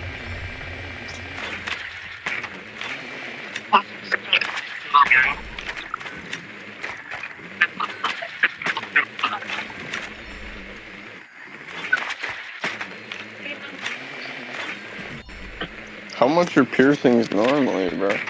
Why the fuck did you just send me that? I don't know. I thought it was weird. Oh. A drive-by, edged in the surface. 5 seconds before insertion. The vigil right here. A bomb must be located. God damn. You got a wham. You have God located a bomb. damn. A drive-by, edged in the surface. What was the vigil at? Okay. Looks like we can't go around there. Get the fuck out of the doorway, dickhead. Guy's beefing with our teammate. I'm just trying to figure out how to get down there. Just go to the Habana, where the Habana's at. Like right there.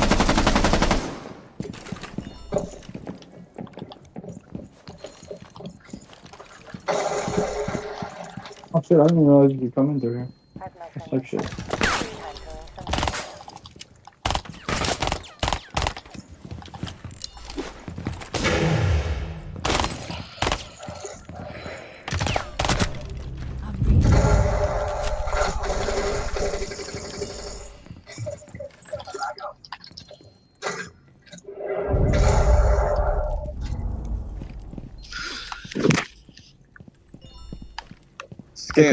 Scan. Where's the scanner?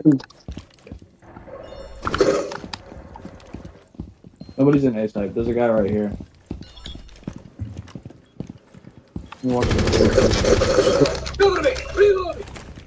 It's in this room right here. Oh wait, never mind. He's dead.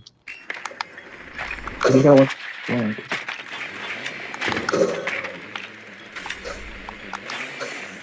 Yup. Warden's in fucking involved.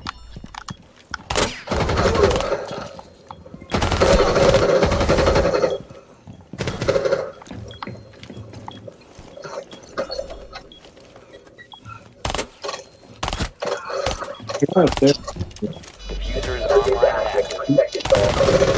Last stop standing. So is Warden involved? Is that it?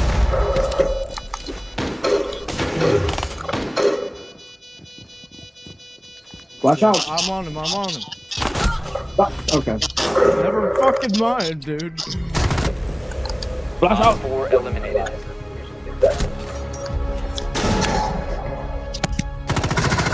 Oh, W play. How the fuck did he not know that their wall behind him was breached? That guy was there the whole time. I guess he played his part.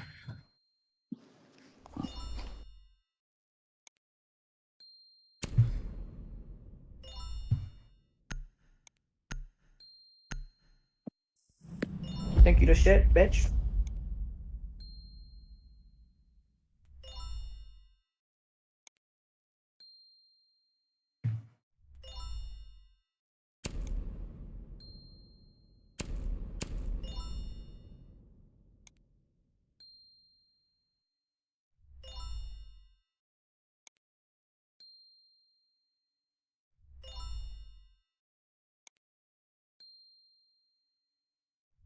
I'm just gonna play open.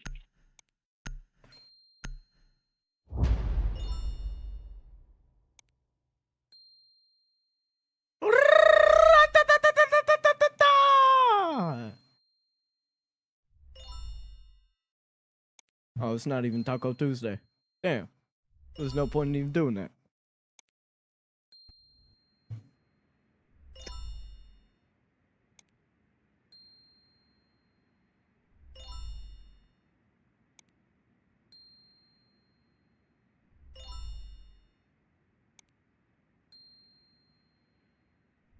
We need to locate a bomb.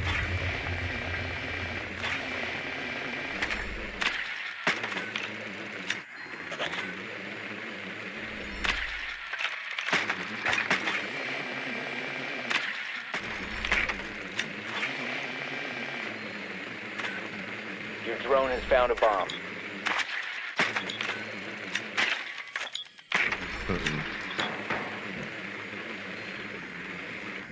Look to your right, or you're gonna die. I told 10 you. seconds to insertion.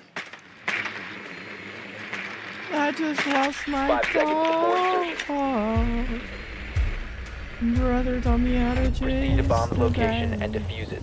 And then he taught me how to make the bag. Oh shit, they on the first floor? Oh no, they're in the basement again.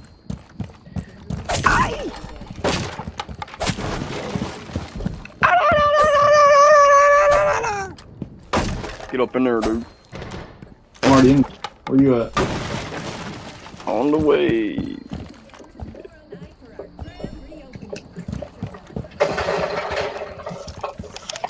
Sending a payload. Payload working its magic.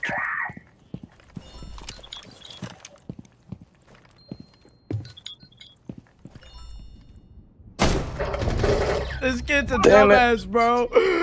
God damn it, Colson. I just stole your kill through a one tap. He was just standing there, just waiting for you, bro. I found the breach, Colson. Come to me. Well, you're. Damn. Let me bring you back, bucko.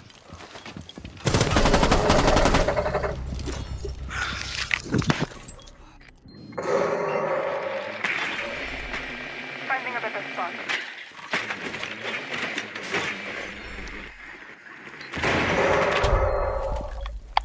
There's one behind the Holy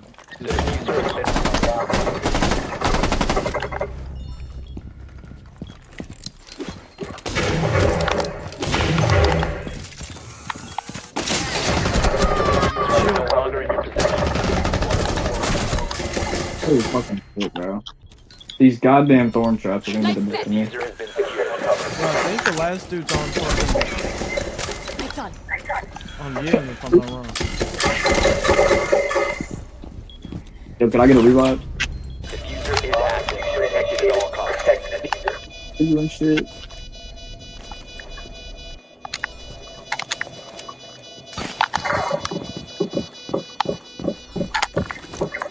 Just run.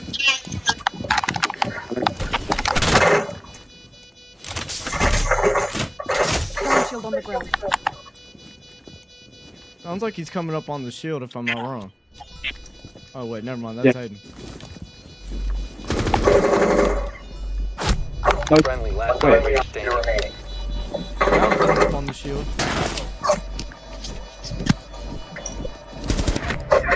It doesn't even matter. Hostile bomb defused. Successful. How the fuck did he kill you? He shit on me, I ain't gonna lie. No, but how did he kill you? Did he open the breach? Our teammate? Nah, he shot him through the breach. So we're retarded. Who? Bro, I literally said, did he open the breach for teammate? And then Colson's like, nah, he shot him through the breach. I didn't know what you meant for a second, bro. My brain's not fucking functioning fully right now. Nah, he shot him through the breach. You shaking from your chin. Chicken jockey. Y'all remember that? Chicken jockey. Chicken jockey. I got bad memories with the chicken jockey. She gon' call me baby boo. She gon' call me baby, baby boo.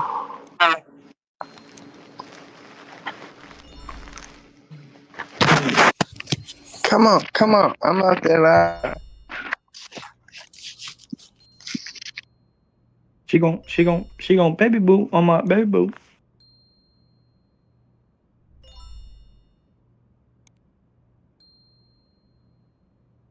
Secure the area. Keep the bombs protected.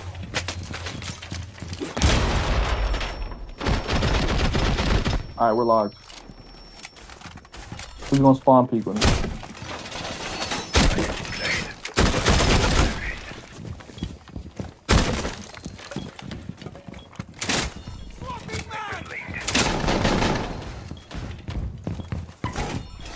4 has located a bomb. Be ready for assault. Yeah, you got a drone. Down to 10 Go to seconds. the drone. Wall reinforced! 5 seconds to insertion. Bomb located by Op. If you don't have a plan, there is something I've been wanting to try. Reading you loud and clear.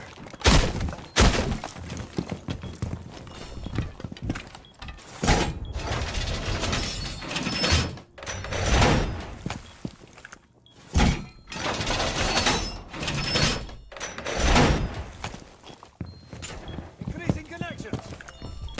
Nice, connect a shot drive.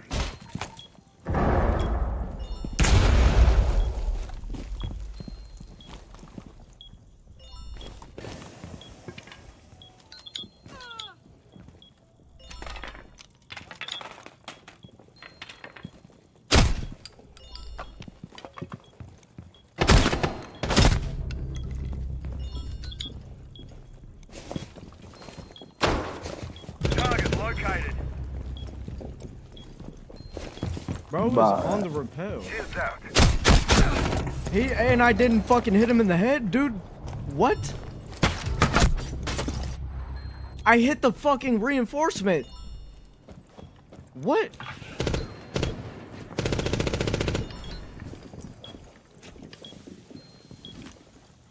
There's gonna be one on the rappel. I wouldn't swing that. Oh, yeah, never mind. Swing that. What the fuck is he doing? No, he's just sitting there like a fucking idiot. Watch this though. Oh.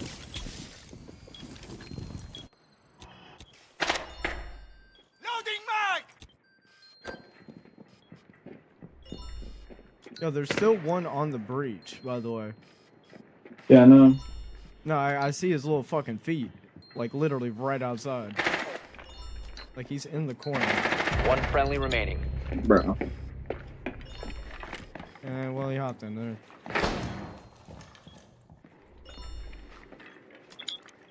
Like, this guy just has no recoil on the F2.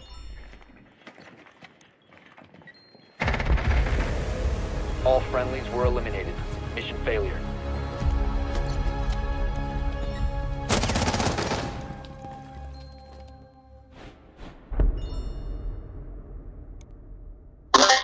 My bad. I was muted, but I meant to say that he was on that doorway. I already knew he was on that door. I was watching that shit for like 5 minutes, bro. I just couldn't kill him. I'm off the hand now. Come on.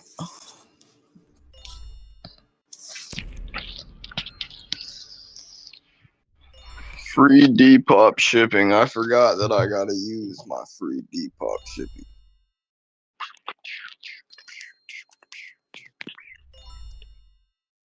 Are you finna use the free Depop shipping, Caleb? When is it active? Right now. I'm looking on Depop right now.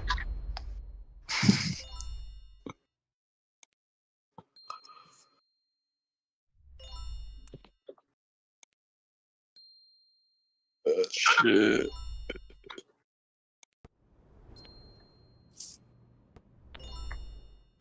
Buddy told me how to do that.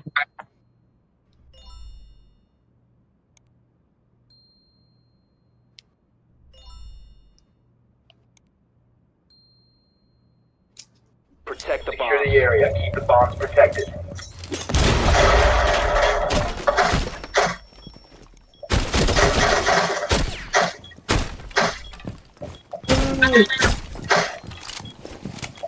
Be advised. A bomb location has been compromised. Wall, fortified! We really have any good pants on Depop other than me. You need new what?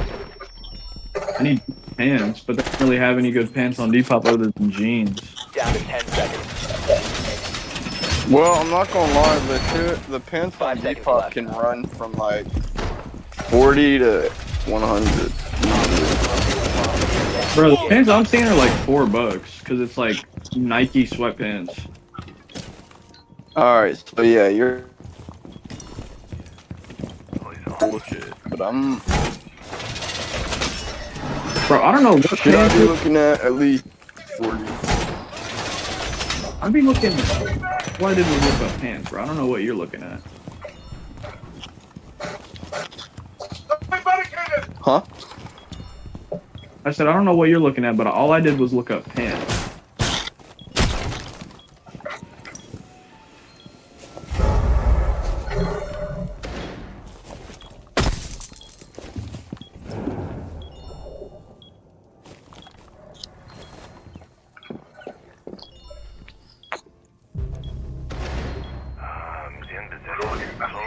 Fentanyl mouse. That's alright.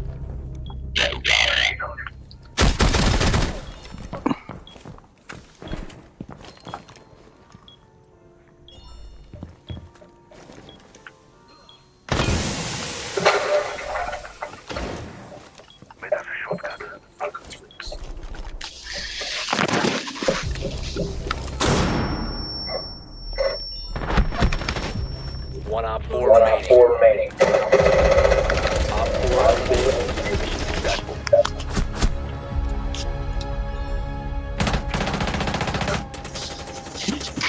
Bro, that's the type of shit that I die to. What you mean, bro? This shit was tough gameplay. That shit was not calculated, bro. You were just shooting and got a headshot. Swear to God. Bro, that shit was calculated, bro. Bro, that is dead. 100%.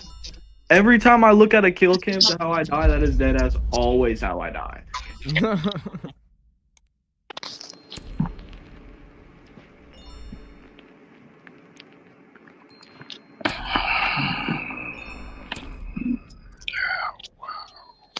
And then he just left the game.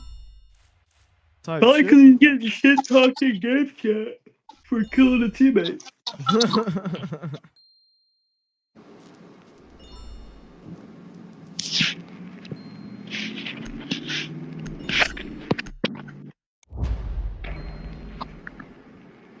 Bro, so what's up with pants are you looking at? Y2K. You're right.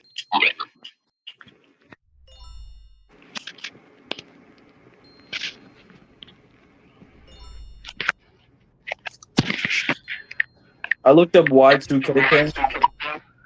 The first thing I get hit with is Nike and Adidas. Okay, well that's probably just your fucking. Your flavor. Secure the bombs. Yeah. Bro, it's not. No, because I searched up just the word pants and I got Affliction, True Religion, Jordan, more True Religion. Yeah. Affliction.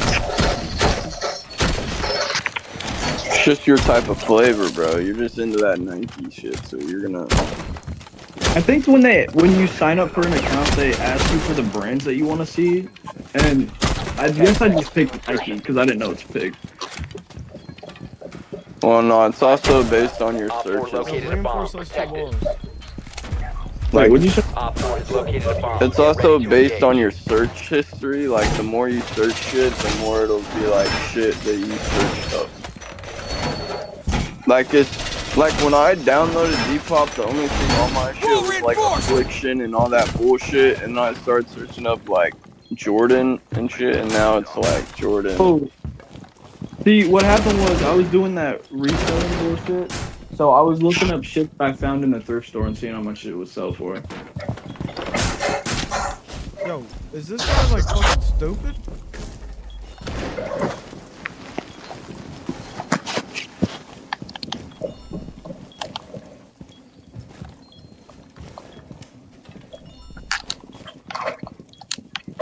They're literally coming to this region. There's a Twitch drone right here. Swapping mags.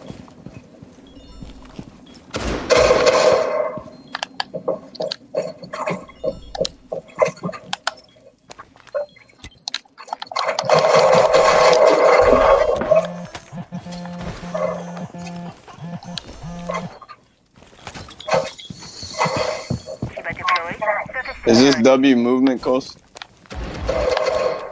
We're going. Oh, this is the worst site setup ever.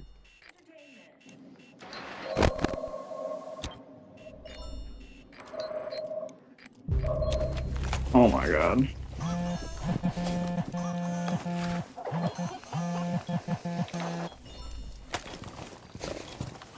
Bro, this guy just deadass shot our teammate and killed me.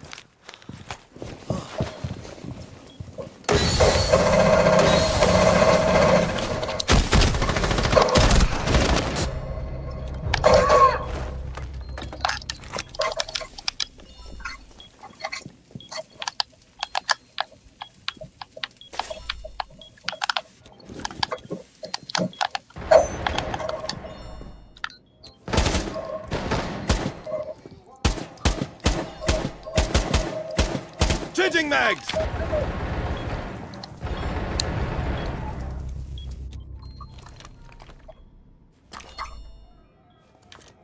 Why are you just standing literally right in front of the fucking diffuser about? Like, what are we doing here?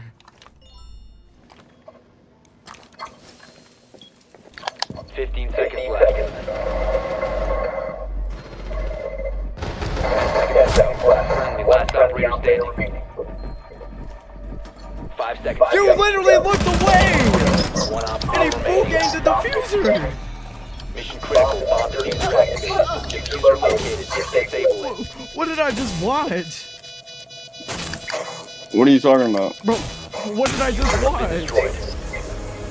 I just clutched up. That's what the fuck you just watched. I don't even know, bro. I don't even know.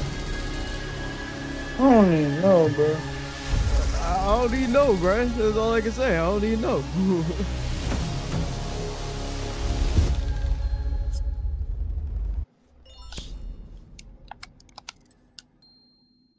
All right, well, chat, that does it for a stream. Feel what I'm saying? So, hopefully y'all enjoy that shit. And yeah, I'll probably see y'all sometime soon.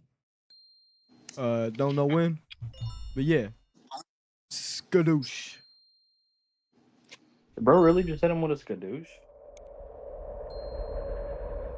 The year is 2010. Rainbow were in the fallout of a deadly attack which took place in Vegas, spanning over July 2nd and July 3rd. Although successful, this operation would see civilian casualties, as well as Rainbow operatives killed in the field. The integrity of the team as well would come into question, as one of Rainbow's very own operatives, Gabriel Novak, would play a large hand in these attacks. The operation in Vegas would conclude with the death of Gabriel, and the promotion of Bishop to Rainbow 5. This incident comes just a year after one of Rainbow's darkest days involving a nursery bombing in Bratislava. Despite this, the world still needed Rainbow, and under the leadership of Domingo Chavez as 6, they would continue to operate for years to come. That was until 2012, where one of the final nails in the coffin for Rainbow would occur. An assault team led by Daniel Bogart, consisting of demolitions operative Gerald Morris and sniper Kure Galanos, would infiltrate a facility at an undisclosed European breakaway state. The team are given clear instructions. Both Bogart and Morris will enter the facility and extract a bomb maker they have intel on, whilst Kure holds down the perimeter, providing a clean exit for the rest of her team.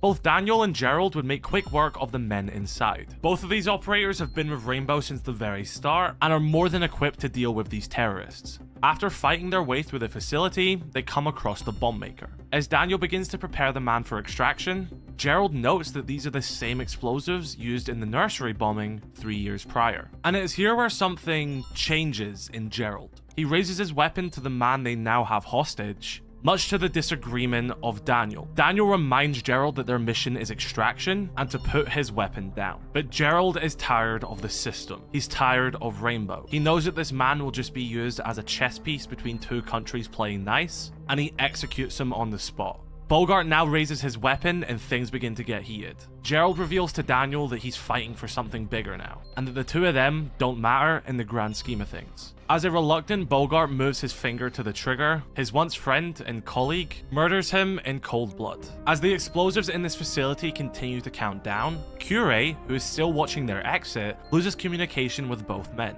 In fear that something has went wrong, she gives up her post and attempts to enter the facility. As the explosives get closer to their detonation, Gerald is extracted by an unknown group of people, whilst Curie is caught in the exploding building.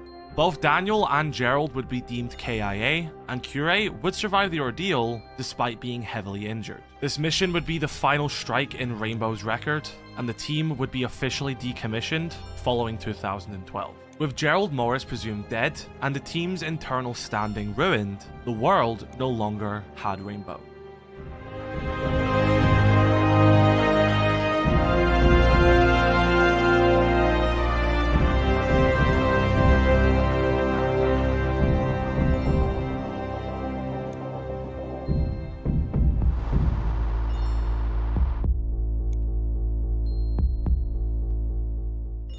For the first time since the beginning of the 21st century, the world was no longer under the protection of the covert unit they didn't even know existed. In the absence of Rainbow, a terrorist group known as the White Masks would begin to increase and grow their operations around the globe. It is known that they are indiscriminate to their victims, disregarding age, religion, gender, and nationality. The true threat of the White Masks would reach a boiling point in 2015. When US politician Aurelia Arnault would petition for the reactivation of Team Rainbow as a response to the growing threat of the White Masks and other terrorist organizations. Their ability to enact terror on a global scale only added more support for Rainbow's reactivation. And after a successful majority vote, the NATO response team was born once again. Now, Rainbow would be reactivated under the supervision of the Global Security Alliance Council. The council, which is known more commonly as the GSAC, will overlook Rainbow's performance and their actions, with Aurelia succeeding Domingo Chavez's role as the new Six. Perhaps as to avoid prior mistakes and shortcomings, the GSAC would not call on previous Rainbow operatives to make up this new roster. Rather, they would call upon 5 different units from around the world,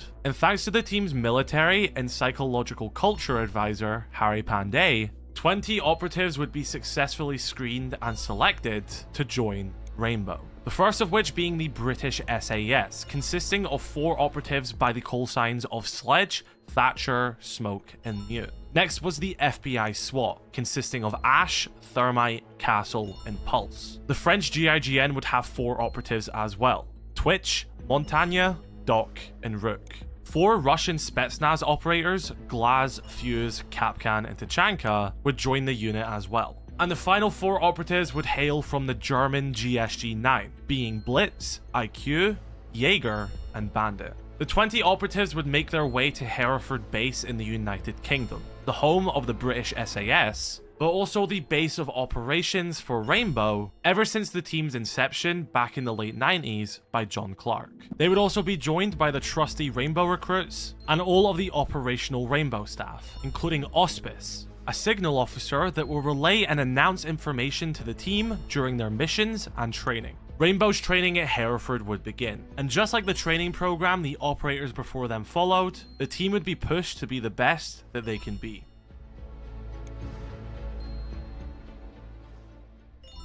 We have an active situation. The nature of this threat will require a full strike team. You're being deployed. One of our most notable institutions of learning is under siege. This is more than just an attack on our soil. This is an attack on our future.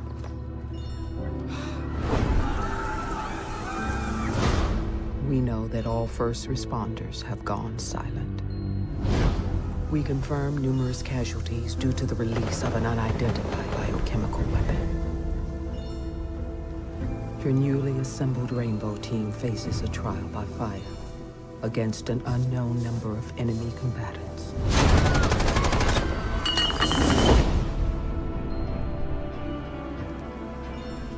You're to be inserted directly into the hot zone.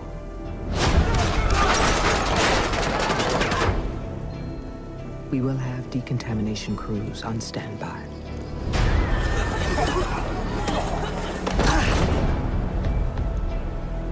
Your orders are to eliminate the threat and rescue any survivors you may find.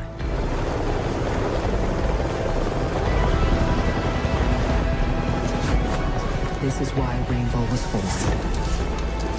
This is what you all have trained for. Your time is now.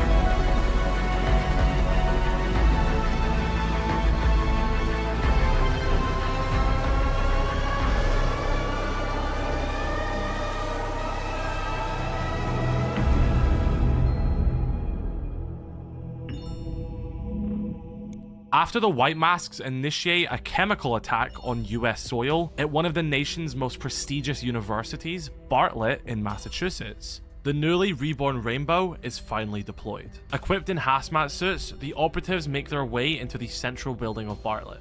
Using their expertise alongside their new teammates, they face off against the terrorists perpetrating this attack. On top of this, there are 2 chemical explosives currently planted inside the building. The operatives have been provided with a defusal kit to seize any further chemical production from these bombs. The White Masks have finally met a force too great for them, and Rainbow would successfully take control of the situation. Although the attack on Bartlett was now over, the White Masks were still out there. The operators would prove their effectiveness on the field, as well as reinforcing Aurelia's decision to reactivate the team. With Bartlett being a successful operation for Rainbow, the team would be given the green light to continue, and the GSAC would provide more funding.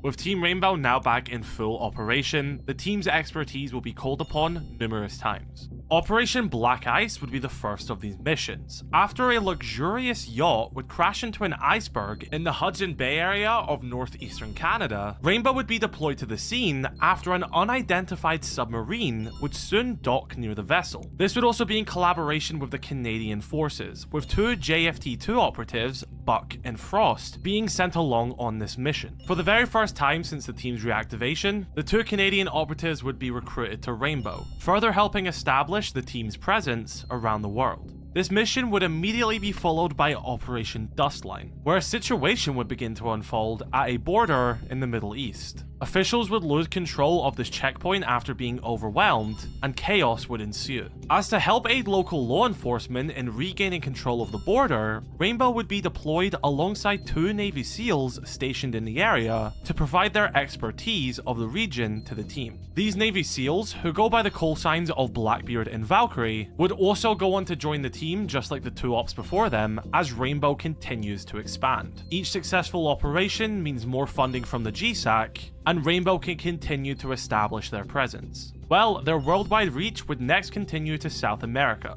as Operation Skull Rain would find the team working with the Brazilian BOPE to help pacify a large-scale conflict that was escalating in the favelas of Rio de Janeiro. This operation would also see 2 BOPE operatives, Kivera and Capitao, join the Rainbow program and officially become Rainbow operatives. Rainbow were not slowing down. It's clear that the world needed them more than ever, and the growing number of partner nations would help establish this. The team would be deployed to East Asia in Operation Red Crow, where high above the streets of Nagoya, Japan, a Yakuza war would be brewing in the grounds of a gorgeous mansion at the height of a skyscraper. Seeing this as the time to strike to prevent any further conflict, the Japanese SAT would collaborate with Rainbow. They would deploy 2 of their brightest operators, Hibana and Echo, to join Rainbow for this mission, and subsequently to the team. Now, this was a very prosperous time for Rainbow. The increased resources, operators, and worldwide presence was having a global effect. The threat of the White Masks were continuing to diminish, and Rainbow were living up to the expectations that were not only set by the GSAC, but by John Clark over a decade prior. Now that the team have been in operation for a good period of time, they've had chances to get to know each other and see how their gadgets work in the field. And during one of his periods of days off, Glaz would attend a military games. where he would be bested in a marksman competition by none other than Kure Galanos. Kure, who is now no longer able to walk due to the incident in 2012, would go on to conversate with Glaz following the end of this friendly competition. It is here where he would get some mentorship, which he would go on to say is some of the best he's ever received, as well as the recommendation of an upgraded scope that offers a new layer of thermal visual feedback that she was using. Despite this, Kure's focus was no longer that of being a sniper operative.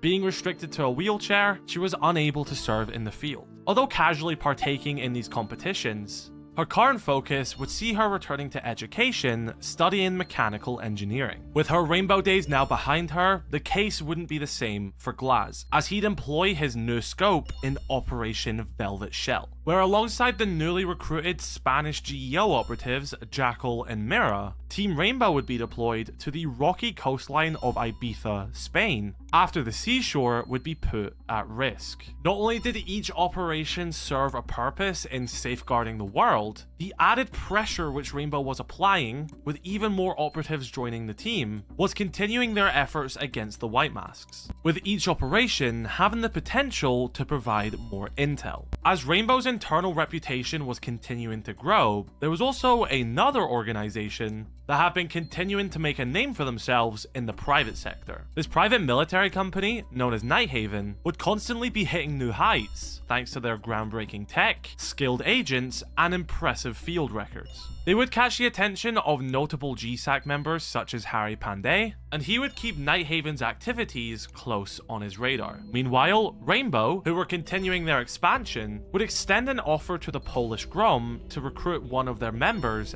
Ella. Not only does Ella have an impressive record and resume, she is also the daughter of the late Jan Bosak, a respected Grom commander who later became the country's Minister of Internal Affairs. Jan would later go on to commit suicide, causing a rift between Ella and her sister. After completion of her training and integration into the team, it wouldn't be long until she is deployed on the field.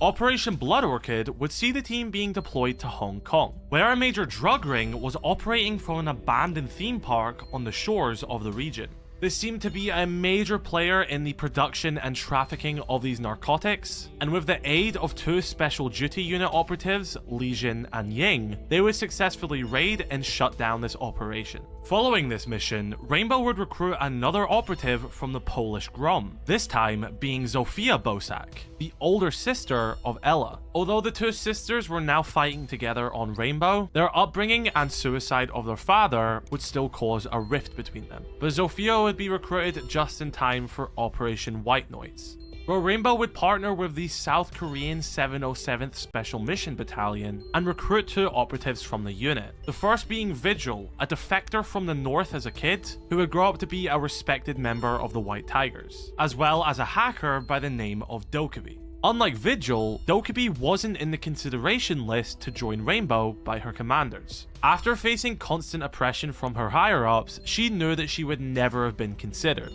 But after hearing rumors of this Dark Ops unit during joint training exercises with the British SAS, she knew that this was the opportunity she had been seeking. So she used her expertise and hacked into the system to place her name on the Rainbow consideration list. Although she would be caught for this, with the higher-ups wanting to punish her, Harry would see this as a positive for Rainbow, seeing the true potential of her skills and her capabilities. With Rainbow holding a higher jurisdiction, she would remain without consequence, however, cause a lot of bad blood with her higher-ups, with many of them threatening to arrest her if she steps back in Korea. Rainbow would also use a modern communications and observation tower in the middle of the nation's capital, Seoul, as a training facility. Closing this tower off to the public, Rainbow can use this to train the recruits and operatives in scaling large buildings high off the ground, introducing unique vertical training, stuff that they simply can't get from Hereford alone.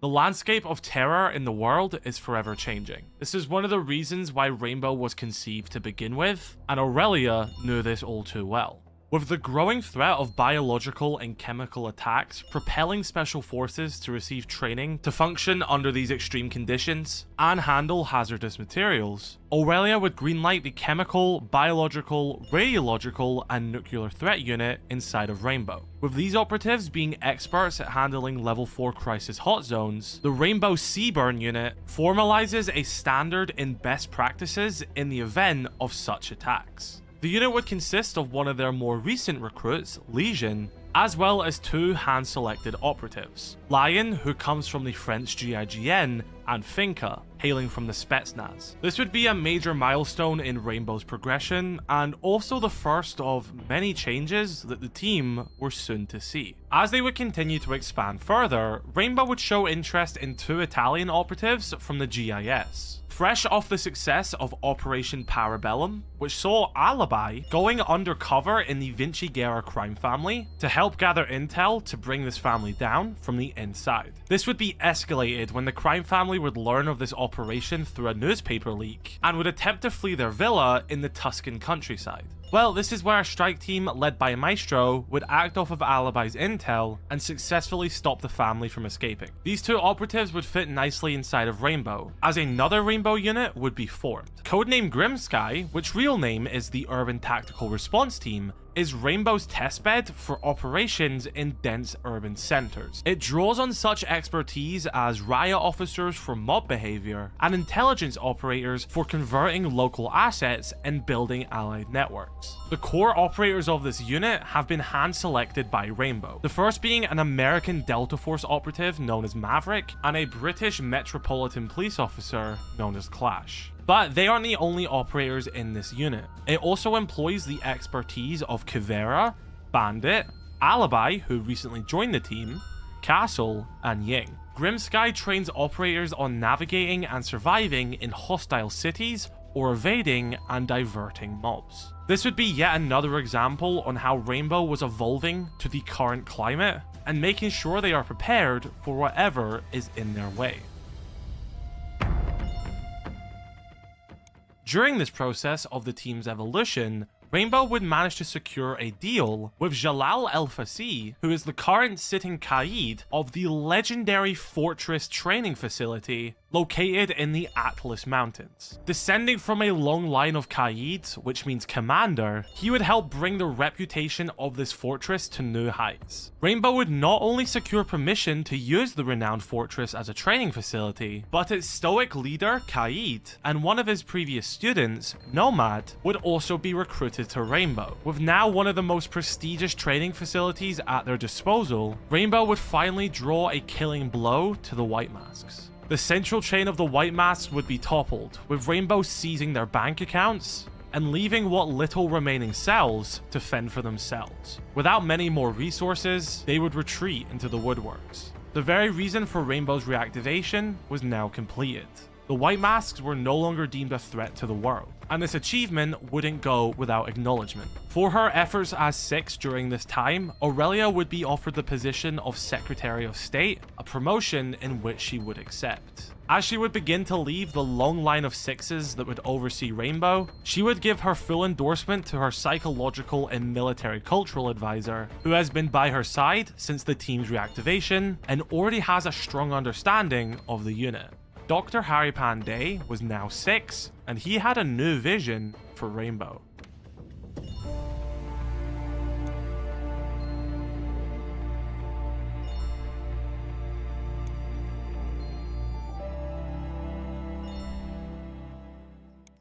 With the team now under the direction of Harry, he would begin to lay the groundworks for his future vision of the squad. He would send the following statement to Rainbow staff and GSAC members, saying, "You've seen me before, perhaps in the shadows, observing, watching, recording my thoughts. While Six would take center stage, I was never far behind, whispering my advice as I calculated and planned Rainbow's every step.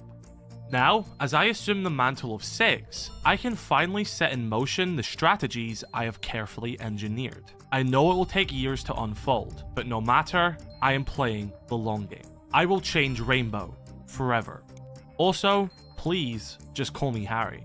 The first thing he would do would assign Mira to the head of Rainbow's R&D department. She would now take charge on testing and development of Rainbow's newest gadgets. Already having an understanding and close relationship with the operators, Harry valued the importance of the teamwork and bonds that joined them all together. He would begin to open psychological reports on all the operators, with Dokubi's one highlighting a conflict between her and Thatcher. The methods employed by these two operators caused them to begin bashing heads. Thatcher, who is an older, experienced SAS soldier, understands the value of technology, but he sees it as a crutch. Lean on it too hard and you'll fall. Whereas Dokubi sees it as a valuable tool in gaining control. This would be highlighted during one of their training exercises at Hereford, where Dokubi wanted to hack a camera inside of a room to gain intel, whereas Thatcher, who believed that it was taking too long, chose to disable the camera with an EMP and then sweep the room in a more traditional manner. We would also get to see some of Thatcher's personal life, such as the boat he lives on, called the Iron Maggie, as well as his brother. And Harry would make a very important point to Dokubi, explaining to her that Rainbow needs to embrace both the past and the future. That is the strength of this unit, the strength of these operators. Thatcher is no more or less valuable than Dokubi, and this gives us the first glimpse into how Harry is going to manage the team a bit differently to Aurelia. Harry would also begin the planning phase of his program, an initiative in which he sees to decentralize Rainbow from Hereford and establish more bases for a global presence. As well as this, he would purchase an old abandoned Commonwealth Stadium in Greece and begin to convert it into a state-of-the-art facility, allowing for different modular training rooms that can be configured to whatever design they want, as well as the start of a new, unique training system. Meanwhile, at the other side of the world, two protection specialists with the Australian SASR mobility platoon, Gridlock and Mozzie, have been assigned a protection detail for a high-value convoy traveling across the sunburnt country. An unscheduled pit stop at a lonely petrol station turns into a standoff when their convoy is unexpectedly pinned down. The two SASR operatives would be the first to join Rainbow under Harry's leadership, and Harry would also begin to look at different avenues of recruiting operatives. His next recruitment would be of the Danish Jaeger Corps operative Nook, whose identity is so secret and sensitive to national security that it is held securely at NATO. As well as this, Secret Service agent Colin McKinley, who worked as personal protection detail for President Baldwin, would get an offer to join Rainbow after the president himself would give his full endorsement and commendation. Now, Harry's program was beginning to come together, and this new direction for Rainbow was being set on its course. Harry would continue with his psychological reports of his operatives, where Mira would open up, reminiscing about her father, and talking about her new responsibilities as the R&D leader, and even getting through to some of the more hardened operators like Thatcher, with him transcribing key moments such as him saying, "When I walk away from the fields of battle, it will be my time to put my guns into the ground. There shall I bury them, along with my rage." As well as, "One day, my war will be over. Whatever battles, lost or won, will be behind me. And across the sea, Corsica awaits. There, I will rest." Meanwhile, in the South American country of Bolivia, an undercover officer with the Federal Police of Brazil would be working deep undercover within the Santa Blanca cartel. This officer would have his identity exposed, and his life would now be put at risk. Not long after this incident occurs, Rainbow operative Caveira would go AWOL from the team. Back in Bolivia, a Tier 1 special mission unit of the United States Army, known as the Ghosts, were deep in an operation to bring down this cartel. The Ghosts would intercept a distress signal where they would find a crashed truck surrounded by piles of cash and several dead cartel members. They report this incident to their supervisor, Karen Bowman, who then puts them in contact with one of her old friends, Valkyrie. It is here where the Ghosts are informed that one of Rainbow's operatives, Caveira, has gone AWOL, and it is suspected that she is responsible for these cartel members' deaths. Valkyrie requests assistance from the Ghosts to help intercept Caveira before it becomes a bigger incident. The Ghost team would then meet up with Twitch, who had been deployed to the area. Through their investigation, Rainbow and the Ghosts would learn that the undercover officer, which was captured, is actually Caveira's brother, Joao. Now that the situation was clear and they understand what Kavera was doing, the Ghosts alongside Twitch would intercept Kavera and assist her in rescuing Joao. During this mission, the operators would converse with the Ghost lead, Anthony Perryman, where he would mention a classified mission known as Operation Patriot, but the operators don't give him much information on the matter. The team eventually would be led to a chemical institute where Joao was being held. And with the Ghosts and Rainbow working in tandem, they were able to successfully extract him. When the group would return to Bowman and Valkyrie, things would get a little bit heated when Joao would refuse questioning from the Ghost supervisor, claiming that he has to go through his officials in the Brazilian Federal Police first. Tension would begin to grow, especially from Kavera, but Anthony would help defuse the situation, and Rainbow would leave with Joao. Back at Rainbow, Harry's program was continuing to grow. He recently recruited a Peruvian operative by the name of Amaru, and a Mexican specialist who has close ties to Amaru, known as Goyo. But this is when Harry would make one of his biggest decisions. Using the money that was seized from the White Mask's bank account, he, alongside the GSAC, would contract the private military Nighthaven to work alongside Rainbow. Now, Nighthaven is some of the best in the industry. Being founded by the wealthy Jamini Kalimohan Shah, after she was denied entry into the Indian military, Nighthaven would evolve from a private security company inside of India to an overseas private military company. During the early days of Nighthaven, Kali would meet a woman by the name of Anya Yankovic.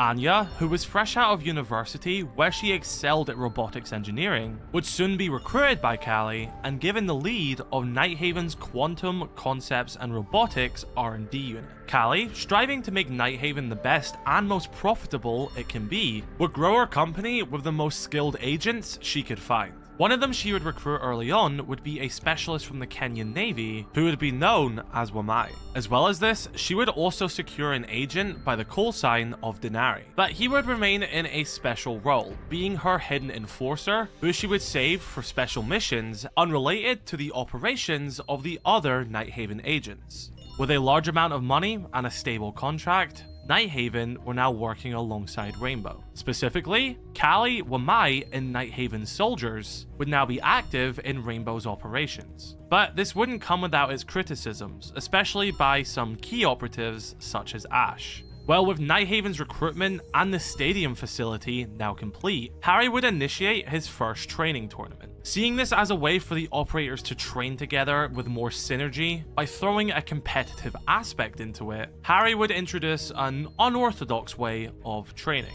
Not every operative would be on board with this, but Harry had an end goal in mind. The results and analyzation of these tournaments will help Harry determine the future leadership of Rainbow. The operators would utilize a technology developed by the R&D department known as SIMSUits. This would allow the pellets shot by the operators' weapons to be accurately received under the operator's armor, relaying realistic damage outputs and shot information to give accurate results from the operator's performance. From Harry's perspective, this first tournament was a success. He was seeing operator leadership naturally evolving in the field, as well as getting psychological responses to help him further understand his team. A key part of his analysis was when he put Thatcher and Dokubi on the same team, where he would see the two operators gain a bit of understanding of each other's perspectives and help grow their bond. Following the conclusion of Harry's first tournament, he would recruit some untraditional operatives to his program. The first would be a man from Jordan under the alias of Oryx. Now, what makes Oryx different from the previous operators is that he has never served in any official organization. No military time, no law enforcement, nothing. Rather, when he was younger, he would be held in solitary confinement, which, based on the information he has given, seems like it was done unofficially. After being held against his will for 15 years, he would eventually break free, obtaining a new passport, and traveling the world, where he would learn skills such as wrestling, tactical driving, and precision marksmanship. It is only when during one of these travels, he would come across Kaid's great fortress. And after Kaid would take him under his wing, Oryx would evolve from recruit to steward to instructor, and now the unofficial second in command. Although he doesn't come from a traditional military background, Harry trusts the reputation and judgment from Kaid, and Oryx is recruited to the team. The next operative would actually be a recommendation by Mira. A skilled scientist and astronaut by the alias of Ayana would pioneer topographical mapping software that allows her to project a real-time virtual copy of herself anywhere visible by satellite or drone.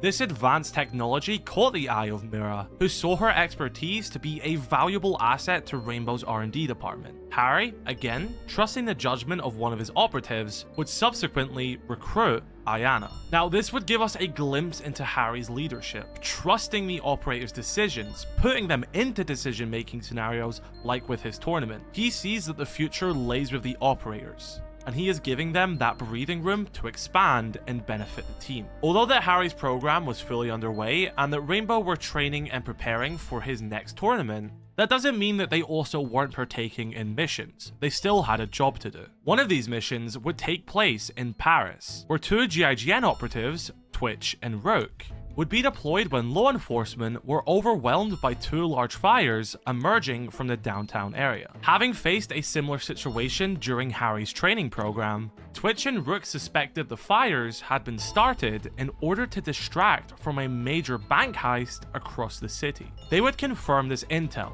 being able to track and confront the robbers, who would begin to fire their weapons at them. One of these bullets would hit Rook in the head, who would be saved by his reinforced helmet. A motorcycle chase would then ensue across Paris, with Twitch and Rook eventually intercepting and stopping the robbers once and for all. This would be just a small glimpse into the many operations that Rainbow were partaking in globally. Meanwhile, Rainbow's relationship with Nighthaven was continuing to expand. Not only were Nighthaven thriving thanks to this contract, Rainbow were also seeing the benefits too, being able to utilize some of Nighthaven's QCR equipment, as well as the expertise of their agents. Nighthaven would also recruit a skilled former Norwegian Armed Forces and Norwegian Home Guard specialist with a heroic search and rescue reputation by the call sign of Ace, who Callie met during a joint UN operation in Somalia, which resulted in him saving her life. With Ace now also involved with the Rainbow contract, Harry would make his own recruitment of an ex-South African National Defense Force specialist, now turned anti-poacher, by the call sign of Melusi. And it is during this period where Rainbow would come in contact with a legendary ally. Samuel Fisher, the first ever operative for the Splinter Cell program, would have his life put at risk after an unknown enemy would force him on the run. As to provide him with protection, the Global Security Alliance Council would place Sam under the supervision of Rainbow. Sam, who knew of Rainbow's existence, would meet with Rainbow Six himself, Harry. And it is here where Sam would come to the decision that if he is gonna be here, he might as well make himself useful. Harry would appoint Sam to the Rainbow Operations Staff, where he would be given the call sign of Rainbow Zero, or just simply Zero. Sam would step up and take the role as instructor for the operators. He would help pass on the training that he himself experienced years prior. And thanks to a dosage of Finca's stims to help him keep up with his younger counterparts, Sam would offer training that these operators have never seen before. An unexpected component had now been added to Harry's program. As well as this, Nighthaven would also recruit an ex-detective for the Royal Thai Police who goes by Aruni. Originally starting her career as a private detective, her discovery of a bomb plot in Bangkok caught the attention of the aforementioned police. Her knack for connecting the dots between seemingly unrelated incidents earned her a grudging respect from Thailand's male-dominated law enforcement agencies. But this also came with hostility from numerous criminal syndicates. Aruni's time in the police would end during Operation Jackknife in 2014. In this joint operation between the FBI and the Royal Thai Police, Aruni, alongside the soon-to-be Rainbow operative Thermite, would discover a car bomb in the city. In an attempt to get this away from the civilian areas, Aruni would drive the car, whilst Thermite would attempt to defuse the bomb on the back. This would all go wrong when another vehicle would collide with theirs. The bomb would explode, throwing Thermite from the rear of the vehicle, whilst Aruni would be trapped in the cockpit. Thermite would manage to escape with severe burns on his hands, whereas Aruni would lose her left arm, her left leg, and have scarring all over the side of her body. It's when she would later go on to join Nighthaven, where OSA and the QCR department would develop advanced prosthetics for her to use, as well as the integration of the Surya Gate gadget. Aruni would make her way to Greece to join in the operators training, and it is here where her and Thermite would reunite. Thermite feels guilty for what happened to Aruni, but Aruni assures him that it wasn't his fault and the two of them are good friends. As the two of them would reconnect, Harry would be briefing the team leaders for this next tournament. With Nighthaven now being involved and Callie being on Ash's team, she raises her concerns. Harry already knows that Ash has a disliking to Callie, and that is one of the driving factors as to why they're on the same team. Vigil also raises his disliking of Mozzie, but it's these very reasons why Harry is doing this. If he can force the operators to push through their dislikings and build stronger relationships, it will benefit the future standing of the team. During this time before the tournament, Nighthaven would invite Fuse to train with them at the stadium. Following this training, Callie would question Fuse as to why he didn't take a shot when Aruni was in his line of fire. Since it's not Rainbow policy, Fuse never done it. But Callie says that that's not how Nighthaven's policy works, and it's only an arena training anyway, sort of showing Nighthaven not really taking Harry's tournament too seriously. And Fuse seems to be in a bit of an agreement with Callie. As they are talking, a Nighthaven shipment arrives at the stadium. She also likes the fact that her agents are spread out on different teams, because a win for one of them is a win for Nighthaven. Each accolade earned by a Nighthaven agent makes the organization more exclusive. More exclusivity means that they can demand a higher rate from their contract. As Callie says, for her, it's all about business. She's there to win to make Nighthaven look more valuable to Harry and the GSAC. She then shows off what was in this shipment, a brand new suit developed by OSA and Nighthaven's QCR department. This suit offers a number of benefits during combat, with Callie planning to wear it during the tournament. And when Fuse questions her if it's even Rainbow compliant and if she's even allowed to wear it, she kind of just shrugs it off, being like, this is my uniform, and that it's more or less compliant. Again, Callie doesn't really care about the playbook.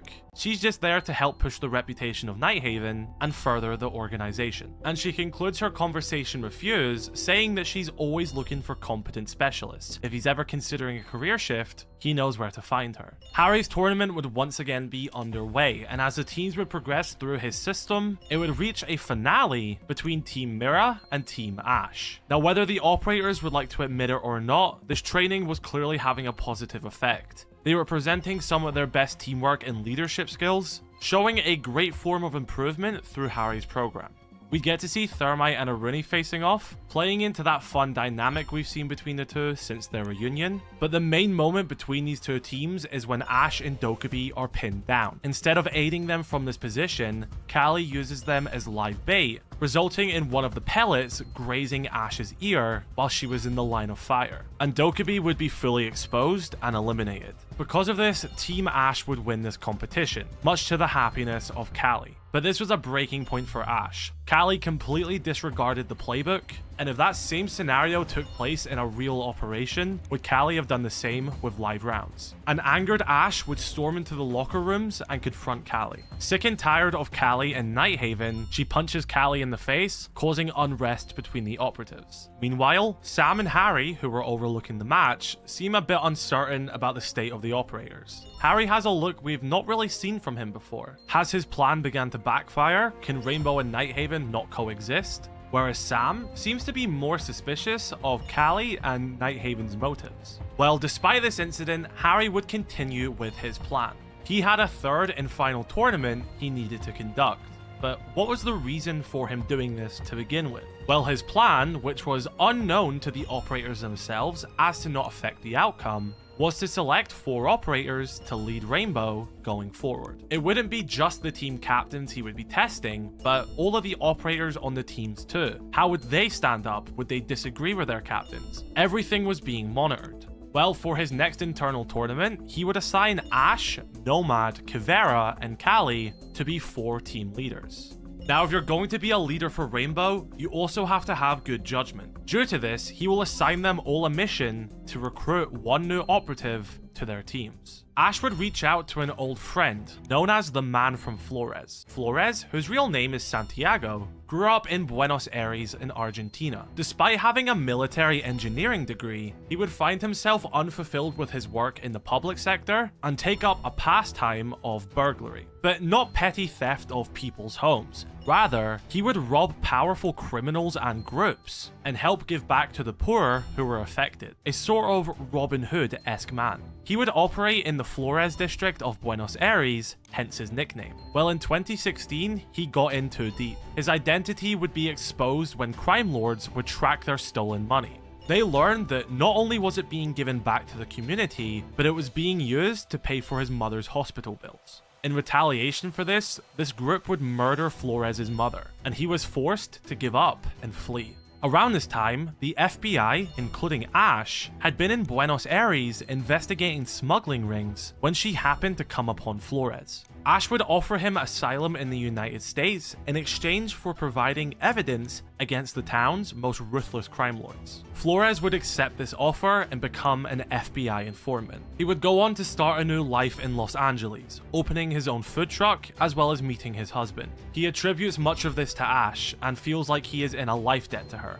Ash, joined by Castle and Goyo, would travel to LA to recruit Flores. Now, not only was she recruiting him for her team, but she had an ulterior motive here as well. She was suspicious of Callie, and she wanted Flores to investigate Nighthaven for her and find out if they're up to anything. Though hesitant at first, Harry would give the green light for this recruitment, and he would go on to be quite fond of Flores. Not only does he offer a set of skills when it comes to stealth, his degree in military engineering also benefits the R&D department. Meanwhile, Nomad would also call upon someone from her past as well. This would be a pilot from the Nakota territories of Saskatchewan. Known as Thunderbird, she would first come into contact with Nomad after she would give her medical attention and save her from a black bear, whilst Nomad was exploring the Canadian wilderness years prior.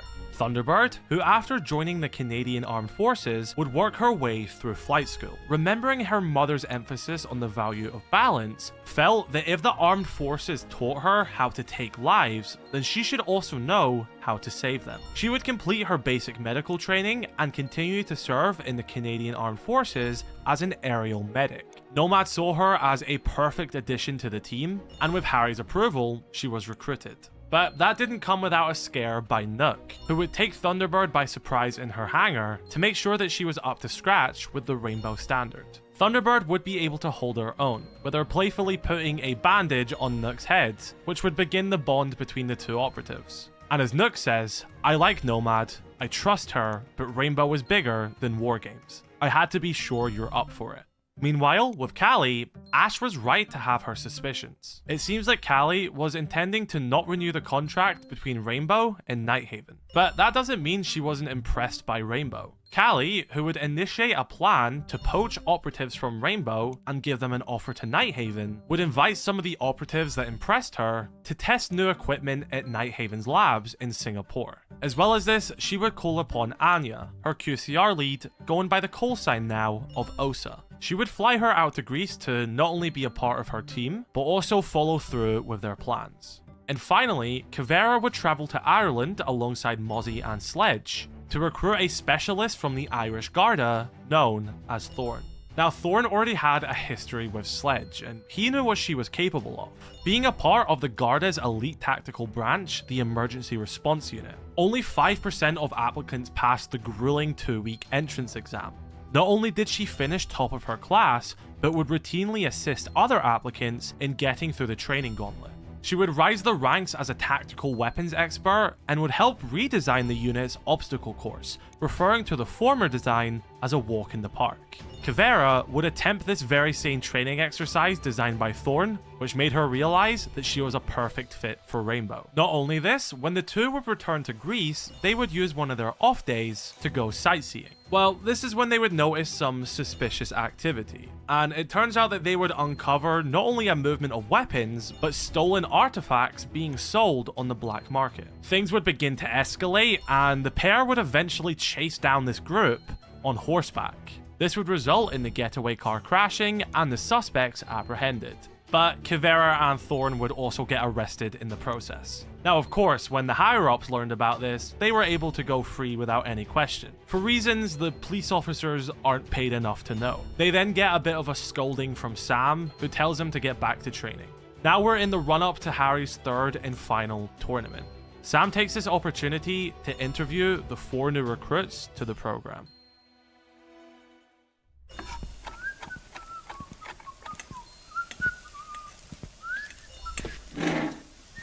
That doesn't smell half bad. What's cooking? It's called perico, meaning parrot. You're cooking a parrot. No. It's a Latin dish. Scrambled eggs, tomatoes, green onions, same colors as the bird. Mama always liked to add a little kick. You want some? Thanks, but I'm more of a meat and potatoes guy. You need to expand your horizons. You might like what you try. Speaking of expanding horizons, how's your new assignment? It must be a big change from knocking off villas in Long Beach. Well, it's not so different, to be honest. I get in, I get the job done, then I get out. You're not worried that approach might be a little too simple against Nomad's team? Sometimes a plan falls through and you have to get creative, but you need to stay sharp. That's why I came down here. Cooking keeps my hands busy and my mind focused. Well, they do say breakfast is the most important meal of the day.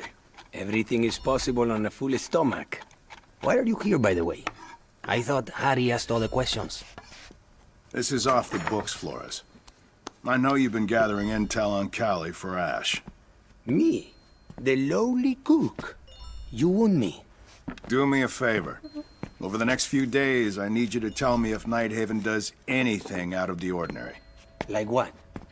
And trust your instincts. You'll know it when you see it. If you say so, Jefe. Okay. I changed my mind. I'll have some of that parrot. Eso.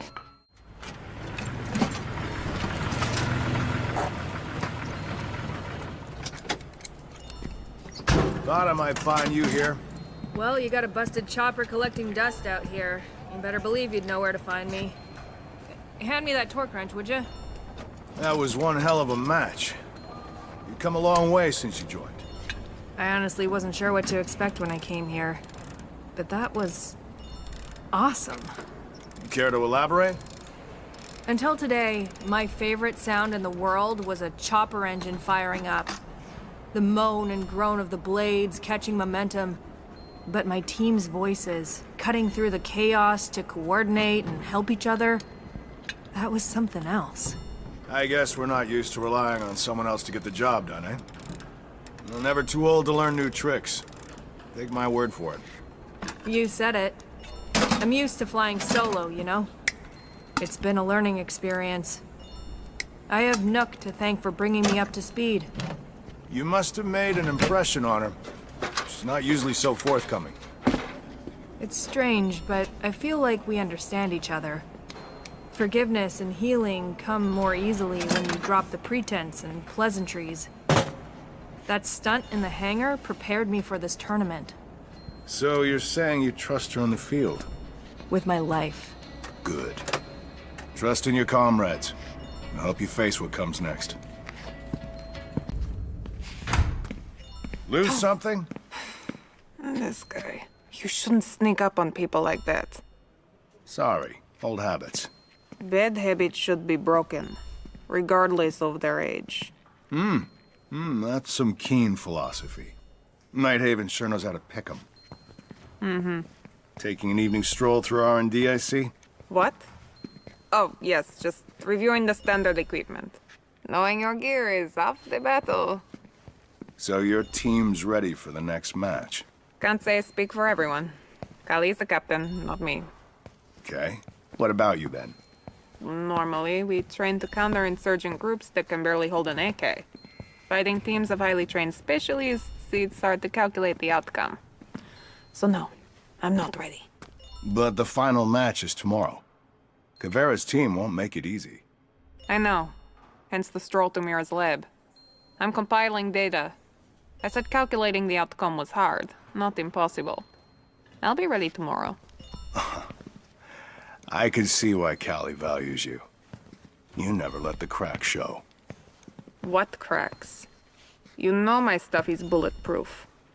I was asked here to aid in the simulation, to observe and report.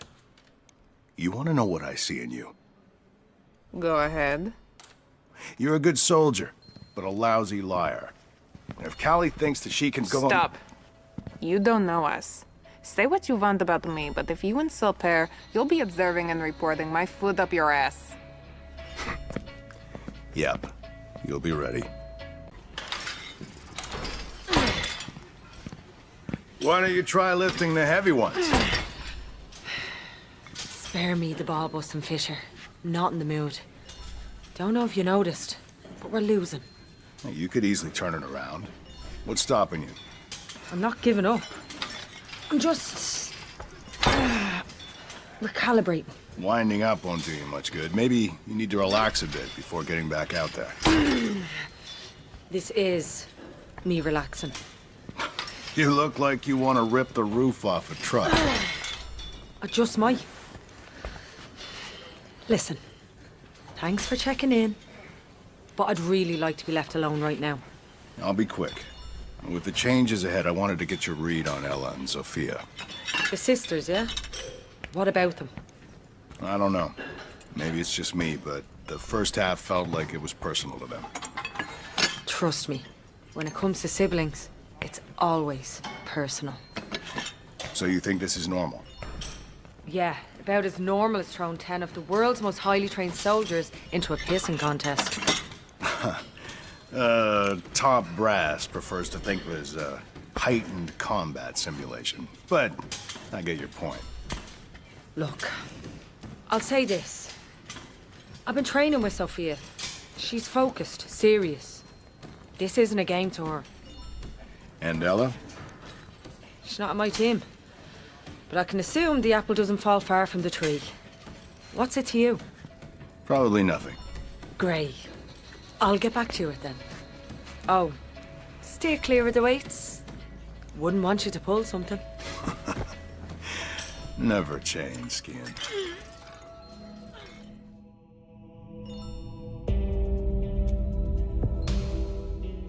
After multiple matches and the operators giving their very best, Harry's third and final tournament would conclude. This time, however, things were different. Things were more personal. This was a boiling point for many of the operators, and a lot of stuff was about to change massively. Not only had Harry now completed his plan, but so had Nighthaven. Callie, alongside the rest of Nighthaven, would break away from Rainbow following the end of this tournament, but they wouldn't be the only ones. Multiple Rainbow operatives would leave the team as well as their orgs and join Nighthaven in the private sector. Now ex-Rainbow operatives Smoke, Finka, IQ, Pulse, and Ella would now work as Nighthaven agents. We would get to see the divide between Ella and Zofia through their upbringing, and especially after the death of their father. Not only did this represent the relationship breaking apart between the two sisters, but also mirrored what was happening with Rainbow and Nighthaven. As Zofia would remain loyal to Rainbow, Ella would leave. And each of these operatives would have their own reason for doing this. Not only are Nighthaven a powerful group, but Ella saw this as an opportunity for a fresh start and to distance herself from Zofia. A similar case for Pulse. There was a lot of baggage he had in Rainbow, especially with a previous relationship he had with Hibana. The opportunity to push Seaburn research even further was a massive drawing point for Finka. Her body was beginning to become resilient to the treatment she was having for her neuropathy, a disease she was diagnosed with at the age of 9, which causes a slow degeneration of muscles and the loss of sensations in limbs. Being born after the fallout of the Chernobyl disaster, Finka has been fighting her disease ever since. The opportunity to now lead this unit in Nighthaven with independent private funding was too good for her to turn down. IQ was very impressed by the work of OSA and the QCR department, and saw Nighthaven as an environment where she can thrive. And finally, Smoke always acts in the interest of his daughter, who he would adopt prior to joining Rainbow. He liked the benefits in which Nighthaven were offering, and saw it as a way to give his daughter the best life she can have.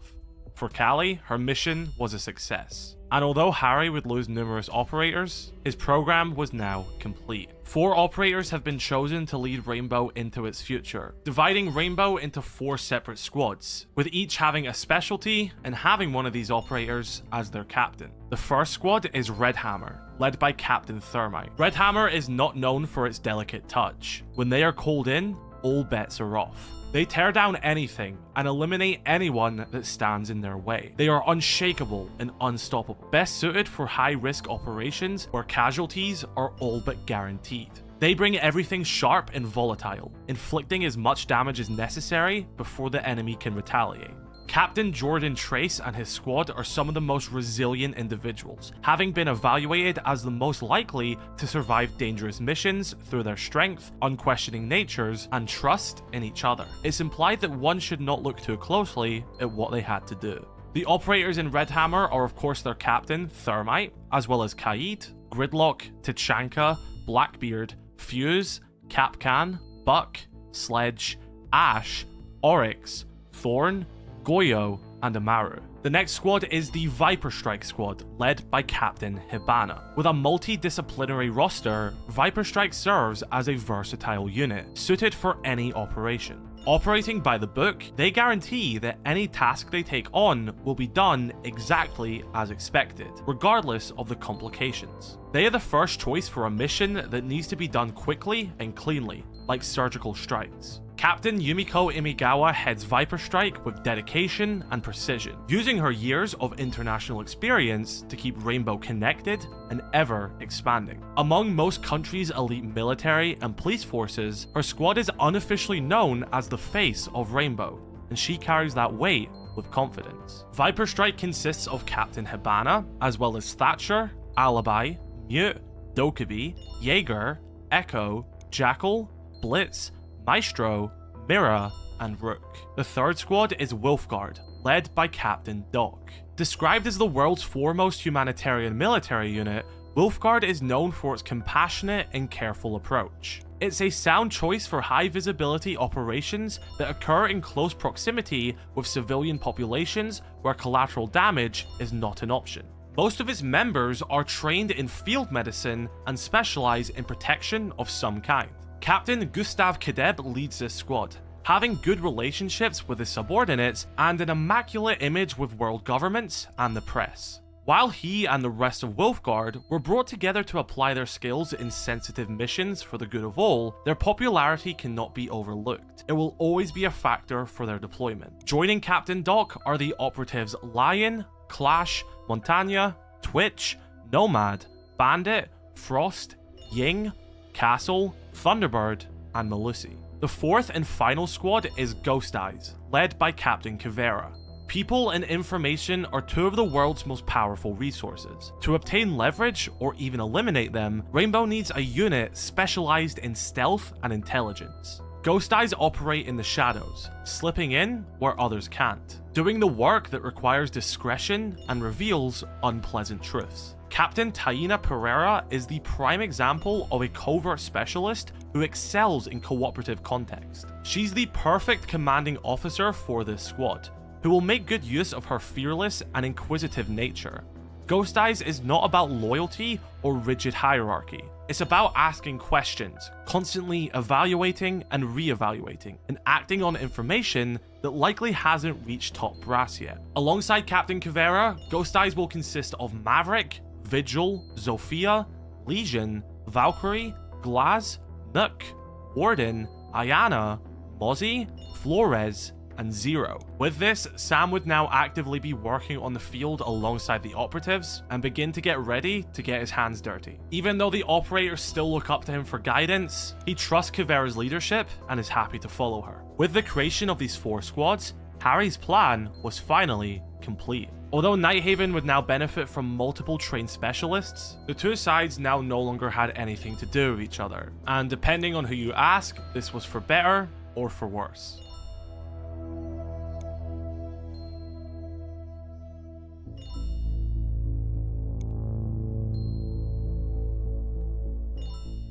The operators and captains would have some time to settle into their new roles. Although Harry is still acting as 6, his squad leaders are working very well in their positions, with the operators now having greater decision-making powers and control. Meanwhile, in Japan, the CEO of Yahata Data Security would go for a stroll through a market alongside his bodyguard, Kana. Now, Yahata Data Security would be a largely successful company, with Rainbow even having accounts registered under them. Well, despite her recommendations, Yahata wanted to take in the atmosphere of this market. He wanted to experience the delicacies they had to offer. This peaceful outing would soon go south, when several men disguised throughout the market would begin opening fire on Yahata. Kana would provide cover for Yahata, using her range of skills to fight the men off, whilst the others would flee. However, despite her best efforts, a stray bullet would hit Yahata in the chest, and he would die from his injuries. Kana, now infuriated at not only the failures she believes she has, but the death of her friend, demands answers. She would take one of the bullet casings at the scene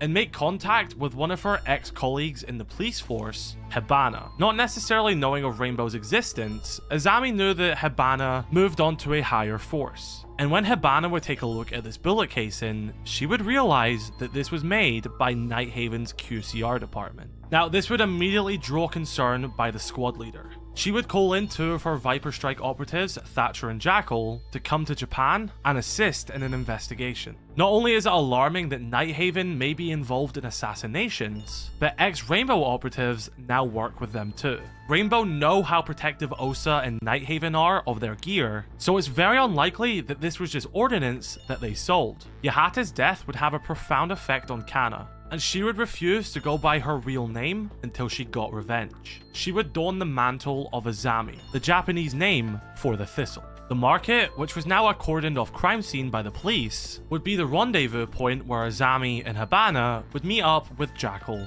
and Thatcher. The area would already be cleared by the police, but Jackal would use his Inox scanner to track 2 assailants that escaped, one of them being badly wounded. Viper Strike, joined by Azami, would follow Jackal's lead, in which they would come across an old factory. Jackal and Thatcher would throw around some friendly banter, with Thatcher referring to Smoke, who is now a Nighthaven agent, as a backstabbing shite. Jackal's intel would be correct, and the last 2 assailants would be camping out in this warehouse. After disabling the lights with his EMPs, Thatcher would be able to take one of them by surprise and hold him at knife point. Azami would then begin to interrogate the man alongside Thatcher. It is where this man says, "We got an encrypted message for an assassination job. When we saw the target was Yahata, we thought it was a joke. But then we got a crate. And what, my good man, was in this crate?" asks Thatcher. "Weapons, intel on Yahata's movements, and money. Lots of money." Jackal would be able to pin down this other man, who was by this crate previously mentioned. This man continues from what the first man said, saying, "After we came back here, we got another message." "What did it say?" says Jackal. "To stay put," the man replies. Just then, a large attack helicopter begins to open fire on the warehouse. The operators had been led directly into a trap.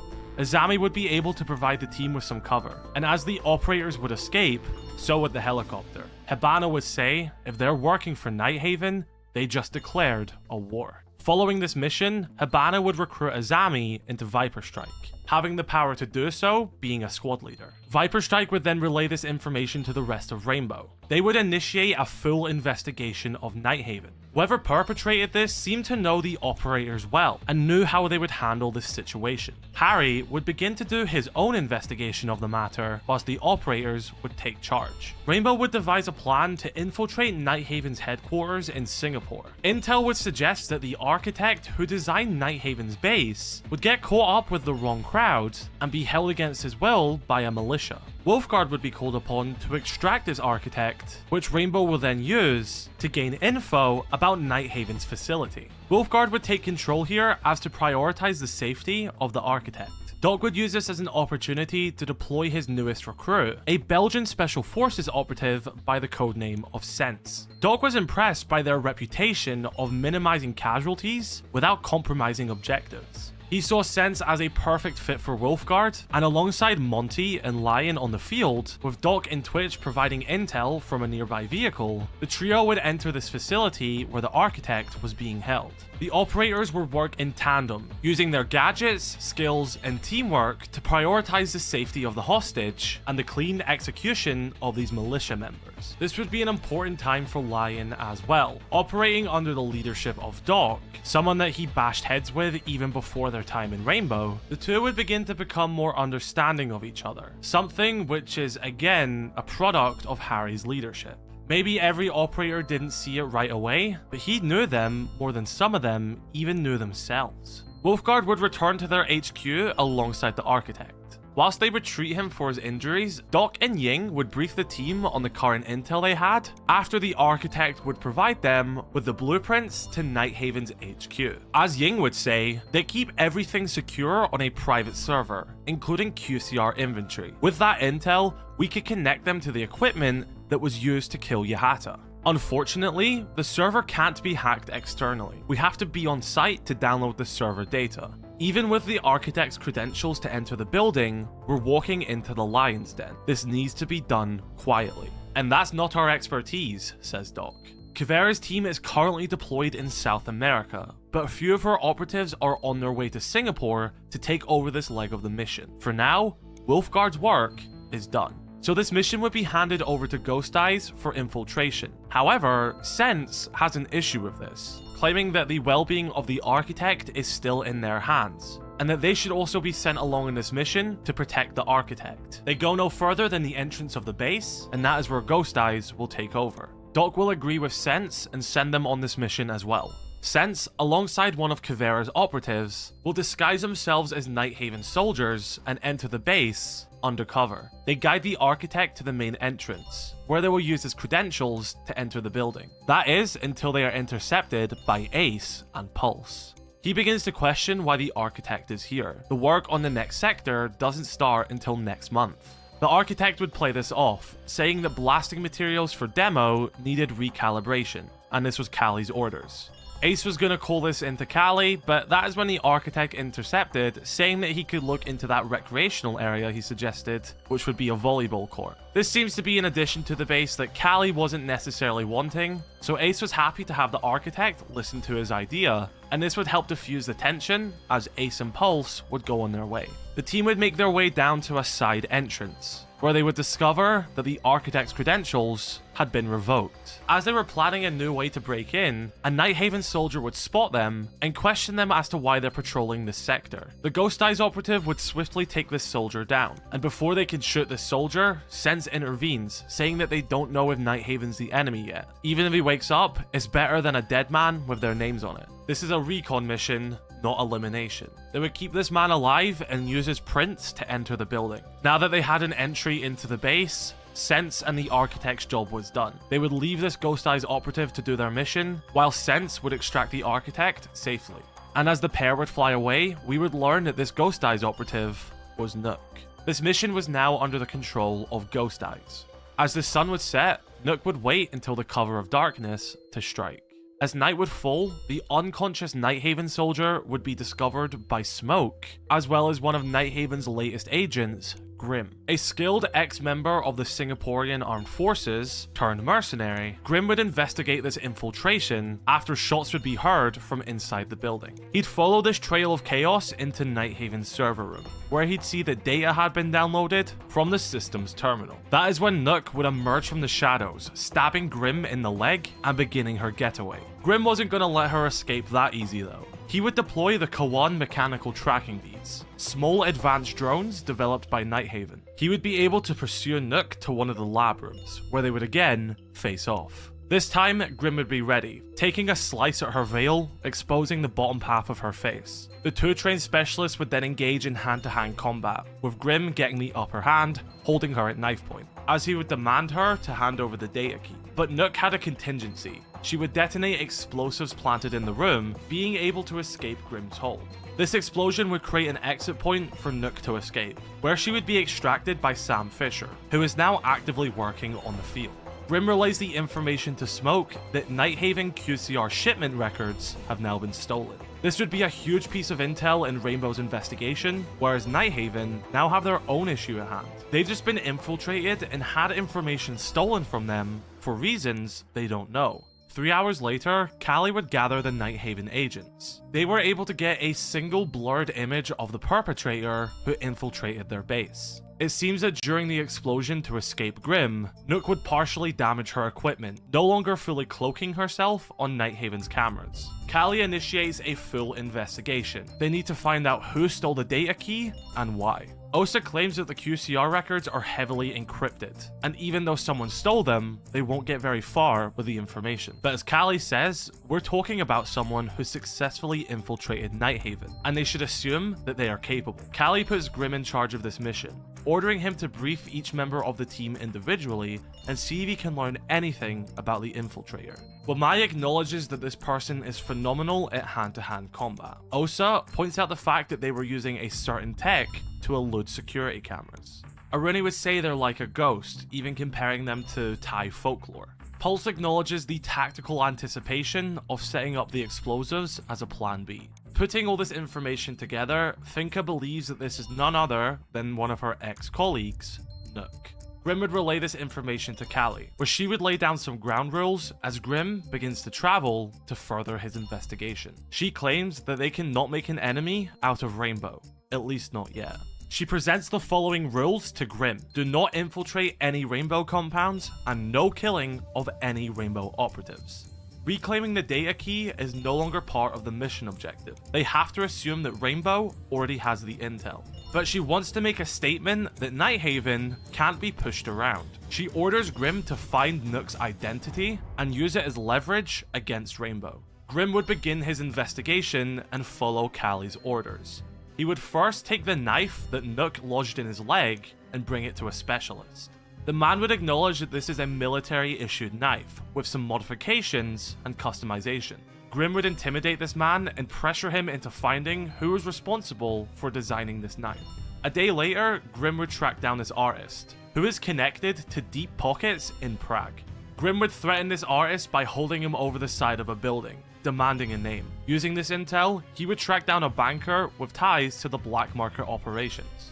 He would track down and follow this man onto a flight, interrogating him in the bathroom to get the address of his contact. This would lead him to a group of heavily funded mercenaries. He would hold one of them at knife point, and using his Koan bees, would kill 6 of these men from the other side of the wall, thanks to the information being relayed. As to force the final mercenary to start talking, he would begin to remove this man's fingers one at a time. This man would finally give up information, and this is when Grim would travel to a theme park, where he would intercept a man spending time with his family. He would separate this man from his family and bring him into a staff-only area. This man knows a lot of intel, secrets of the world's most powerful, perhaps a member of the GSAC. Grim would threaten this man's life and get the final piece of information he needed. He would travel to Nook's house, where she would be attending to her garden, and notice that her door is open. She would enter her kitchen to find Grim sitting at her table. Now on guard, she would offer him tea, remaining civil as she assesses the situation. Grim would tell her that his real name is Charlie, and she would question how he found this place. He would then place her knife on the table, giving her an indicator. As she goes to take a sip, she throws the scalding tea at Grim's face, grabbing the knife, whilst Charlie grabs a butcher's knife behind him. The two once again face off, with this time Nook getting the upper hand and pinning Grim down. But Grim reveals that he's not here to kill her, rather to tell her that Nighthaven now has all of her secrets. And he came to deliver a message: if she was to cross Nighthaven again, there will be consequences. This would have an effect on Nook. This is her safe haven, a place for her family, a place that not even her closest friends at Rainbow know about. Nighthaven are walking a fine line here. They know that Rainbow has higher jurisdiction and could legally affect their operations at any time. But this is now an asset that Rainbow can't afford to lose. Nook's identity poses a risk to national security, with evidence suggesting that she may be the Princess of Denmark. If the media were to catch wind that she was a part of a covert unit that is tied up in international affairs, it may cause issues with her nation. Following this information, Nook would make contact with her captain Kivera and go on a period of leave from Rainbow. Around the same time where Wolfguard were rescuing the Architect, Kuvera would be training her newest recruit to Ghost Eyes, a Colombian specialist by the call sign of Solis. Having a passion for computers, Solis would be a part of Colombia's national police. Being proficient in ballistics and close combat, she would also work in counterintelligence with the National Intelligence Directorate. She would live a secret life online, monitoring systemic corruption through the dark web and ultimately discovering transactions that tied several officials to trafficking rings in South America. Following this crackdown, she would appear on the radar of Flores, who would recommend her to Captain Kuvera for recruitment. Flores would greet the newly recruited Solis, and the two of them would use their skills to create the SPEC-IO electro sensor. Being built off of a prototype that Mirror originally designed as an upgrade for IQ, this device would be shelved after IQ would leave Rainbow for Nighthaven. Flores and Solis would request this prototype from Mirror, and with Flores' skills and Solis' vision, they would complete the SPEC-IO electro sensor, being able to relay real-time information of electronics to Solis' view. Ghost Eyes were preparing for Operation Sunset R&D, with this being the first mission with Solis. After some missteps during the training, Kuvera would unassign her from this mission. But when Kuvera asks what Zero thinks, he says to give her a shot. Zero would give some wisdom to Solis, saying that she reminds him of a younger version of himself. He reminds her that she wouldn't be here to begin with if she wasn't doing impressive work back home. He helps ease her mind and lower her stress, and the two throw around some banter as well, showing that although Kuvera is the leader, Zero's opinion is still respected, and they look up to him. Kuvera would now initiate Operation Sunset R&D, which would see them infiltrating a company by the same name located in London. Although this weapon manufacturer isn't Nighthaven, they seem to have some dark illegal underground ties and are in the possession of a prototype device that is capable of cracking some of the strongest encryptions, and Rainbow need this to access Nighthaven's data key. A Ghost Eyes squad consisting of Kuvera, Solis, Mozzie, Zofia, Zero, and Maverick scale this building and silently enter. Solis makes note of multiple cameras and devices, which Mozzie silently takes out. The team would continue to quietly progress through this building, where they would come across multiple guards and take them down. After scanning a room, Solis claims it is clear, but she feels like there should be more in that room that she's not seeing. Kuvera orders her to give a solid yes or no answer, so Solis claims it's clean. Zero breaches the doorway as Zofia, Kuvera, and Mozzie enter, where they are met by automatic turrets. The operators are able to shoot them before anyone is hurt, but this causes Solis to get a scolding from Kuvera, asking her how she missed those. She tells Solis that she's no longer on the team, as one of these men, who are still conscious, activates more of these turrets in the room. As the turrets would begin to focus on Kuvera, Solis would activate an overdrive of her helmet. This caused the turret system to focus all its fire on the output coming from Solis' helmet. This would divert the gunfire as the team take down these turrets. Zero would secure the intel, as Solis would earn respect from her captain. Following this mission, Ghost Eyes would enjoy a drink and a meal created by Flores. The team would unwind and talk about their mission, with Solis showing Zero a picture of her family. As the team would continue to bond with their new recruit, Kuvera would pass Solis the Nighthaven data key. With the intel gathered from Sunset R&D, and Solis' skills being able to crack the encryption on Nighthaven's data key, Rainbow would learn the truth about Nighthaven. Nighthaven themselves would also now get a full grasp of this situation. Both Rainbow and Nighthaven would learn that Nighthaven QCR weaponry had been stolen and sold on the black market. Low-level thugs and militias are using Nighthaven gear, some of the best in the industry. Nighthaven would gain intel about an upcoming black market sale and prepare to intercept and take their ordnance back.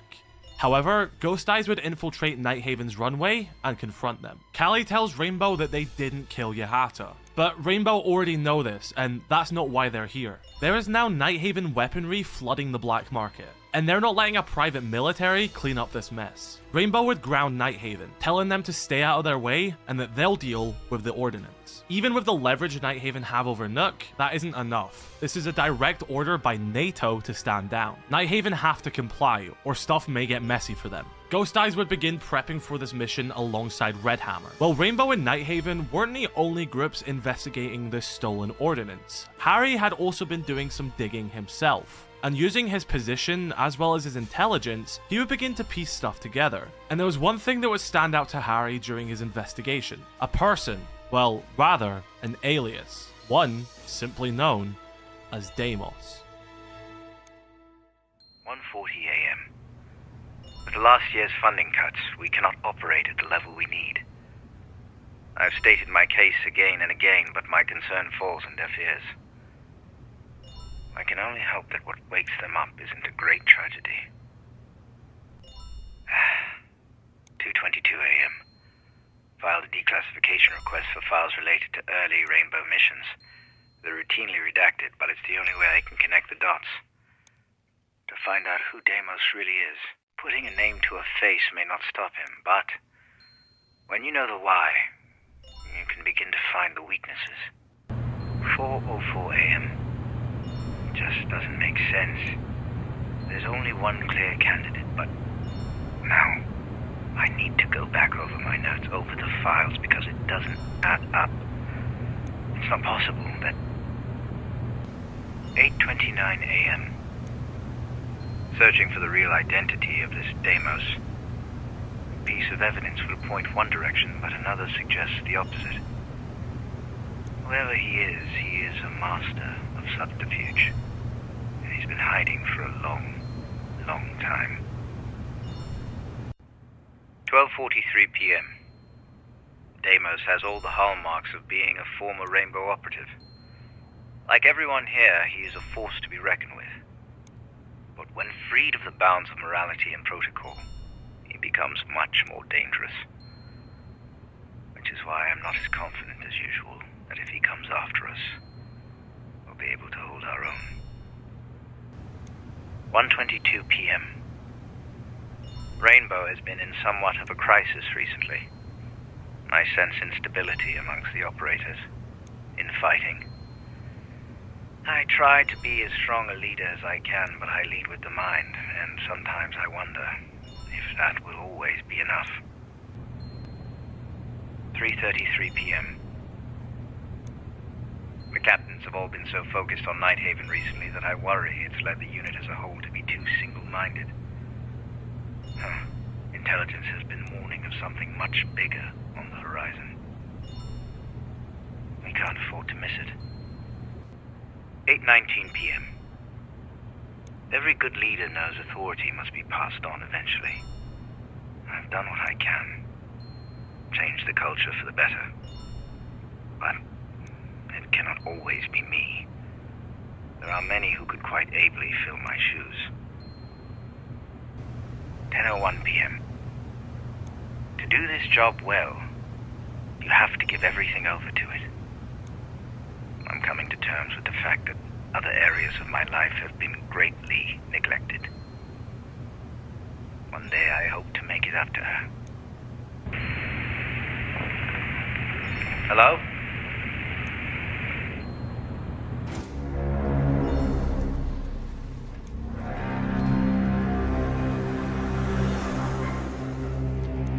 Have a look. At what, exactly? Well, this is how Rainbow dies.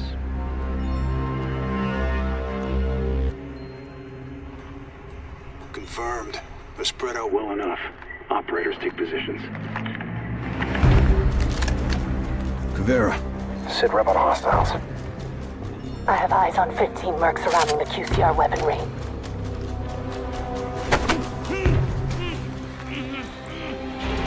Make that 14.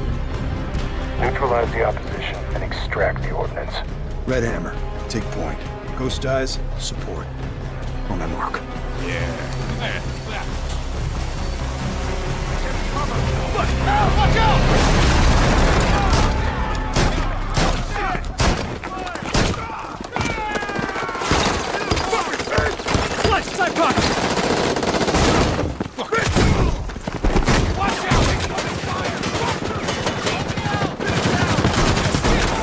You're up. She's up there! Kill her!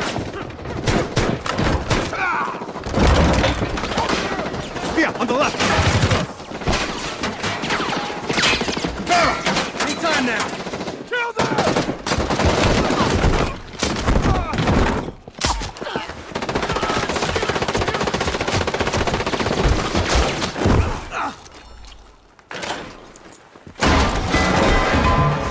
Nighthaven really fucked up letting their gear fall into the wrong hands. That's why we have to extract it.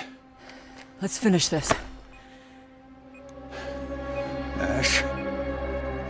Run!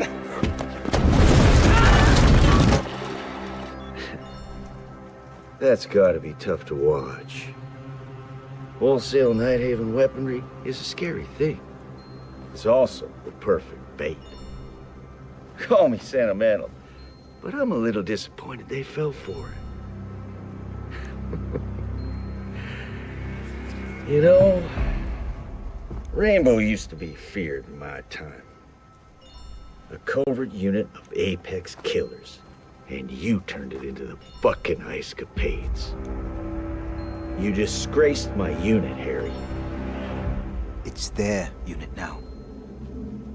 And the disgrace is yours, Deimos. What comes next is the squad's fall. One by one, every operator dies. I guess I wanted to thank you for making it so easy for us. My job was never to leave Rainbow, but rather to help them lead themselves.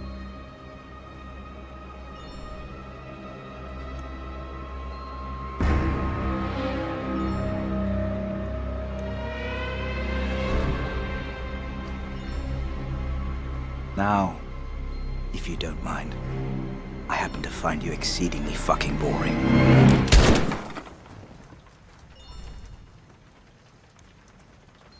Yeah, well, don't tell me when I was swinging.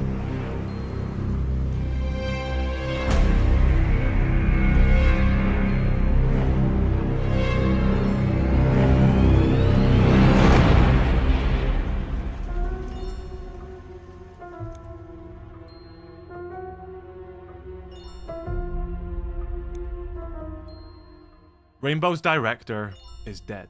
An ex-Rainbow operative known simply as Deimos emerges from the shadows, orchestrating a false conflict between Rainbow and Nighthaven, driving them further apart and diverting their attention. 5 Rainbow operatives would be involved in Deimos' strike, with one of them, Ash, being critically injured and placed into a coma. Harry's body would be discovered and the information would be relayed to the rest of Rainbow. The 4 squad leaders would now take control of the team, and Rainbow were now at war. Rainbow would immediately begin their retaliation and gather as much intel on Deimos as they could. Viper Strike would initiate Operation Commanding Force. Joined by their new recruit Brava, a Brazilian Cote operative who is the cousin of Capitão and was responsible for saving Capitão years prior after he was captured by the cartel and would lose his eye. The 2 cousins would join Captain Habana for this mission as Rainbow Intelligence was working overtime. Not only were they able to infiltrate one of Deimos' planes, he would also be present.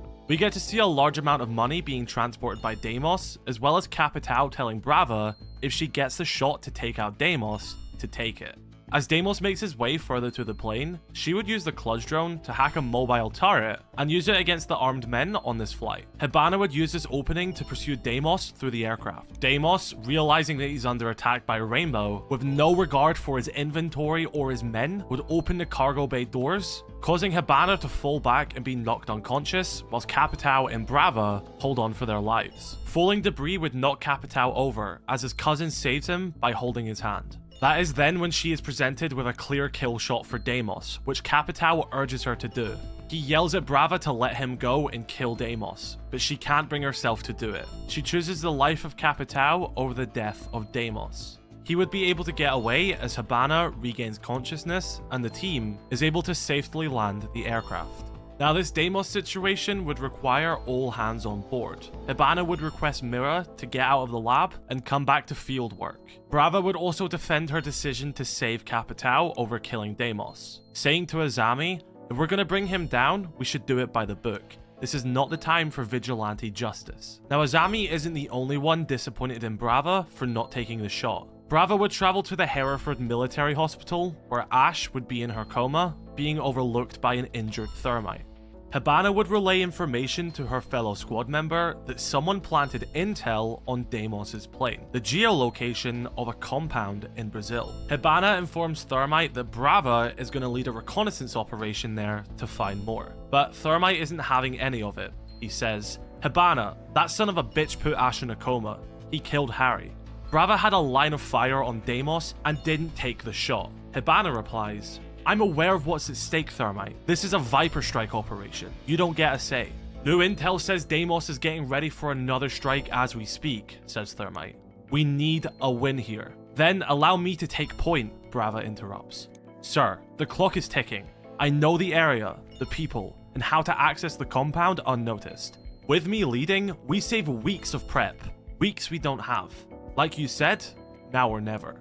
A reluctant Thermite will agree with Brava being sent to this compound, but he has a message for her. "If you see Deimos, you pull the fucking trigger." "Yes, Captain," replies Brava. "I won't make the same mistake twice." We then cut to Ouro Preto in Brazil, where we can see Brava leading a strike team joined by Jaeger and Alibi. Jaeger and Brava will make their way closer to the compound, as Alibi holds back to provide reconnaissance. That is until Alibi's position is exposed and a gunman shoots her in the head. Well, at least he thought he did.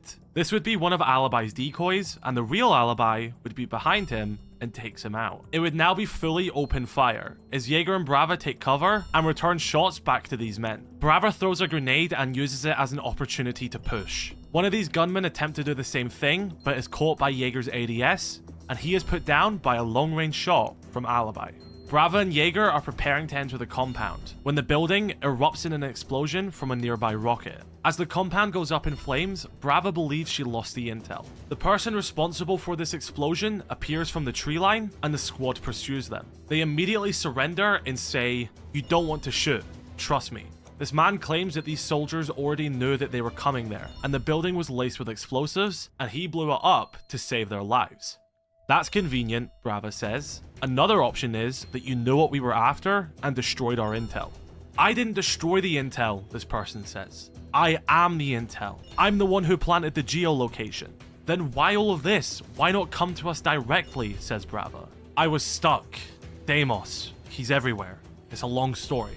My only option was to get your attention on this compound and hope you'd send a team. I can help you stop him." Brava would take this person into Rainbow's custody and bring them to Hibana and Thermite for questioning. This man would reveal himself as Emil Svensson.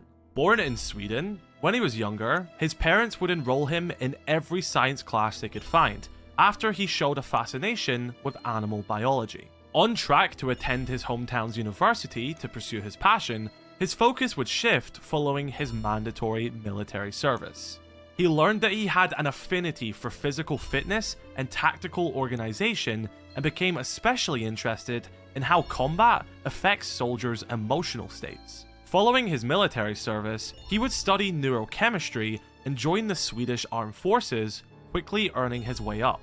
As a communicator in the Special Operations Group, he expanded his skill set and aimed to develop strategies that would improve his peers' performance. When his project to create formulas that alter soldiers' emotions was denied, his instance caused him to be discharged. Estranged from his family and made a pariah in the scientific and military communities, he had few options when Deimos approached him. Fenrir wanted to create a formula that would stop soldiers from experiencing PTSD and the other negative effects of combat. He finally found someone that would allow him to pursue his vision and financially support it. Svensson would develop his formula until it became evident that he was being used to create a dangerous weapon. A prototype of this formula that had the adverse effect of turning you violent would be unleashed on Fenrir's colleagues by Deimos. This would be a heartbreaking moment for Emil. He only ever wanted his research to do good in the world, to help people, but now it was being used as a weapon. Emil would investigate Deimos' true intentions, and that's when he'd discover Rainbow. He would take all of his work and flee.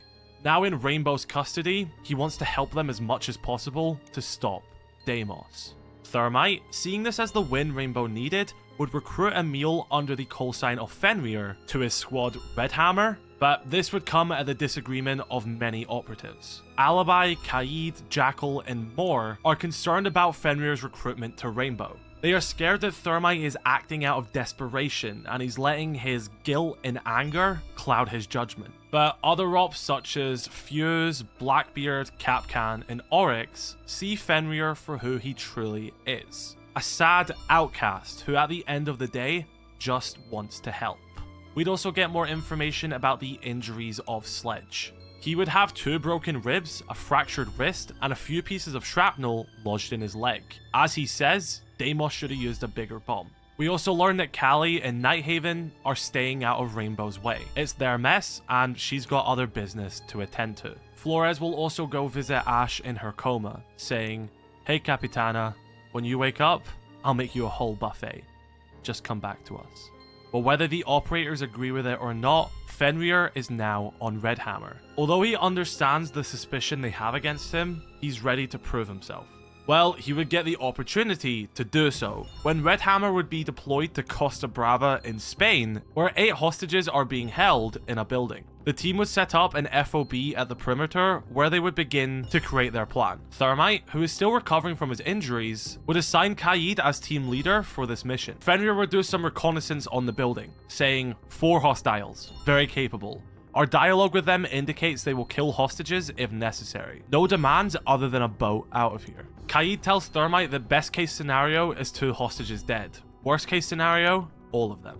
The team would lose connection to Captain Thermite, with Amaru saying that something from inside the restaurant is creating interference with their comms. The captors radio into Red Hammer, thinking that they're just the police. "Hello, this is Fenton speaking," says Fenrir. "Bring the boat," says the hostage taker, as Fenrir begins to think of ways to delay them. "As I said earlier, these things take time." "No more time," they reply. "If the boat isn't here in 5 minutes, we kill our hostage." Red Hammer have to strike now, as Kaid begins to brief the team on what the plan is. This is when Fenrir intervenes, saying that they could use his dread mine and save every hostage. But Kaid does not like this idea, saying, "I know what your toxin does. It's chemical warfare." But Fenrir replies by saying, "This is a new iteration. It causes disorientation, confusion, and exposes hostages to a chemical agent." Kaid snaps back, "There are no lasting harmful side effects," says Fenrir. "I've tested it on myself to be sure." In a make or break decision, Kaid would allow Fenrir to do this. The team would begin to scale the building, as Fenrir and Kaid make their way round the side. Kaid drills a small hole into the building, and Fenrir deploys his modified formula. As the captors begin to make their way to the boat to make their escape, Fenrir activates his dread mine, causing mass confusion amongst the captors, as the rest of the squad repel in the building and take the hostiles down. Thanks to Fenrir's idea, there would be no hostage casualties. Paramedics would attend the scene to make sure the hostages are fine and have no lasting effects. Fenrir thanks Kaid for trusting him, but Kaid doesn't have anything to say and walks away. Fenrir, still trying to figure out what the demands of these captors were, would ask one of the hostages if they had any demands of them. That is when they get the revelation that one of these hostages worked for Yahata Data Services, specifically on the Rainbow account. He relays training information to agencies with potential operators. And a piece of information that they were able to extract from him was where the next training would happen. A code name, a place called Tower. During the same time this hostage situation was taking place, Vigil would be at the Tower training location in South Korea, where he was supervising many Rainbow recruits, specifically in abseiling. Everything was as normal, until the sounds of a helicopter entered the scene. A barrage of bullets would hit the tower, causing many recruits to fall to their death, as Vigil is knocked unconscious by a large chunk of debris. 2 Rainbow recruits by the codenames of Ram and Angel attempt to escape the area. They're still attached via ropes and need to get out. A stray bullet would hit the rope of Angel, and she would tragically fall to her death, suffering the same fate as her fellow recruits. Ram would rappel inside the tower through a broken window, where she would use the Boogie auto breacher to break through a wall into the armory and begin to return fire with an LMG. Ram was now the last stand against this helicopter. She would be able to hit the fuel line of this helicopter, causing it to lose control, hit the building, and crash to the floor below. As she walks through the rubble and bodies of her colleagues, she helps Vigil out of the rubble and brings him to his feet. The 2 Korean specialists are the only ones left standing, as they begin to make their way to the base of the tower. A bleeding Vigil now gets the intel from Red Hammer, who just completed their hostage operation, but it was too late. Deimos was one step ahead. He makes sure Ram is okay after she just lost her friend, and tells her to be ready for when they get to the base of the tower. As when they open the doors, they are immediately met with drones and gunfire. The carnage of the crashed helicopter now stands as the battleground between these two operators and Deimos' soldiers. Deimos' people were attempting to extract the helicopter's black box, as to prevent the sensitive information on it from falling in Rainbow's hands. The operators would quickly conceive of a plan. Ram would use the auto breacher as a distraction, whilst Vigil would cloak himself from the drone operative and flank the hostiles. They would put their ideas into action, with the auto breacher causing enough carnage for Vigil to slip around the sides. He would flank the drone operator and shoot them from behind, diverting the attention of the soldiers, as Ram would then open fire. The tactical execution and pinch by these two operatives would see an end to these soldiers. Rainbow would take control of the area, gathering as much evidence as they could. Not only would they extract the black box, but they would also take the ordnance used at the scene, and the uniforms that these soldiers were wearing had a name on it, an organization, called the Carey's Legion.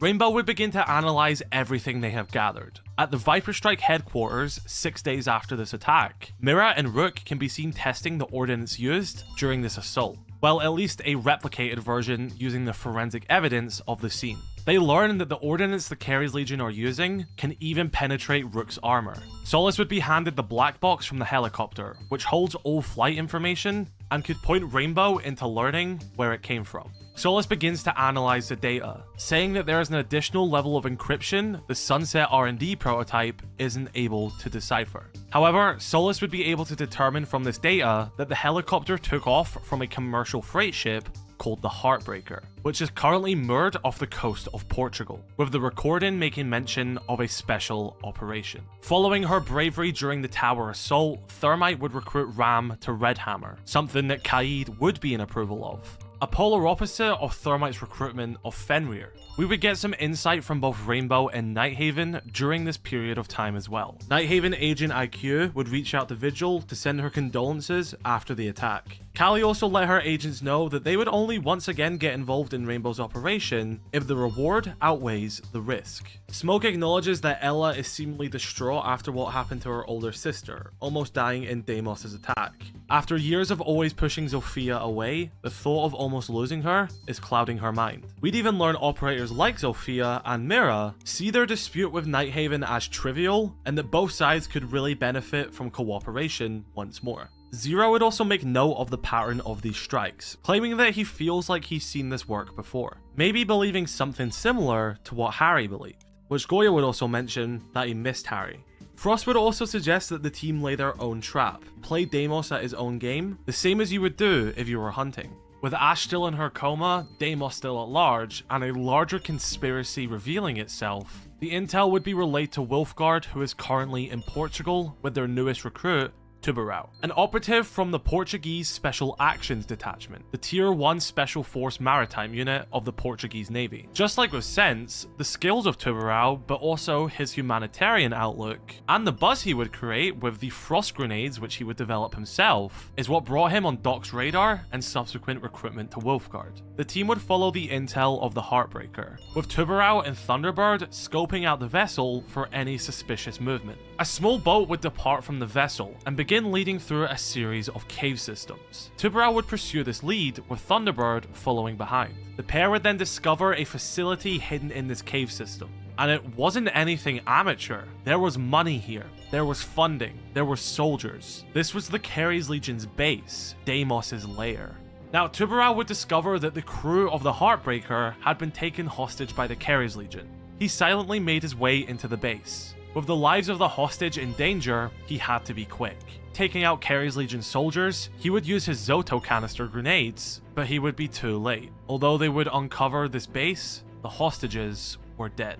The pair were able to discover intel, however, on Deimos' next operation. He was going to initiate an assault of the Emerald Plains Country Club in Northern Ireland. This club was secretly being used as a dark site by the Global Security Alliance Council. He wasn't just going for Rainbow, He was going for the entire chain of command. The pair would investigate further, where Tubarão would access the computers, learning that Deimos left hours ago, and he's already on his way. The pair attempt to relay the information to Captain Doc, but their signal won't escape the cave system. As more Kerry soldiers return to the base, not knowing that they've been infiltrated, Tubarão and Thunderbird hide. Not being able to return up through the cave system, as they'd been noticed, Tubarão suggests that they steal the boat the soldiers arrived in and make their escape through that way. The two would get in position and begin to open fire on the soldiers. A gunfight would ensue, and Tubarão would make use of a nitro cell to blow these soldiers up. The pair would be flanked by a Kerry specialist who would shoot Tubarão in the shoulder as Thunderbird lays down suppressive fire so Tubarão can get to cover. The specialist jumps Thunderbird, knocking the weapon from her hand. She charges him with a knife, stabbing him in the chest as Tubarão assists her. After being knocked back, the specialist propels himself off the wall and drags Tubarão into the water with them. Both soldiers are bleeding out from their injuries, and as the Kerry specialist attempts to choke Tubarão, the operator grabs his Zoto canister, forcing it inside the open wound of this soldier and releasing it. This would result in an internal deep freeze in his system, causing his body to enter shock and die. Thunderbird would pull Tubarão out of the water and begin their escape.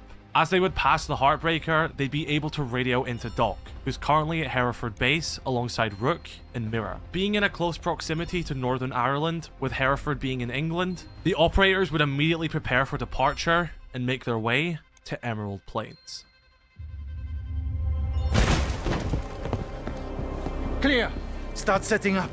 What's the meaning of this? Monsieur Secrétaire Général, we are with Rainbow. This location is compromised. Let's get you to the evac zone. And my security detail? It's too late for them now.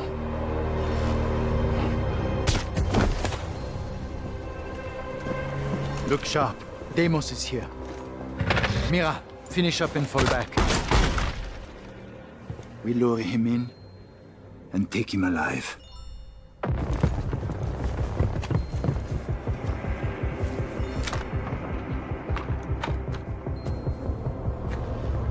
Hold. Now. 3 still standing. Light up, cabrones! Mira.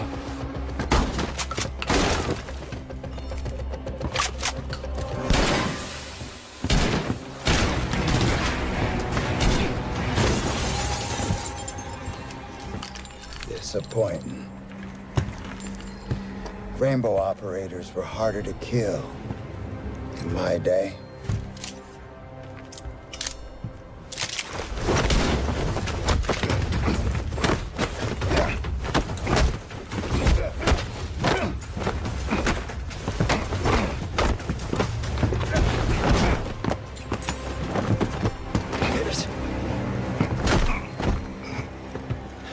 Samuel Fish. Say hi to Hereford.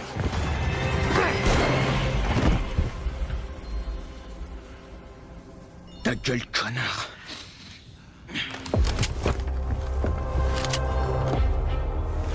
What are you waiting for?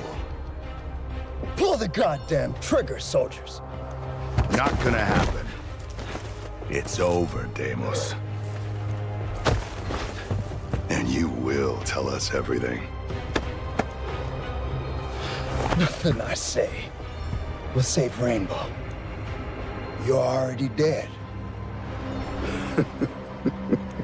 We'll see about that.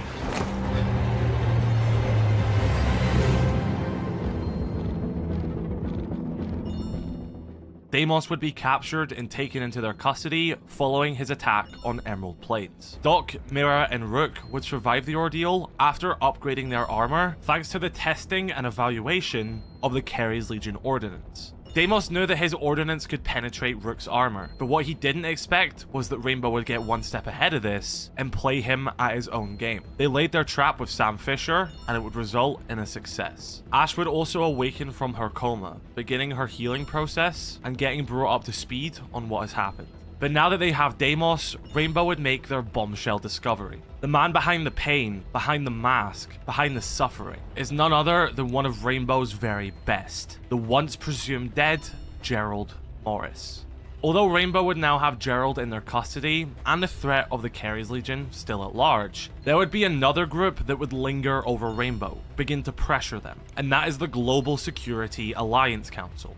After one of their very own was targeted at Emerald Plains, the GSAC members are now more on edge and beginning to question Rainbow's effectiveness. There would be even more infighting in the team after the decision to leave Deimos alive. Ops such as Thermite, Kapkan, and Azami thinks they should have killed him, whereas Jaeger, Doc, Lion agree that it's better keeping him alive. The operators aren't the only one with this conflict as well. Deimos himself thinks they should have put him down and sees them as weak for not doing so. The team would welcome back Ash as another operative, Thermite, would begin to spiral in a sense. His mental health was beginning to decline. He blames himself for what happened to Aruni all those years ago. He blames himself about what happened to Ash during that operation. People are already on his back for his recruitment of Fenrir, and now that Deimos is still breathing and he can't change that, it's eating away at him. Osa says to Callie that they haven't heard from Rainbow since the Soul attack, and that maybe it's time for them to reach out for once. Meanwhile, Mira would head back to the lab, where she would request Blackbeard to supply her with his rifle shields for assessment. Now, as the team would adapt to this new climate and bring themselves back on their feet, there's something that's still looming over them. What Deimos said, that Rainbow's already dead. A hypothetical doomsday clock has been initiated. What does Gerald mean? Deimos would be escorted to Hereford base, where he'd be held under Rainbow's supervision, with Ash, Doc, and Buck beginning an interrogation. Doc says if they don't get information out of him soon, the council will relocate him and they'll lose their leverage. Ash, who is still recovering from her injuries, would enter the interrogation room with Gerald. A reflection on the window of their younger selves gives us a hint that these two have a history. Ash presents Gerald with a picture of Harry, Yahata, and Angel, just a few of the victims that have died at his hands. Let's see, Ash says. Estranged family, parents deceased, godfather on his deathbed, not to mention your career prospects. I can't imagine you thought you'd get away with this. So, why? What did you get out of it? Good old revenge not enough, says Morris. I know you're not that simple, replies Ash. I've read every piece there is to read, written by you or about you. That is when Morris replies by telling her to read her file. She would try and begin to understand what he meant by this. The group would pull up Ash's Rainbow file, where they would acknowledge that it was originally created by Gerald himself, years before his defection. Ash was already being recommended to Rainbow before its first deactivation. Buck just sees this as him trying to buy himself some time, but Ash is gonna attempt to do some more digging. She bursts into the interrogation room, instantly stating her point. The last time I saw you, you were giving a talk on explosives. It was my first year with the Bureau. Ironic, isn't it? He replied, joking about the fact that she was blown up by his very own explosives. You were always a leader, Ash says, an exemplar. I almost didn't believe you were Deimos. You haven't changed though, have you? So try me, Ash says as she pulls out a picture of Daniel Bogart's family. Starting with Bogart, tell me why he had to die. Convince me that that was the right thing to do. He got in the way, replied Gerald. There's no grand scheme there. You don't feel responsible, Ash says. Responsible? I was the only one being responsible that day. How? Ash replies. You had orders. Fuck the orders, shouts Gerald. It wasn't the first time Rainbow let politicians get in the way, and it sure wasn't the last. Don't tell me you never wished you could burn it all down. I made my choice. Rainbow was holding us all back. What did you do, Morris? Replies Ash. How did it go from that to this? But Gerald's finished talking, and they return him to his cell. Buck points out that it seems what Ash said struck a nerve, and Ash claims that he's still resisting. It feels like he's angry that she's not meeting him where he's at. Ash would sleep on this conversation and keep repeating what Gerald was saying in her head. Without Buck and Doc around, she would make her way to Gerald's cell. A man can't have a little peace at night now, he says. I thought you'd just be happy to see me, says Ash. Just me. No man behind the mirror. I think I understand. Not that I would have gone this far. Gerald then perks up and listens to what Ash is about to say. When Harry became 6, I had my doubts. I questioned him, opposed his decisions. He wasn't one of us. Never had to be the one pulling the trigger. Go on, says Deimos. Part of me accepted that things change, and this was one of them. But deep down, I thought, couldn't we do better? And then he stepped down, showed us that we could redefine what Rainbow is. We would have, if not for you. Rainbow doesn't need to die, Morris. It just needs to change. How about a compromise? I'm listening, he says. This is obviously bigger than you. Give me something to work with. Show the others that we need you. You could turn this around. Doc and Buck get wind that Ash is interrogating Deimos against protocol. They rush to the cell block to stop her. Here's my offer, replies Gerald. You take me into the field, and I'll give you what you need. Oh, and I'll need my vendetta. Now, this was a big ask by Deimos. They can't trust him with a loaded weapon, let alone behind a cell. Ash understands there's more at play here. Her and Gerald have the same outcome. They want Rainbow to change, but they went completely different routes about doing it. Gerald took an extremist, terrorist route, which has clouded his judgment and mind. Where Ash challenged the hierarchy, she challenged Harry. Even when Nighthaven joined, she challenged this decision. And Harry became that force for change when he introduced the squads. His program was to change Rainbow, and Deimos killed him. Although they are in agreement that Rainbow needed change, they couldn't be further apart. Now, Gerald's demands were high.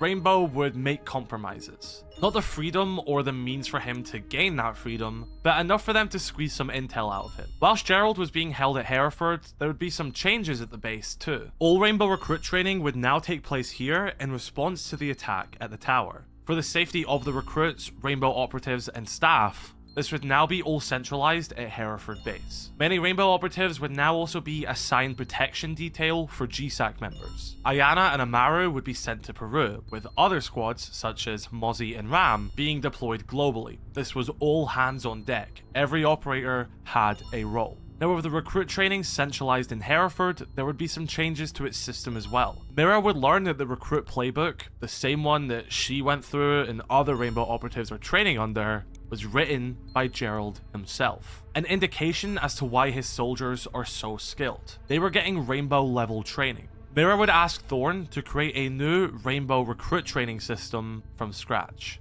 Although this isn't anything out of the ordinary for Thorn, she already has a reputation in her training systems. This would be a big ask, but this would be Thorn's opportunity for her biggest contribution to Rainbow ever since she joined. Solace jokingly says to her that that's like attempting to repaint the Mona Lisa.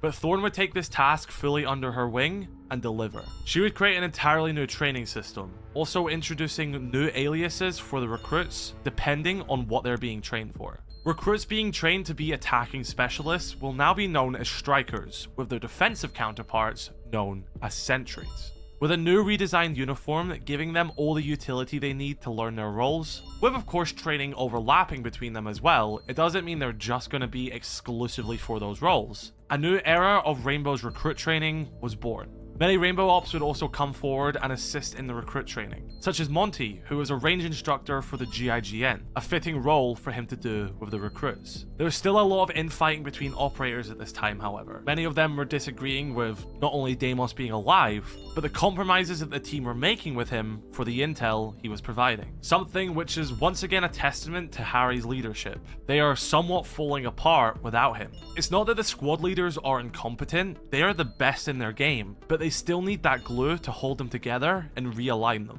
Even Flores, who is undoubtedly loyal to Ash, is questioning her judgment on Deimos. Nighthaven agent Aruni would also reach out to her old friend Thermite, after hearing how much he's been struggling since the Deimos situation unfolded.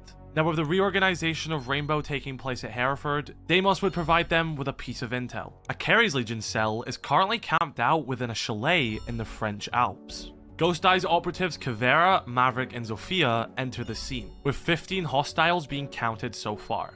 On top of Carey's Legion soldiers, there's also an unidentified man talking about a safe house and coordinates. Captain Kavera relays this information to Zero, who's overseeing recruit training at Hereford. Not only is he shocked that Deimos' information was accurate, he asks them if they need reinforcements. Kavera replies by saying, "No time. There's target with critical intel. We have to make our move before they do."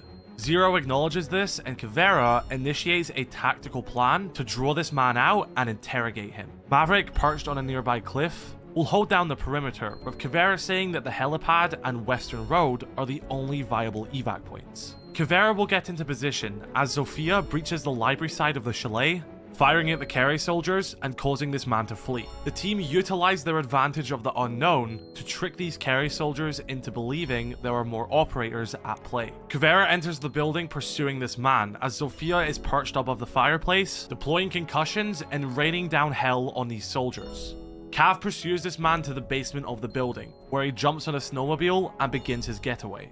As he attempts to escape the chalet, a sniper shot by Maverick immobilizes the vehicle, throwing the man to the ground and killing the driver. Zofia provides cover for Kuvera as there are still 9 Kerry soldiers standing, giving her enough time to interrogate this man. The details are spared, but we can only assume that Kuvera's interrogation probably wasn't very clean. She relays the information to Zero that they have what they need.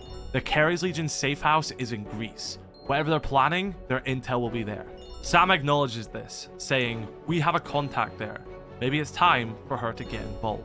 Who is this contact? Well, it was none other than the ex-operative and squad mate of Gerald, Kure Galanos.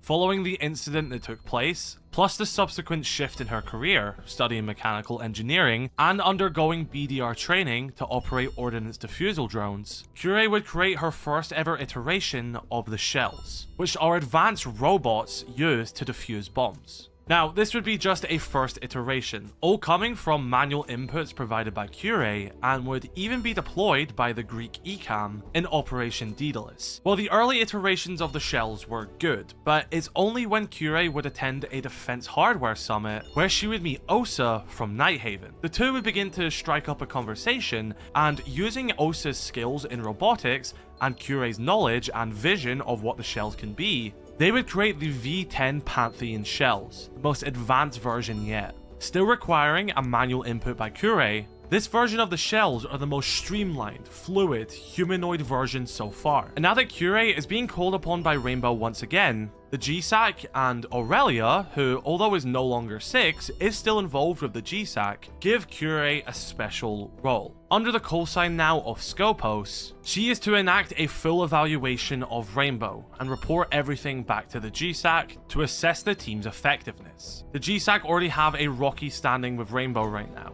and although their initial recommendation was for her to stick to lab work and engineering, she would be given the full endorsement to return to active duty, operating Talos and Colossus, the Pantheon shells, from her control center. She would be assigned to Wolfguard under Captain Doc. Not only is Kure now back as a Rainbow operative serving on the field with Talos and Colossus, she is also now fully assessing the team, setting up groups and interviewing operators. But Kure also has a good standing with Nighthaven, well, at least with Osa. Kure would be reintegrated as Rainbow would gather intel on their Greece operation. Scopos would meet with the operatives and begin to assess them as people, operators, and as a unit.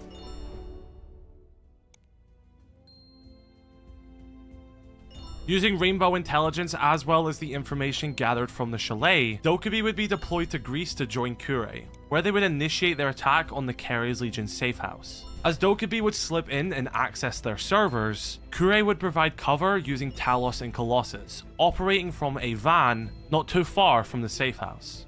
The advanced Pantheon shells offer cover and support fighting back against these Kerry's Legion soldiers, as Dokubi continues to download all the information from the infiltrated database. Thanks to Scopos' aid, this mission would be a success, and the pair would attempt to extract the intel they have gathered. As they begin their getaway, Scopos would look at Dokubi's tablet, assessing the information found on the Kerry's Legion servers. There's a huge amount of data to go through: schematics, travel logs, locations such as an embassy in Poland, Hereford Base, the Heartbreaker, even mention of Detroit. Information about Rainbow's past and present is all on these files. Even mention of previous operations such as the Las Vegas Convention Center, which took place in 2010. Everything was on this. The two would begin to make their escape from the area, where they would travel back to Hereford Base and relay the intel.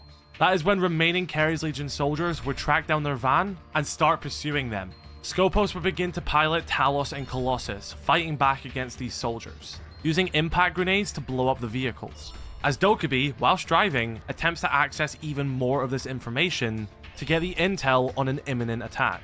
Scopos' shells would begin to sustain critical damage, and she'd start to take things into her own hands, opening the van doors and shooting back at these soldiers. As the final piece of this convoy is dealt with, Dokubi claims that there is a target, but it's encrypted. All she can access is a day, 2 days from now. With heaps of intel in this extracted data, and only a day, Kure only sees one way they can narrow down their search. The two would prepare to travel to Hereford base. On the flight, Scopos would write the following memo. I read the Deimos interrogation briefs on the flight to Hereford. Gustav asked him if he expected me to ignore protocol in 2012 and run into that building. Stay behind.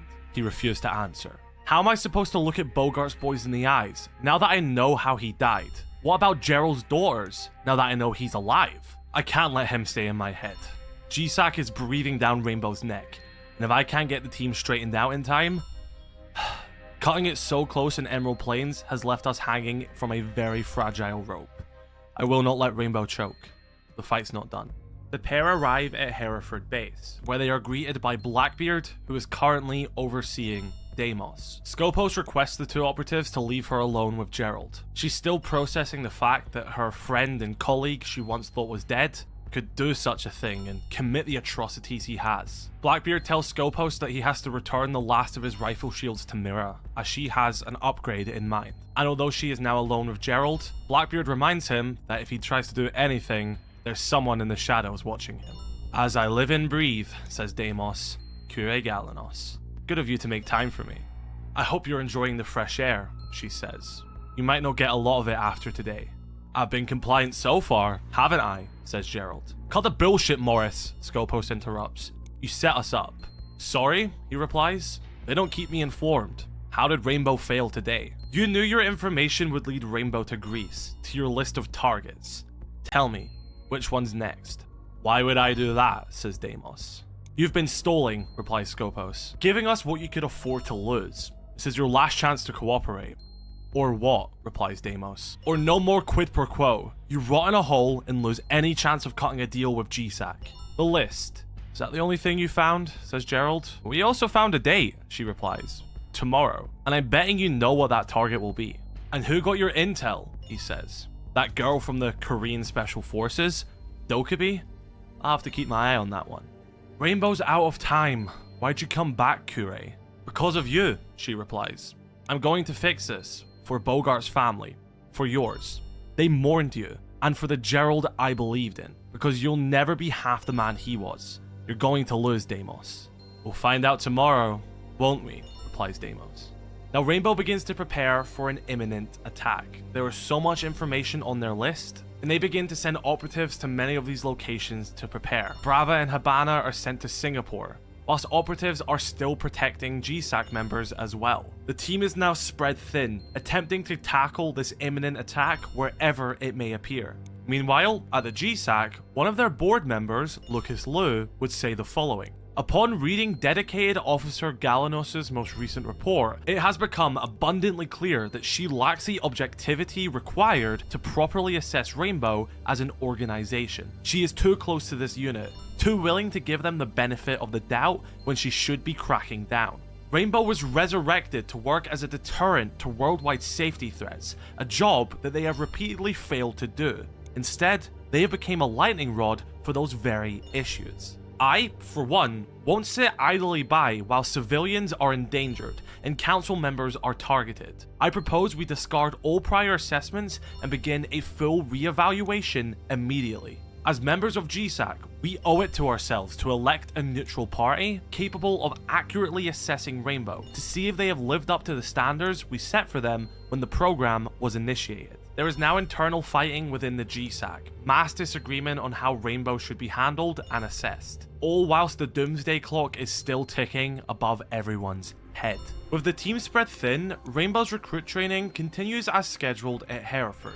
Maverick, who's on base with Frost, asked her if her comms are also messing up. He's been having issues with them all day, and it's causing problems. Mira would also give Blackbeard a gadget upgrade, replacing his rifle shields with the hull adaptable shield. From her run-in with Deimos, she knows that Rainbow needs to be one step ahead at every time, and she's starting to look into improving the team's gadgets. Blackbeard, who is still on base, would aid Thorn in training a sentry, putting them through the program that Thorn designed. Blackbeard and this sentry would face off, with Blackbeard taking them down. That is when, instead of getting up, the sentry reaches for a weapon, which Thorn notices and the pair take cover. The two operators work together, advancing on the sentry and disarming him. After giving them a chance to explain themselves, they reach for the weapon once more, and Thorn kills them. The alarms of Hereford Base erupt as gunfire ensues. This was the Kerry's Legion's attack, emanating from the inside of Rainbow through the recruits. Many strikers and sentries would execute their fellow recruits, unmasking themselves and coming together. The base was now on full lockdown, with the runways closed and off-site operators unable to make contact. Zero would take command of this mission, informing all the operators on base as to what is happening and initiating a plan. The Kerry's Legion's goal is to free Deimos, and they cannot let this happen. The Kerry soldiers are following the command of a man by the alias of Phobos, and now the biggest attack on Rainbow is underway. Sam orders the team to hold down an area at the south of the base, whilst Maverick, Lion, and Mira create an entry point from the inside to allow the team to enter and help protect the server room. This is a critical all-hands-on mission. All operators push back against the might of the Kerry's Legion. Even Fenrir, who is finally getting his revenge on Deimos. Whilst this is happening, Blackbeard is present at another side of the base. He comes across a striker recruit and a man pinned down by Kerry soldiers. He takes down Deimos' men and asks this recruit for their call sign, which they say is Striker Z09, and they're from New Zealand. They are currently escorting the dedicated GSAC officer which has been sent in, Karan. Blackbeard, now realizing they have a civilian on base, takes charge and begins to carve a path forward. At this time, Maverick would also be able to breach the entry point and allow the operators into the base. They would begin to hold down the data room inside of Hereford to prevent the information from being stolen. Multiple operatives would also arrive at the base, providing reinforcement for their team. Blackbeard and Striker Z09 continue to escort Karan off the base, where they come across Sense being pinned down. He coordinates a plan with the Striker. Blackbeard will push in with his shield as Sense fires, and the Striker flanks the Kerry soldiers. The lone operative thanks the pair for the assist, and informs them that they have orders to prep Deimos for air evac. Blackbeard tells the Striker to go with Sense and aid them in evacuating Deimos, as he will take Karan and get him off the base. Blackbeard tells Karan to keep his head down and listen to him. The two make their way to one of the outer bunkers of the base, almost making their escape, when they're met by Kerry's soldiers. A startled Karan disobeys Blackbeard's orders and attempts to flee. Blackbeard would deal with these soldiers, but for Karan, it was too late. He would be shot in the chest and begin bleeding out. Blackbeard isn't giving up though. He carries Karan by one arm, while simultaneously fighting Kerry soldiers. The team inside the base successfully hold down the server room, and with Deimos prepared for evac, that is now their priority. Sam informs Rainbow that the base is rigged to blow, and it's too late to stop it. This is a full evacuation, everyone must leave the base. The operators now exit the building, escorting Deimos, making their way to the helicopter. Blackbeard gets Karan out of the hot zone, but it's too late for him. He's dying. This is where Karan informs Blackbeard that the GSAC are going to vote on shutting Rainbow down. They were waiting for his report. Karan would draw his final breath as Rainbow get Deimos into the helicopter and the team make their escape. The clock strikes 0 and Hereford Base fully erupts. Rainbow are now at their lowest point. Deimos had won once again. Hereford Base was gone, and the entire existence of the team was now in jeopardy.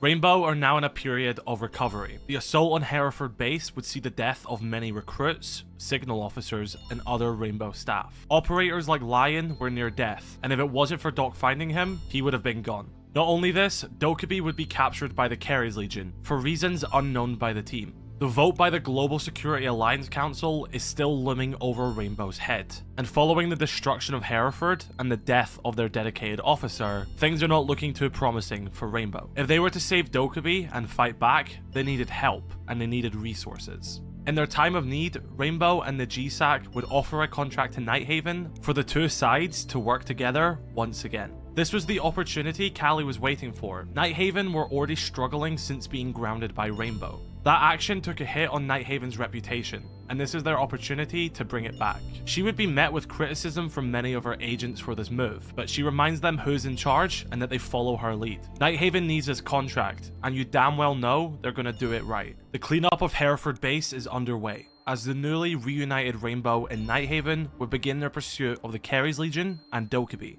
During a reconnaissance mission, Red Hammer operative Sledge and Nighthaven agent Smoke would track down a Carey's Legion convoy that are moving ordnance. The crates would have a name of a company listed on it, known as Polaris. The two specialists would engage with the Carey's Legion soldiers, and after being hit by a grenade, Smoke would be injured. Sledge would cover him as the pair are saved by Nook, who is now back in the field and ready to fight the Carey's Legion. The team would follow the intel of Polaris, with the company's HQ being located in Detroit, and a woman with a link to the company we don't yet know is being targeted by Carey's Legion soldiers in Poland. It is here where Nighthaven agent Ella and Ghost Eyes operative Zofia intercept the Carey's Legion and extract this woman. We also see a reunion of the sisters, fighting together once more, and Ella gives her a smile which speaks 1,000 words. Now as Rainbow and Nighthaven are gathering their intel, and Hereford is still being searched, Habano would promote a surviving Rainbow Striker recruit to Viper Strike. Striker Z09, who displayed courage, leadership, and bravery during the assault of Hereford base, is given the call sign of Raura and joins the hunt for the Carey's Legion. She recalls one of her friends and fellow recruits called Linnea turning on them and killing their squad, with Raura having to kill her. A glimpse into how deeply rooted these Carey's Legion soldiers were in the recruit system. She even invited Raura to her wedding. And it was all a lie and an illusion to infiltrate Rainbow. So Polaris would be Rainbow and Nighthaven's biggest lead here, and they would deploy Solus and Raura to infiltrate the HQ in Detroit. It is here where the pair would discover this building swarming with Carey's Legion soldiers, seemingly scrubbing the database, or stealing it. They're not sure. Before they engage, the pair agree that they should leave one of these soldiers alive for questioning. And they do just that. They enter in the room and engage in a gunfight, as the Carey's Legion continue to extract information from this database. As this soldier with the data begins to flee, the pair catch up with him, cornering him, and begin their questioning. Before the soldier can say anything, he is executed by a sniper shot from outside the window, by Phobos. Raura deploys her dumb panel for cover, as Solus grabs the data, and the two operators flee. Phobos detonates explosives which are laced throughout this building, causing it to completely collapse, and creating unrest in downtown Detroit. Solus and Raura are able to escape, and the pair return back to Rainbow and Nighthaven, as Solus begins to decrypt and analyze the data. Now, this wouldn't take her very long to do, and what she would find were multiple pieces of intel pointing to an abandoned district on the outskirts of Detroit itself. Following every lead they can, Rainbow and Nighthaven deploy Grim, Valkyrie, and Raura to scope out this area. Dubbed as the Zeta team, Valkyrie takes command, and the trio scope out the area, waiting for any suspicious activity. And the intel would be correct, with soldiers patrolling the area. If the Carey's Legion is here, then it's likely so is Phobos. The trio would silently make their way into this building, with Raura covering their back. Grim would also remove any silent security device as well, so the team would go unnoticed. Well, this would be short-lived, as a Carey's Legion soldier would spot them, and their cover is now blown. Valkyrie orders Grim to deploy his mechanical bees, which disorientate these enemies and take them by surprise. The operators and agent work in unison, taking out these soldiers and progressing their way through this building. As they pursue the fleeing soldier who is making their way to Phobos, Grim says that he should split off from the two of them to allow him to flank around. She reminds him that if he does this, there'll be no one to cover his back. And he replies by saying, the mission comes first, right? At the end of the day, he's a mercenary, a very skilled one. If you give him a job, he's going to complete it. Valkyrie and Raura proceed on the route. As they begin to chase this man down further, Grim appears from a side entrance and takes down the Carey soldier. This is a testament to Rainbow and Nighthaven's teamwork, and why it's important that the two sides work together. As they enter the room this soldier was heading for, they find an empty control panel, with Phobos nowhere to be seen. However, there is something of value here. Dokkaebi is being held in this district. With this being a closed circuit, the team are able to get the coordinates, and this would initiate Rainbow and Nighthaven's biggest joint operation ever. They need to stop the Carey's Legion now. Rainbow would completely cut off this district from the rest of Detroit. Wolfguard's priority here was making sure no civilians would bleed into this area, keeping them back and administering aid if necessary.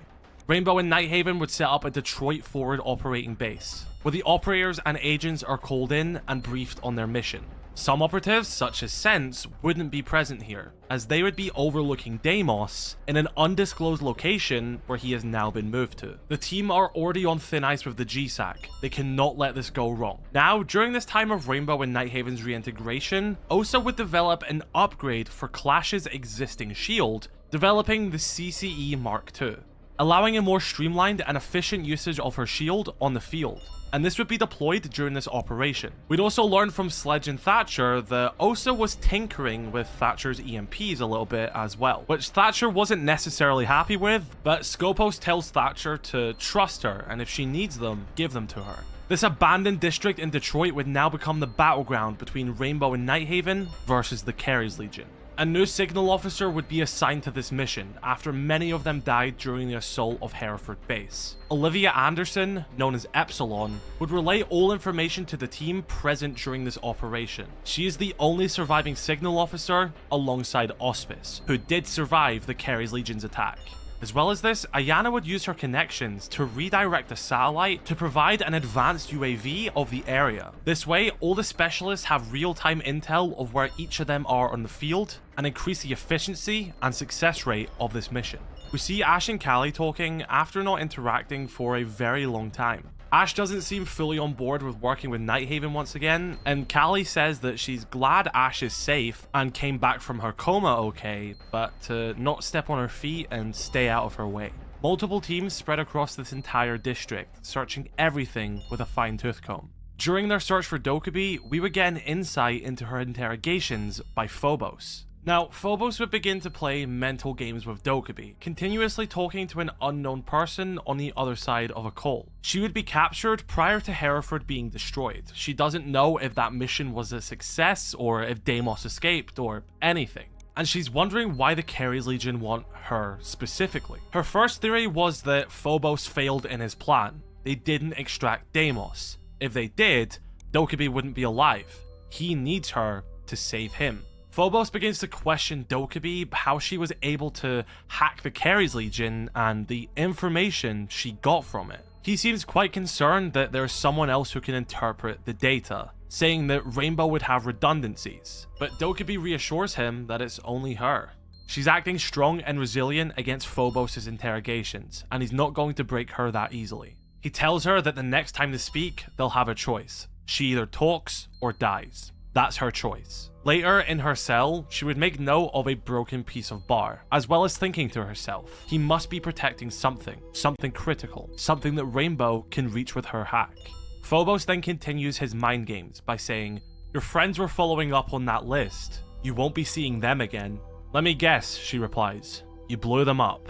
Careful now. Deimos might want you alive, but I'm in control here. Those calls you're taking, they're not from Deimos. He wouldn't rely on a cheap knockoff to interrogate me. You failed to extract him, didn't you?" This enrages Phobos as he pulls his weapon and shoots Dokkaebi, grazing her cheek and hitting the wall. Phobos is then informed that Rainbow is here and they're out of time. Phobos claims that he needs to secure the prototype and orders this Carey soldier to kill her.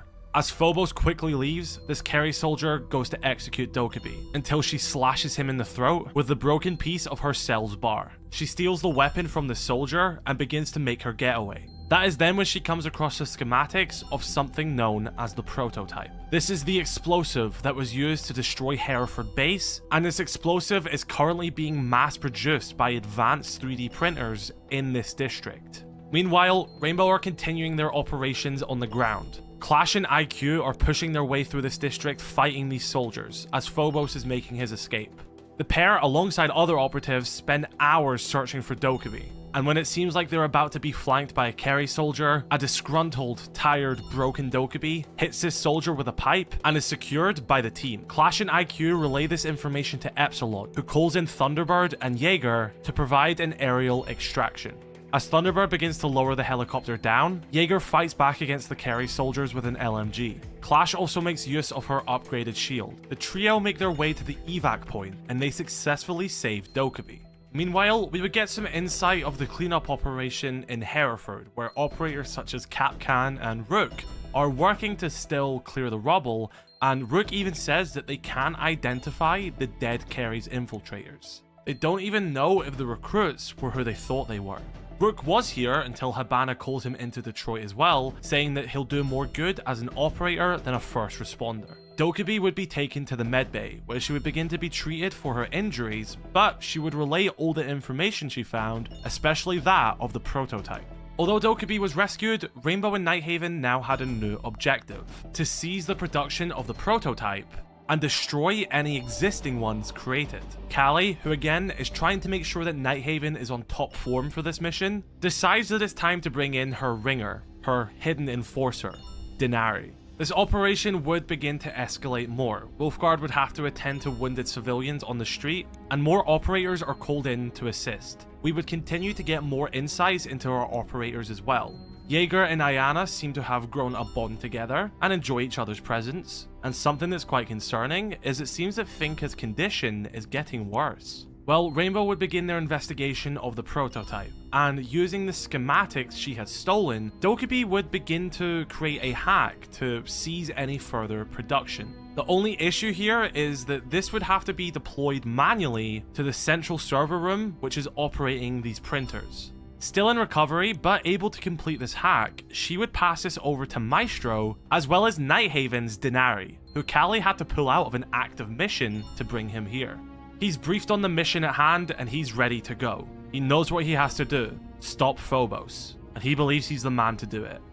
Rainbow and Nighthaven would create a distraction, allowing Maestro and Denari to silently slip into the server room. As Maestro begins the hack, Kerry soldiers enter the server room, where Denari, using his trip connectors, provides cover for Maestro and takes out these terrorists. They will be able to push the Kerry's Legion back with enough time for Maestro to initiate the hack and seize all production of the prototype. But as one objective is complete, another arises. The pair discover a bomb chart, which shows that the Kerry's Legion have planted explosives all around the city of Detroit. This is no longer a self-contained mission to this district, this is now fully bled into civilian areas. Not only this, it shows the intention of targeting major cities around the globe. Although the production of the prototype is halted, there are still active explosives at large, and Phobos is intending to ship more globally. This information is relayed to Epsilon, and all the operators and agents are called back to the forward operating base. Red Hammer, Viper Strike, Wolfguard, Ghost Eyes, and Nighthaven are all briefed on this next mission by their captains. They are working in unison like never before. The 5 squads have never been stronger,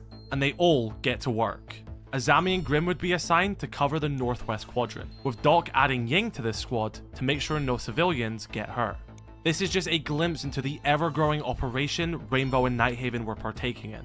We'd learned from Maverick that Nook would spend an hour alone with Zero and Kavera and then go off on her own again, not interacting with any other operatives. Nook has also been given special clearance to deal with the Kerry's Legion how she pleases, separate from the rest of the team. Tachanka would reconnect with his old friend Finka. The two of them used to date years prior before Rainbow, but he notices something off about her, and it seems to be related to her condition. Are things getting worse for Finka? Scopus would compare the events that are unraveling in Detroit to that of the operation that took place in Vegas, even mentioning Gabriel Novak by name and how they cannot let that happen again.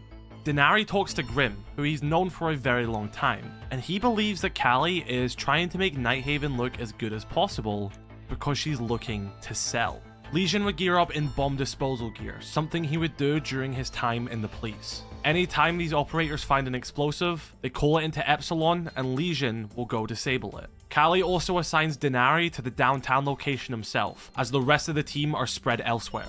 At this time, Osa would also develop a new upgrade for Thatcher, the EGS Disruptor.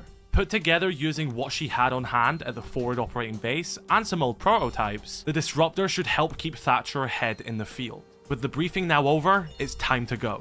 Rainbow and Nighthaven would flood the city of Detroit. Tubrau and Ramai would deal with an explosive at the Windsor Tunnel. The two diving experts would utilize their skills in tackling this explosive. Due to it being a hot zone, the city's hospital would have to be evacuated. Wolfguard would set up a temporary hospital in a safe location, where Doc would begin to take charge, as Thunderbird would help administer aid and resources, and Ace would partake in search and rescue, as well as providing military aid.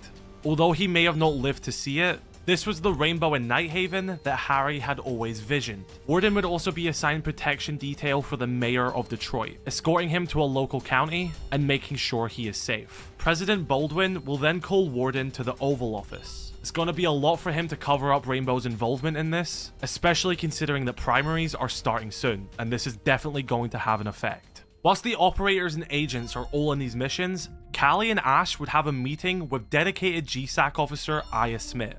It is here where she would relay the info that the GSAC had a majority vote, and that the Rainbow program is terminated. They have exactly 1 hour to ramp down and cease operations. Ash immediately fights back at this decision. You have operators currently on the ground dealing with explosives and protecting civilians. We cut to Denari, who is in downtown Detroit dealing with one of these explosives. Aya continues her statement to Ash and Callie. Any specialists still in the field are to stand down and make their final reports. And their objectives, says Callie? They are to be handled by local authorities, replies Smith. You've done enough. We return to Denari, who is fighting Kerry soldiers on the train whilst working with Epsilon to locate the explosive. Meanwhile, Maestro's team would be able to intercept the Kerry's Legion, who had taken a man linked to the New Horizons shipping company hostage. Ash would continue to bargain with Smith, saying that they're so close to getting Phobos. If they can just give them 24 hours, it will be done. But Smith says the GSAC won't let anything fall through the cracks. Just because they're deactivating Rainbow doesn't mean they're going to let the Kerry's Legion get away. Callie adds on by saying, this isn't what Nighthaven agreed to. Nighthaven's contract will end early, says Smith. Paid in full. Don't worry, GSAC will be in touch. Denari finally reaches this explosive, but when he opens the hatch, he finds only one. There are now multiple explosives unaccounted for, plus intel suggesting that the Kerry's Legion are going to ship these worldwide, and the VIP related to the shipping company being taken hostage. Epsilon relays all of this information, and Denari rushes to the Nighthaven base. Look, says Smith, I know this isn't what you wanted to hear. It's not what I wanted to hear either. The prototype was destroyed. They can't make any more explosives. The only way I can buy you more time is if you give me proof that Phobos has something else cooking. Ash looks at Callie and she admits defeat. But that is when Denari bursts through the door and gives them the intel the team needs. Epsilon claims it's the same all over Detroit. There is minimal resistance and that Phobos has more explosives to throw around. He chose civilian targets, not strategic ones. He'd done this to buy himself time. He's not finished, says Denari. So there's more of these in play, replies Smith. Tell me you know exactly where Phobos is going. What happens if you don't stop him? And what are you going to do about it? Denari says, between Dokubi's hack and the map in the Kerry safe room, the only options we have left is the port of Detroit. Callie adds on by saying, so we go. We seize the explosives and we stop Phobos. GSAC will still get what it wants, but the job will be done. And Ash closes by saying, if we don't stop him, these explosives go global. Thousands could die, and Rainbow wouldn't be there to stop it. Sounds like actionable intel to me, says Smith. I'll get you those 24 hours. Cohen, what's the plan? 2 teams, Ash replies. Alpha will be responsible for the explosives. Delta will go after Phobos. You have specialists you need on base, replies Smith. Affirmative, confirms Ash. We can leave within the hour. Then do it, says Smith, and make damn sure Rainbow's last mission is one we can all remember proudly. Am I clear? Yes, ma'am, they all say in unison. Rainbow now has a final 24 hours to stop Phobos. Win or lose, it seems like they may be deactivated regardless. All operators have been told to stand down, and only the Alpha and Delta team are left standing. Thatcher and Denari will track down the explosives, as Ash and a recently recovered Dokubi will pursue and attempt to stop Phobos once and for all.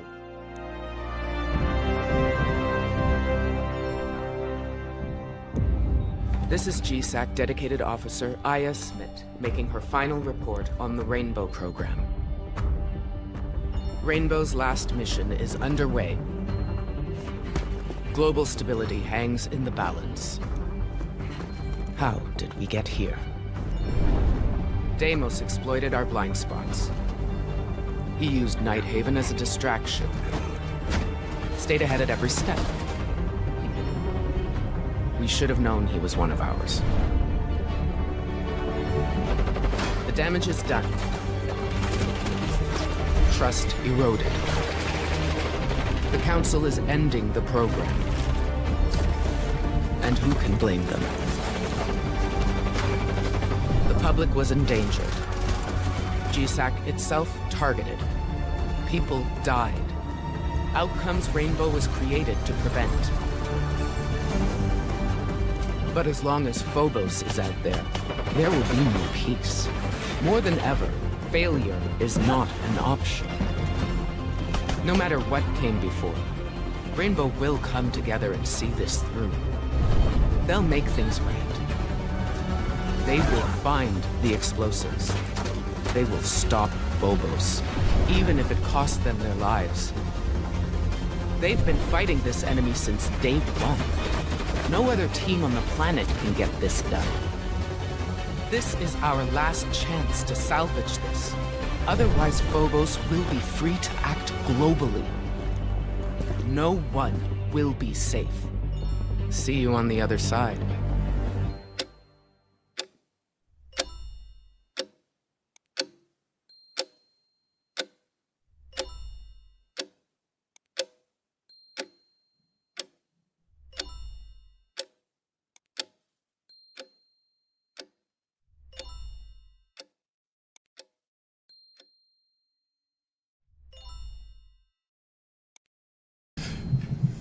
Damn. Cause I'm winning, man! I'm done!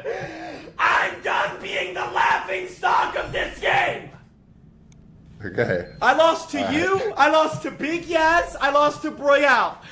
I'm done being the laughing stock of this game!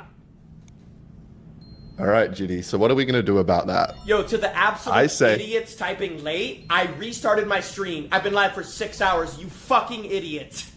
Continue, All Kevin. right. What I'm thinking is that oiling up is always good fun, but I think we got to add like an extra layer to it. So what about you post a TikTok as well saying the other person is their daddy while oiled up?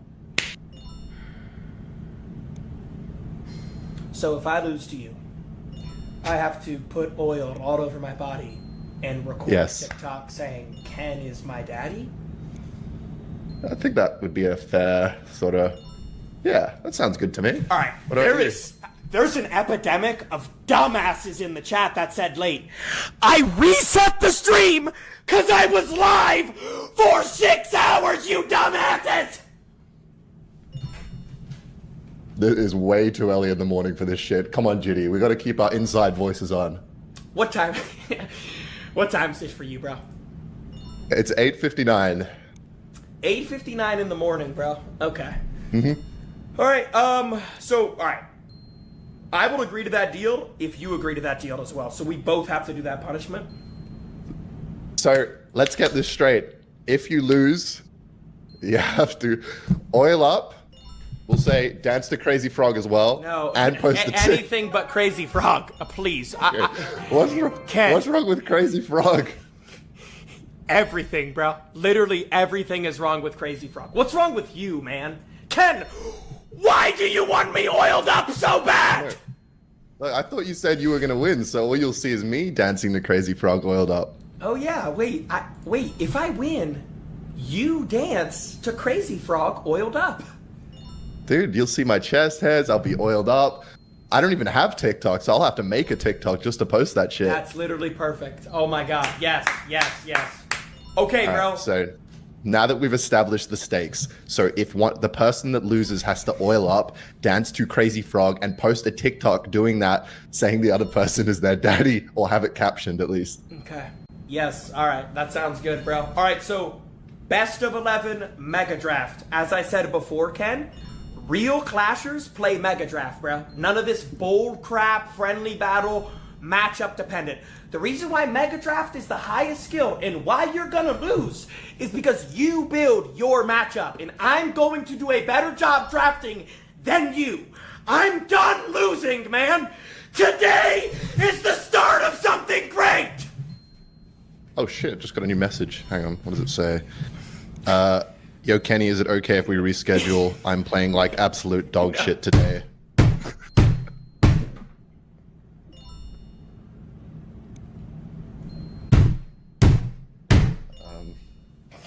But like, bro, it's just, the thing is, bro, I can't, yo, chat, he gets in my head like a serpent, bro. I can't, it's just, I can't play this guy. All right. First 1 to 6 wins, bro. I'm about to send the first battle. Are you ready? Okay, wait, chat's saying turn him up. Is everything good, chat? Can you hear everything? Jinxie's so loud. Wait, good? That's better? Fixed? Alright. Okay, everything's good now. What do you mean, Evo excuses? Yeah, why did you want to reschedule, little bro? Cause I lost 400 medals in a day. But I'm good now. I have a good mindset. That's fantastic news. Yeah. So Mega Draft. The stakes are set. Are you ready, little bro? It's Jinxie, and yes, I'm ready, bro. All right, let's go, Jitty. I've sent the... Wait, actually, something that needs to be put into account is, I don't know if you know, but the person who requests gets first pick. Yeah, so we can just alternate that. I don't really mind. Okay, let's go, baby. So, Ken, it's my understanding that, you're not much of a Mega Draft guy? What makes you think that? Just aura. I just feel it. I can tell you're a little bit... You're hesitating. You're already hesitating. You sound a little unsure of yourself, little squeak. Okay. No emotes, by the way. I'm banning emotes, so... What do you mean you're banning emotes? I can't. Like, chat, the thing is... Are you okay today, man? No, is everything all good? I'm not. Okay. What's been happening with you lately? Like, what's going on? Why are you kind of like all over the place today? Let's see, bro. I lost 400 medals in, 4 hours, chat? There's now, instead of one clan that's dedicated to stream sniping me, there's 3. And yeah, what is your deck, bro? Skeleton I'm just Army? building, What are you, man. a psychopath? I'm just putting together a nice ruined giant deck. Ooh, that was a bit of a cunty pick, Jinxie. What? Ken, it's Mega Draft, bro. There's no holding back now, Ken. If you pick Skeleton Army, I'm gonna pick Mother Witch, bro. Ken, I'm going to 6-0 decimate you, bro. I'm done being the laughingstock of this game. I've lost to everyone I've played. That's tough, Squeak. What are you building, by the way? Prince, is this some kind of bridge spam deck, or are you going beatdown? Don't worry about it. Okay. Don't worry about it at all, actually. You've got Prince, Mother Witch, Golden Knight. What do you do, by the way? I wanted to ask you before I forget. Like, what do you usually get up to? What does that mean, Ken? Like outside of streaming? I go to the gym, bro. I told you that. Yeah, but like besides the gym. I watch NFL football. I play fantasy football. I walk my dog. I eat in various foods. Well, that sounds lovely. You walk your dog? What's your dog's name? Jasmine. She's a 9-year-old Doberman. Oh, that's cute. Are you trying to like distract me from? Okay, I knew you were gonna pick that. Jesus Christ. I'm not actually liking this draft too much. I'm not gonna lie. Maybe I slept on you, Judy. Yeah, it's Jinxie, man. It is Jinxie. It's always been Jinxie. Okay. Interesting. Yeah. I'm gonna have to go with the bowling.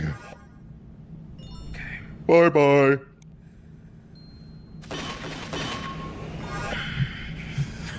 Good luck. Ooh. Good luck, Kenneth. All right.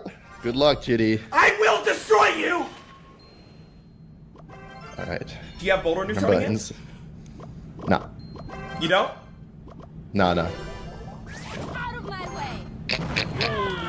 Jesus Christ!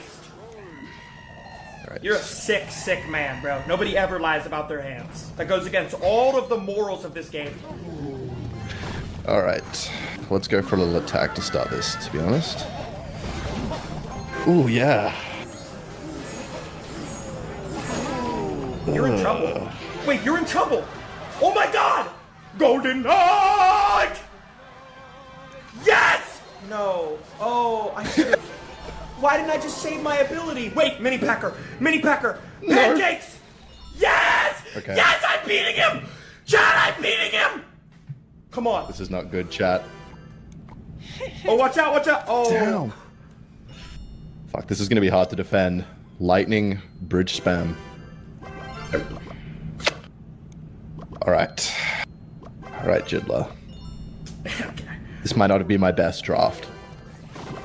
please. I gotta start out 1-0, chat. Let's go. Alright, I need to lock in here.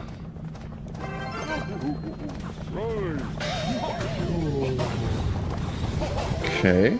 That's dead. Nice. Gonna hog. Lightning, eh? Yes, yes, yes. Perfect. That's a dead monk. Dead hog. Come on. Let's go, guys. Oh my god, I'm gonna beat him. I'm actually gonna do it. I'm actually gonna do it. Oh, yes. Mother Witch, yes. Oh, this is bad. Come on, Mother Witch. Talk to me nicely. Twitchy, twitchy. Wait, I outcycled the boulder, right? Come on. Yeah. God damn it! Oh my god, the bowler missed. Okay, it's all good. Alright. This is, it's not my greatest work. That's fine. Alright. Yes, yes, yes, perfect.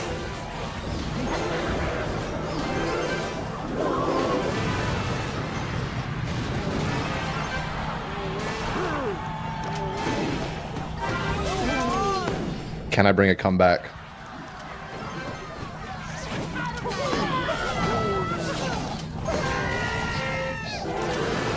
Ooh, okay, Jitty, with the quick mini P.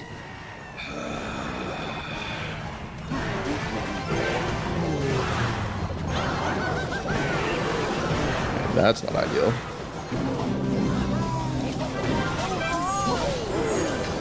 Why did I draft this? Ugh, this is bad. That's game. That is game. Come on! That's game, man! Okay, Jitty. Calm down, little bro. How are you just Hunter. defending all this? I don't understand. How are you defending all of this?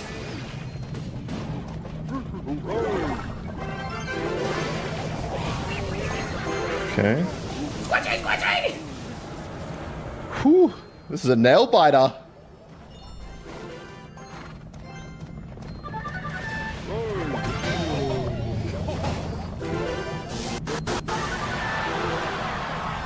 Yes. Okay. Lightning, eh?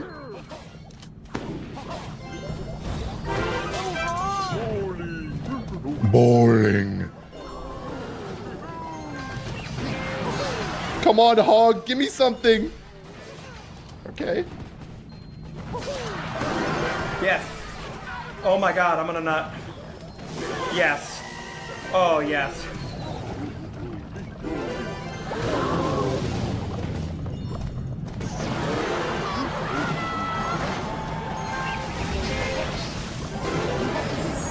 Come on.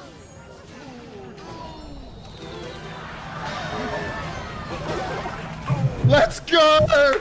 I'm gonna kill myself in GTA. We clutched up. Oh my god. Let's fucking go. Oh my god. Holy shit. Oh my god, I had it. I choked. Holy I just had to keep on clutch. defending.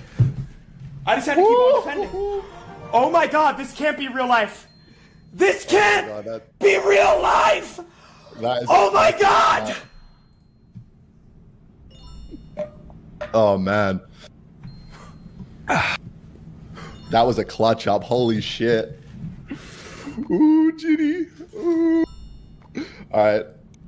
Let's go. Game 2.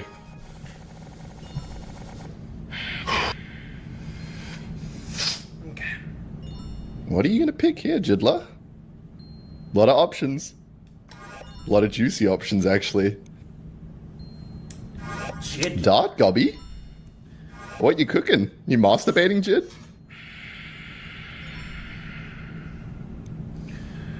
Ooh, I'm gonna fucking lose it in a Jiddy, don't be scared. I had that entire game wrapped up in the palm of my fucking hands!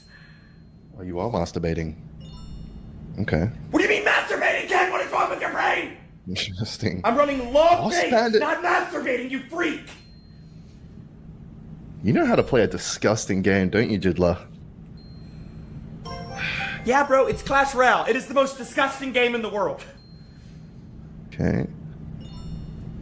Bro, Okay. hey, Chad, we'll be honest. If you bet on me, it's over. I just sold the phone. What happened? What happened to the confidence? I sold.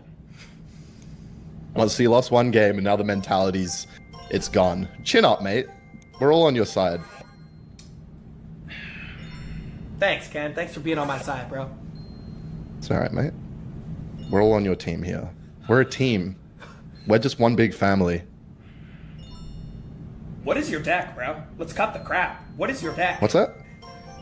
What are you using? Let me cook. Let me cook, Jid. I'm still plotting this shit out as I go. Bro, don't even think about throwing a Royal Giant in there, bro. Alright, you know what? Let's go for one of these bad boys. Oh yeah, I do like that. Bro, you God, really look at like your the dick, monk. man. What are you, a freak, bro? Well, it worked last time. It really didn't. I just choked. Okay. For this last pick. You know what? I think you were onto something with that whole Royal Giant play. Let's go with that. Okay. Let me think. I banned emotes. What's he gonna pick? I banned emotes already. Emotes are banned. You can't beat emotes. Wall breakers. Huh. Jitty. It's Jinxie, bro. You're a naughty boy, aren't you? It's never been Jitty. You sick, demented psychopath. Okay. We got a masturbator on our hands. Yo, bro, it's called vlog bait. Like, I'm not masturbating, bro. Alright, let's go, baby. Flip wall breakers? Who taught you that one? Muhammad Light? I actually learned that one from Riley, bro. Nice try. I do like Riley, can't lie. Is that a deep barrel you're trying to trick me with there, Jidler? Not on my watch. I've played these games before. Oh, go! Jidler doesn't know his interactions. Oh. Alright. That's damage, baby. Positive elixir trade, very nice. Alright. Okay.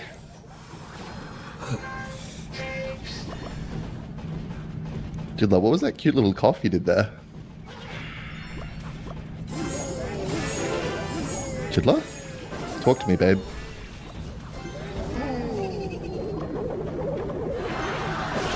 Fireball. Jidler, where'd you go, man?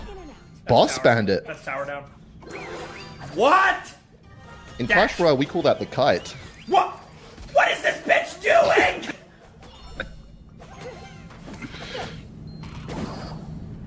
You know what? Let's go for a little splitty lane pressure here. See what we can make happen.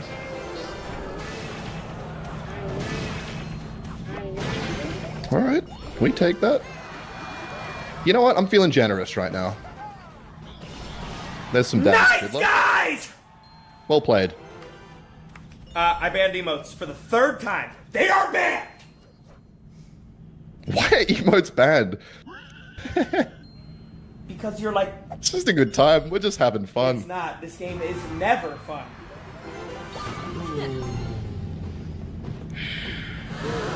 So are you done with Rainbow Six Siege now? Wasn't that your game?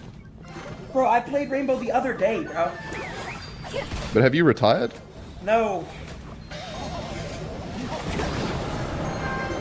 Okay, that's good to hear. I was always a big fan of the Rainbow Six content. Ooh.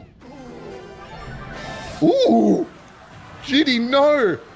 Okay, Mini P. I think you clutched up there. Yes. Oh, that was a good retarget. Wallbreakers? No.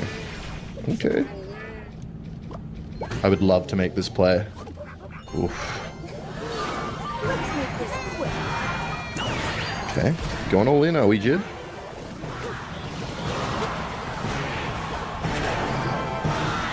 Mini P.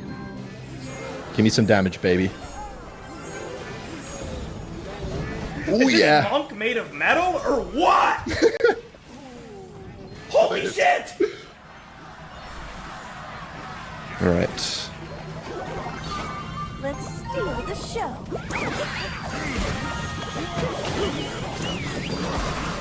Kill it. Thank you. Goblin barrel. Easy counter. Very nice. Very nice. And it's not looking too good, my slime. Ooh, see ya, Ice Wizard. And that's gonna be a good game, my friend. I banned emotes! That's two. That's two. All right. Alright, I'm coming back. Send the battle. Send the fucking battle. Send it! All right. All right. All right. So that's two very good games so far. So what did you say? This was the game of skill? It should be 1-to-1, man. You know it, I know it, we all know it! Okay. Interesting. Let's go for this to start it off. There's the boss bandit, your dear friend over there, if you want to pick it. Oh, and the berserker. I know you like that card.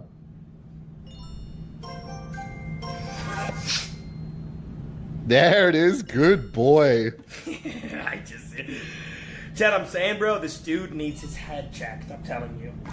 It's not very nice. Bro, yeah. You just said good boy because I picked the boss bandit. I'm just proud of you is all it is. Let's see. Yeah, maybe go for the prince. That worked well last time. And, what are we thinking? Chad, don't stop believing. Don't stop believing. I got you. You gonna pull a crazy comeback?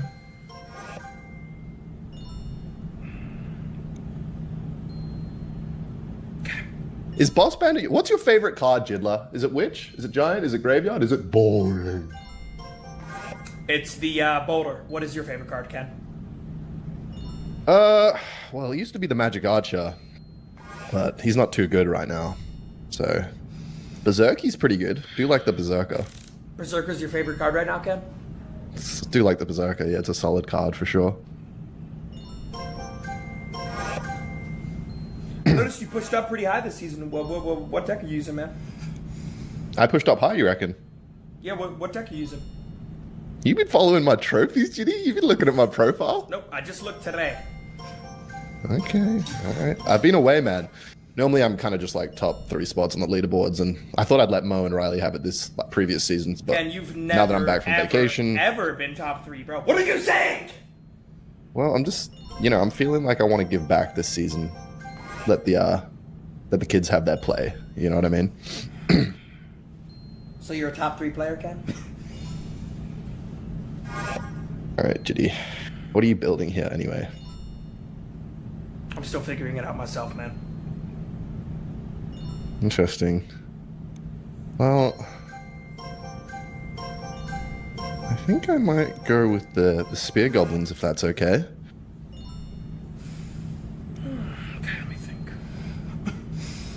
Boss Bandit Tombstone Mini Packer.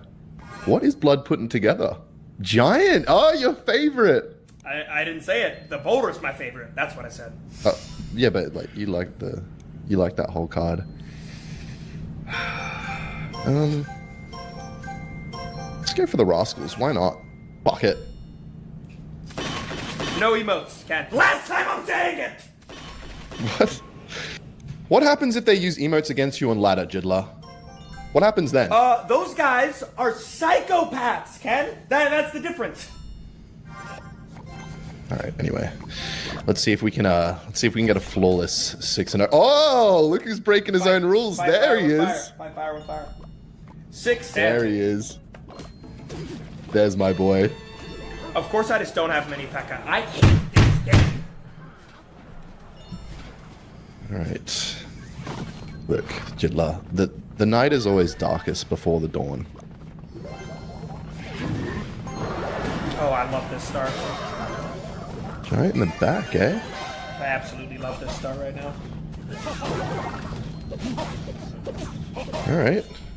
Going for a little Boss Bandit mini P push, are we?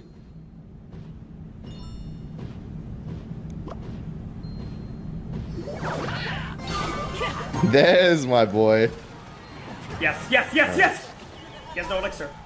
What? Actually, you got me on the ropes here a little bit.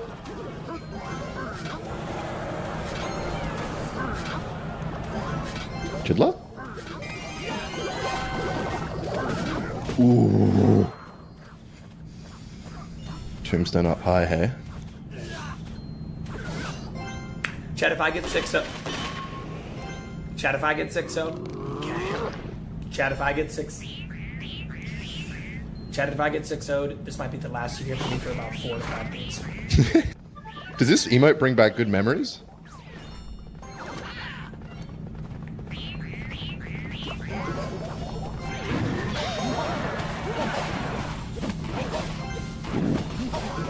Where's that mini P? There it is. All right. Now what? Broken Bandit?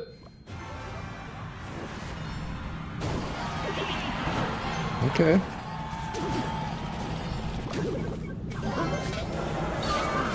There it is. Okay.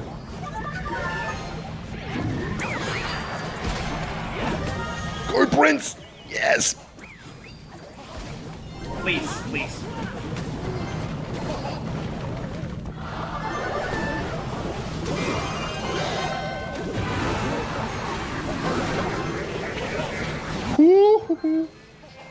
Alright.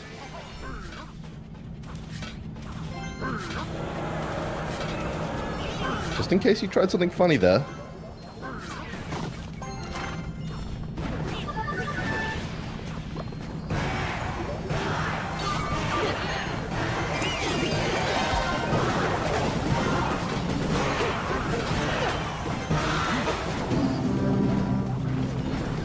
Ooh. I think you got Tombstone. That was a bad prince.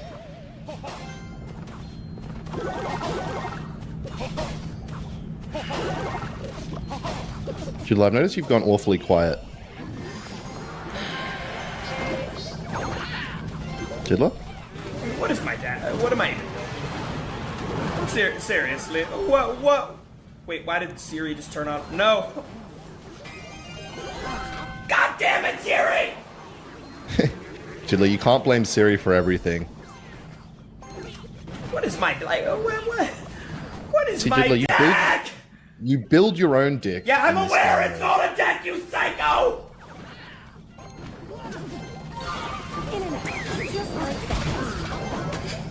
I want you to know that when you call me names, it hurts my feelings.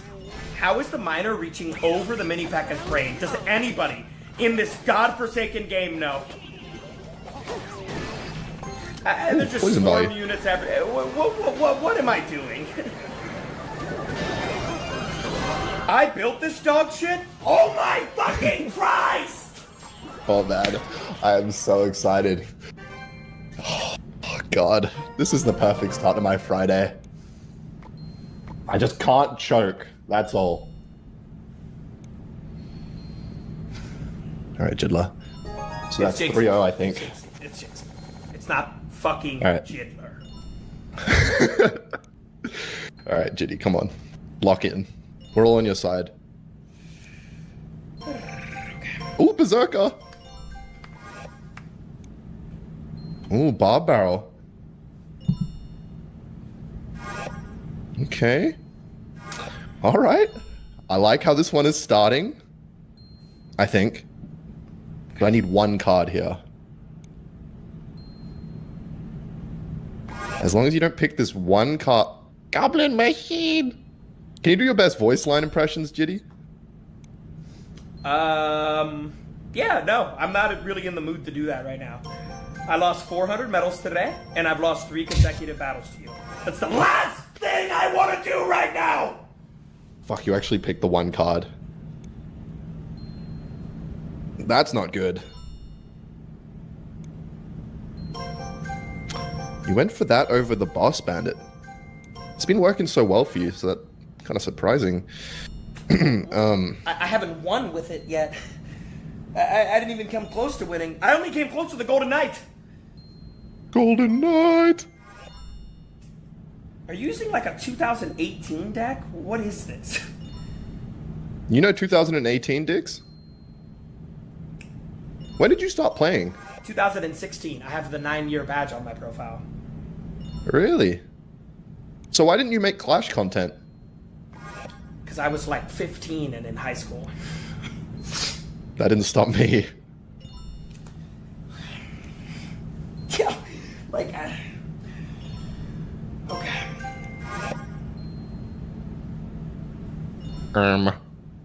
Yo, if I get 6-0'd, bro, I mean, I don't. That first game was a real nail biter, eh? Yeah, it really was. It was. That was a real fun one, eh?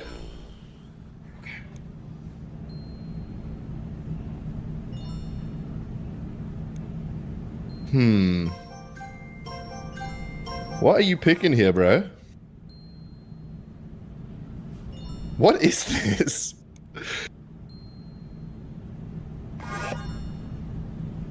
What the fuck? Alright, what's your win condition? Let's see it. Bro, you're definitely gonna put piggies in your deck.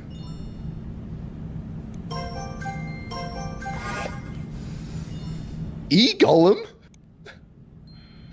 Alright. You know what, Judy? I think maybe I will go with piggies. Fuck it. Let's do it, man. Also, where's the Jittyverse? Why are they not spectating?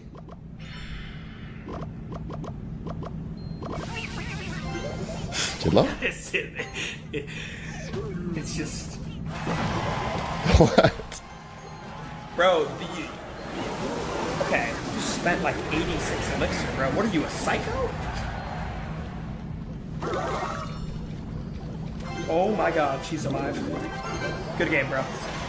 Good game. Jesus. Good game.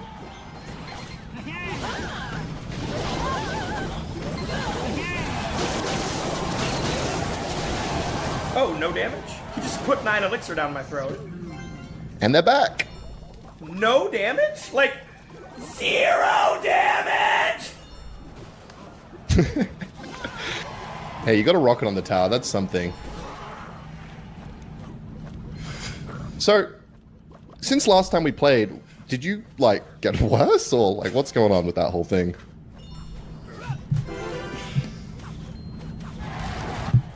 Jid?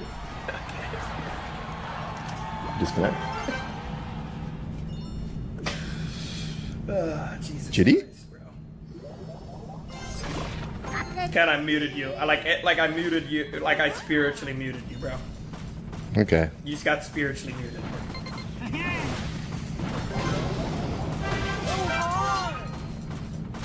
Okay, that doesn't charge. I guess. Cute little dash there. Oh, you're not gonna rocket the tower? Everybody else's Goblin Machine does. Why don't you? Ooh, that's value. Just keep spamming Let's those go, baby. poisons, you freak of nature. Whatever, dude. Like, whatever, man. Whatever!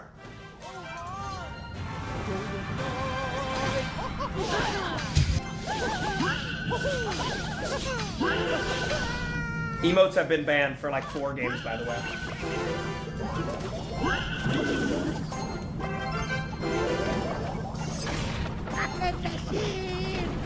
Goblet machine. Go to the tower, you sexy bastard. Yes! Yes! That's some damage. I think we start working on the other tower now. Start chipping that whole thing down.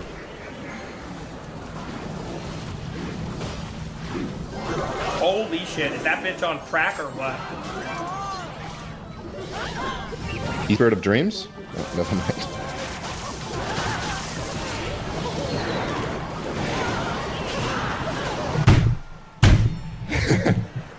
All right, 4-0. Let's go, baby. Hey, what have you been doing? No, but I've seen that. Dude, come on, man. Rage, Come on, so I bro. can shut this shit off. No, bro. Come on. Listen. I thought you and Riley have like been in the warehouse, like putting in a grind, you know what I mean? Accept the battle. Accept the fucking battle. Wait, whose turn is it to request? Who cares? Who cares? It's 4-0. It's actually my turn, I believe, Jitty. My turn, your turn, my turn, Send it. your Yeah, turn. yeah. Send the battle. Nice try, though. Nice try. Sneaky maneuvers. All right. Oof.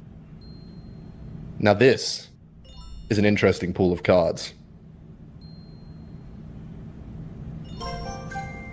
Ooh, I like this pick, actually. It's a saucy one.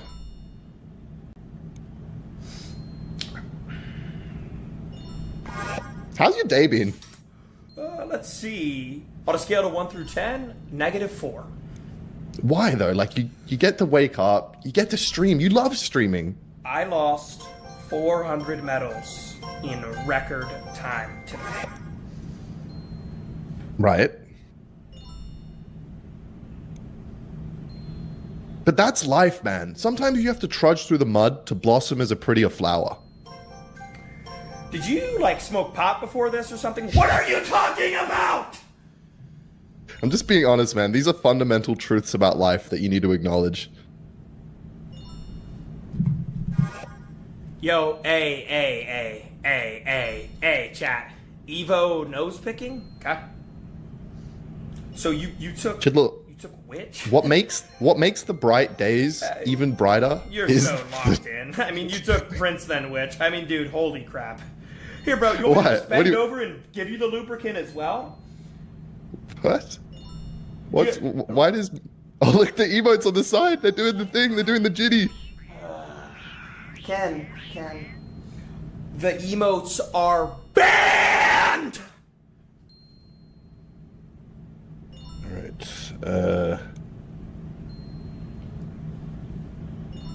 Goblin Hut. What are you building here? Berserky?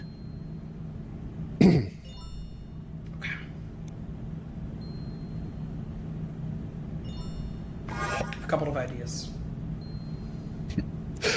Chidi, what are you building? Don't worry about it, man. Don't worry about it. Okay. Do you know what I'm building? Yeah, you're probably gonna put a Goblin Giant in your deck. If you say so. It's so obvious. Like, you're not slick, bro. You have a fucking Prince and a Lightning and a Witch and a Rage. You're not slick, dude. You know, you're allowed to counter me, Jid. There we go. For this last one, I don't really know what is going on here. So I'm gonna go for a cheeky Fire Spirit. What's your win condition? Is it Ram Rider?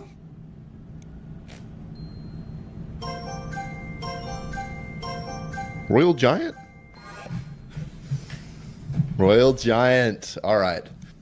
All right. Let's Shake play those some moves Flash. one more time. I'm cutting this fucking phone off. All right. Let's Fire Spirit ship. Berserky at the bridge. Go Berserky, go! Lightning it. Do it. Do it. See you later.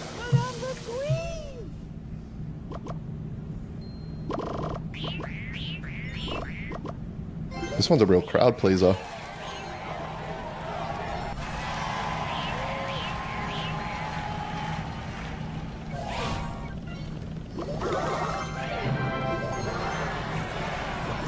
Ooh. My. You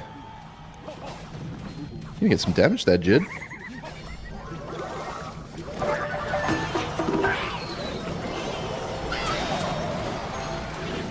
Go, Prince! Let's go! Jid, I almost feel bad, man. It's like taking candy from a baby.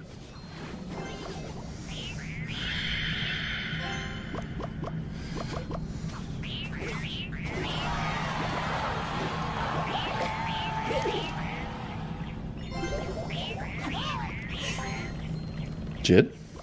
Talk to me, baby. What? I just want to know how you're doing, like... I said it 6 times!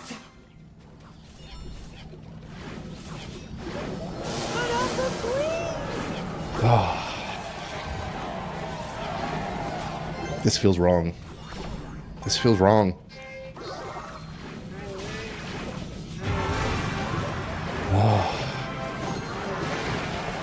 You know what? Actually.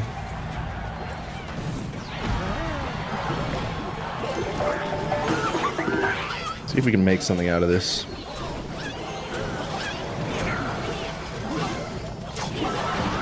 Die, like, please die. God, this greasy bastard. Roger at the base? Not in cycle? Don't know about that Archer Queen squeak. It's a bold strategy. Guess we'll see if it pays off. Go Berserky, go! Chop it down!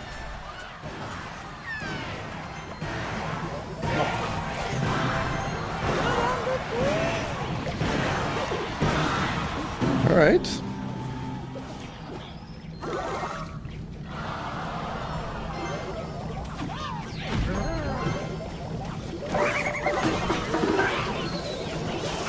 Go Berserky! Holy fucking clutch.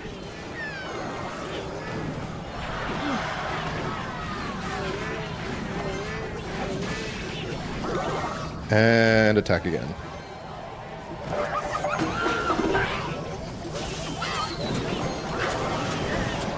Go, Goblin Giant, go! How is this bitch alive? Oh no.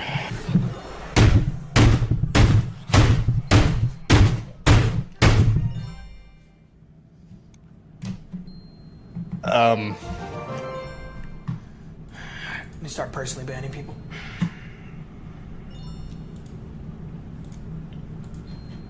All right. One more for the 6-0. Yep. And then I'll do that TikTok. The worst to ever do it? Come on. He is bottoming your asshole. Ooh.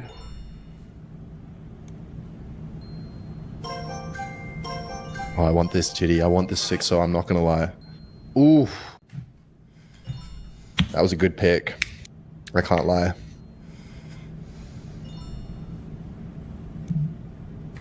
Bro, what do you mean? Well, I'm in a call with you, bro. Okay. You don't have to, like, send it through the chat. You can just say it.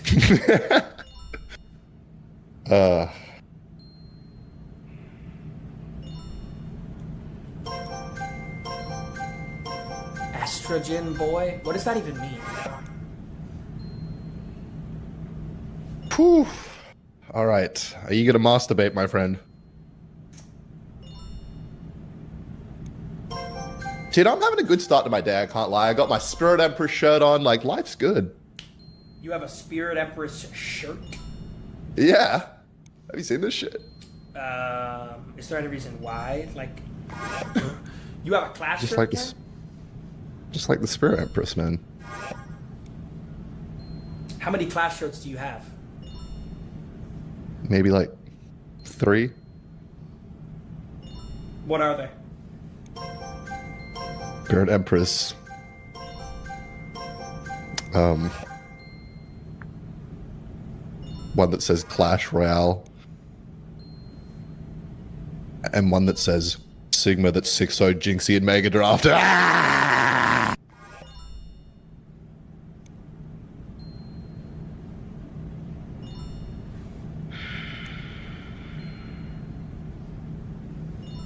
Chidler? You with me? Hey. Bro, my name has never even been close to the word Chidler, bro. I don't...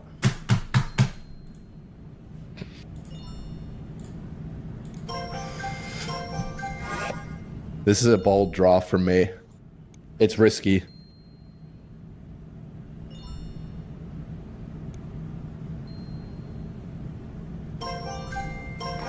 Ooh, what are you gonna go with here? Tesla?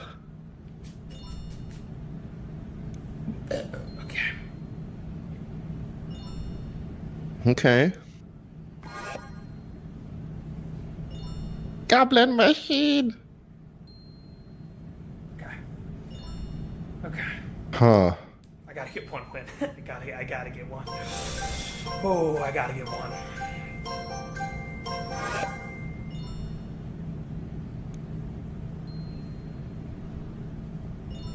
Huh. Balloon? Started off so good, chat. I don't know. Started off so good. Started off so good, guys. I gotta get Balloon bait. Did you start off so good, Jitty? Yeah, I almost won, bro. Almost? Doesn't mean did. Okay, slow on the hunter there. This one I'm not too sure about.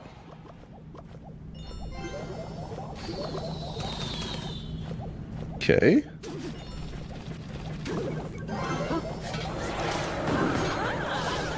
Don't mind that. Let's steal the show. Let's steal the show. You want to win a crown? Alright, let's see how Jid goes against the boss bandit himself. Too slow. Okay. Keep going backwards.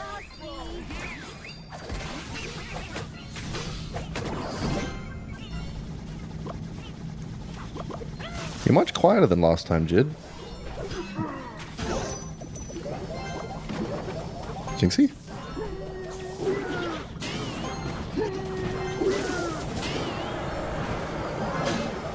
Hey dude, how we doing? Take my towel? Wait, the flying machine's on? What? I mean, Jesus fucking Christ!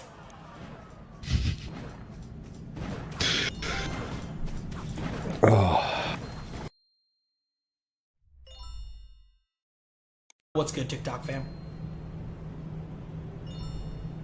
My collar's blue, but my neck is red. Been working like a dog to keep my family fed.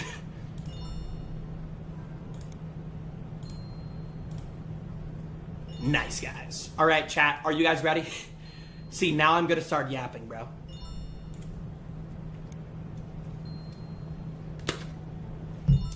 Chat, now I'm gonna start yapping. All right. Listen. Listen. Hi, guys. Can we get the win the loss? Can we get the win the loss? Chat. All right. Are you guys ready for me to yap? Don't type no. Don't be weird. Pause. That sounded insane. Dude, are you guys ready, bro? Okay. Let me make sure my camera is full screen here. I like it when it's right up like that, like edging it. Okay. Boys and girls, kittens and puppies, sisters and brothers. All right, let me lock in. I'm about to show you guys why I've been happy today and why you will not see me complaining a single time. I, Nicholas D. Stewart, has found the best graveyard deck in the game. Now, let me explain card for card why this deck is insane. Furnace is insane. Evo Furnace is even more insane. You can just put it down whenever you want. You can defend anything with it. This lady right here, this beautiful lady. Okay, wrong one. This beautiful lady right here can defend anything. I legitimately think the Evo Valkyrie could have saved the Titanic from sinking.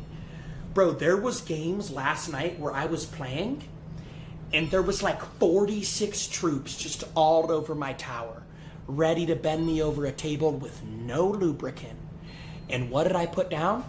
I put down the Evo Valkyrie. She started yanking troops to the sky. I slept on this card for so long, man. This card right here is the best defensive card in the game besides maybe the Boulder. Then, of course, you have the graveyard. But then, chat, look. I have the Goblin Hut as well. So now, whenever I play Goldem, I don't just lose. You guys remember how I was playing Goldem and Goblin Giant and I was losing and I was having a mental breakdown? That doesn't happen anymore because I have the Goblin Hut. Then I have the Berserker. Don't. Chat, don't. Then I have the Berserker. She's really good. She's very defensive. She's pretty annoying with the little but she's good. Vines, best spell in the game. Poison to chip players' towers. And the Barbarian Barrel works really well because everybody uses Witch and Furnace, and the Barbarian Barrel does really well against Witch and Furnace. So chat, listen to me and listen to me clear. If you want to rank up in Clash Royale, if you want to push to a new arena, try this deck right here. It is the best defensive deck in the game, bro. You can defend anything in the entire world with this deck. I'm not exaggerating, and I'm about to show you guys. I'm using Cannoneer. You don't have to use Cannoneer. You can use Princess Tower. And last thing, if somebody comments something like, oh, but Jinxie, I don't have the Furnace. Like, what could I use? If you don't have the Furnace, you could still use the Witch. Now, I feel like every other card here is absolutely necessary. But I think the only card that you could sub out is the Witch. I prefer the Furnace for a couple of reasons. Why did I say that zestily? I prefer the Furnace because I feel like the Furnace is cheaper for your cycle. And I just think it's its own win condition. The Witch, honestly, doesn't do a good job of chipping away towers. The Witch either takes somebody's whole tower or does no damage. The Furnace just chips away. The Goblin Hut chips away. The Poison chips away. This deck, I'm kind of still figuring out how to master it. But this deck right here is by far my best chance at getting 3,000 medals. Bro, I started using this deck last night. I was losing today, but I was lagging because I was in a car ride. But chat, I'll show you guys where I've subbed it in. So you'll see, chat, I lost to Goldem again, right? So right here, I lost to Goldem. Watch when I switch decks. Win, win, loss, win, win, win, loss, loss, win, loss. 7 wins, 4 losses. First time using this deck, bro. Telling you, boys. This deck right here is my best chance at getting to 3,000 medals. We're going to try our absolute darndest to get to 3,000 medals either tonight or tomorrow because the season ends in 2 days, all right? Let's lock in, kittens, and let's play some Clash Royale. Appreciate the new followers. Appreciate the new subbers. Chat, any questions? When is the next fan mail? The next fan mail we are doing is going to be the biggest and best fan mail we've ever done. Supercell literally said they're sending in a freaking crate of stuff. It's going to be insane. That's going to be in about 1 to 2 weeks. Schmitty, thank you for the prime sub. Scody, thank you for the follow. Fresh, thank you for the follow. TTV Demon, thank you for the tier 1. I love you. Huzzah, thank you for the follow. When is Minecraft? Chat. By the way, last night I texted Riley and asked him if he wants to play Minecraft with me and Ken. He said he's so down and he loves Minecraft. So I don't know when, but sometime in the next month, me, Riley, and Ken are going to start a Minecraft world. And maybe Bobby too. Alright, chat. Wait, my sound's messed up. So yeah, be on the lookout for that Minecraft stream.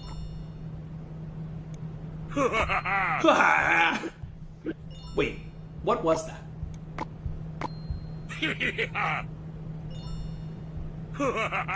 Hooray! Hooray!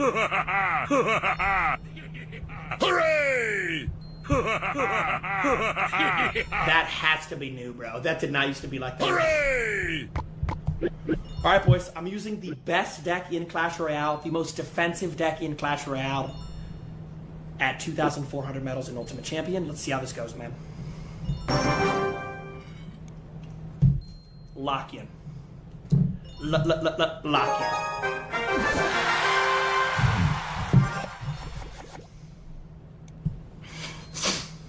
Alright, Royal Chef, this is a perfect game to experiment. Chad, is the game too loud or too quiet or just good?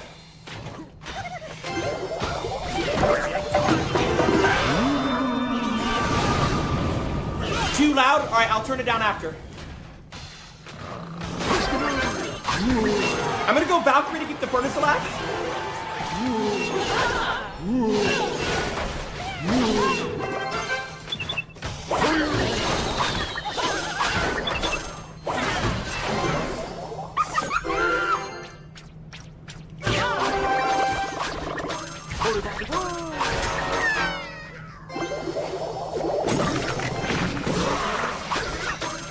Nice! Took out the Archer Queen for only 5 elixir.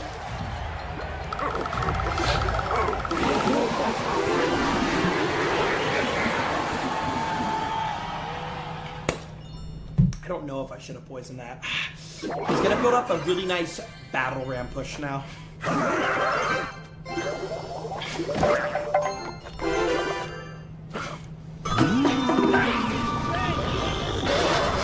Furnace should cook here.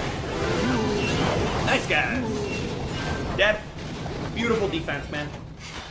I'm gonna go Valkyrie to keep the furnace alive longer.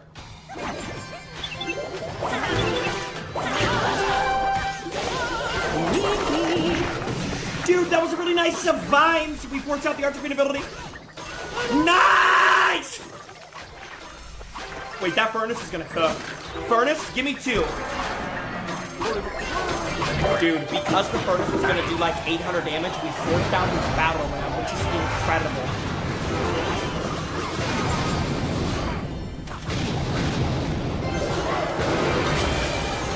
I disagree with that pump. I'm gonna be able to punish this.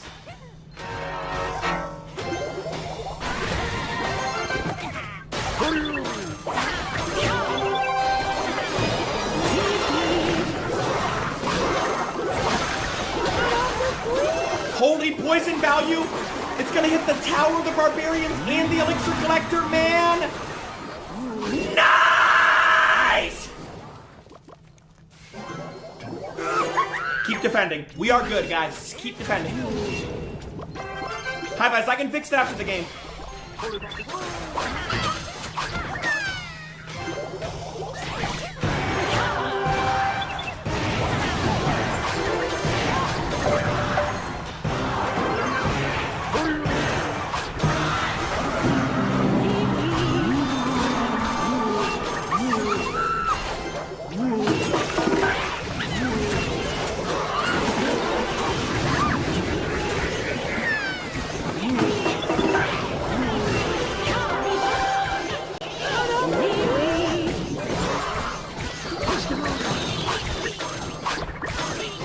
He typed dupes because he missed his arrows!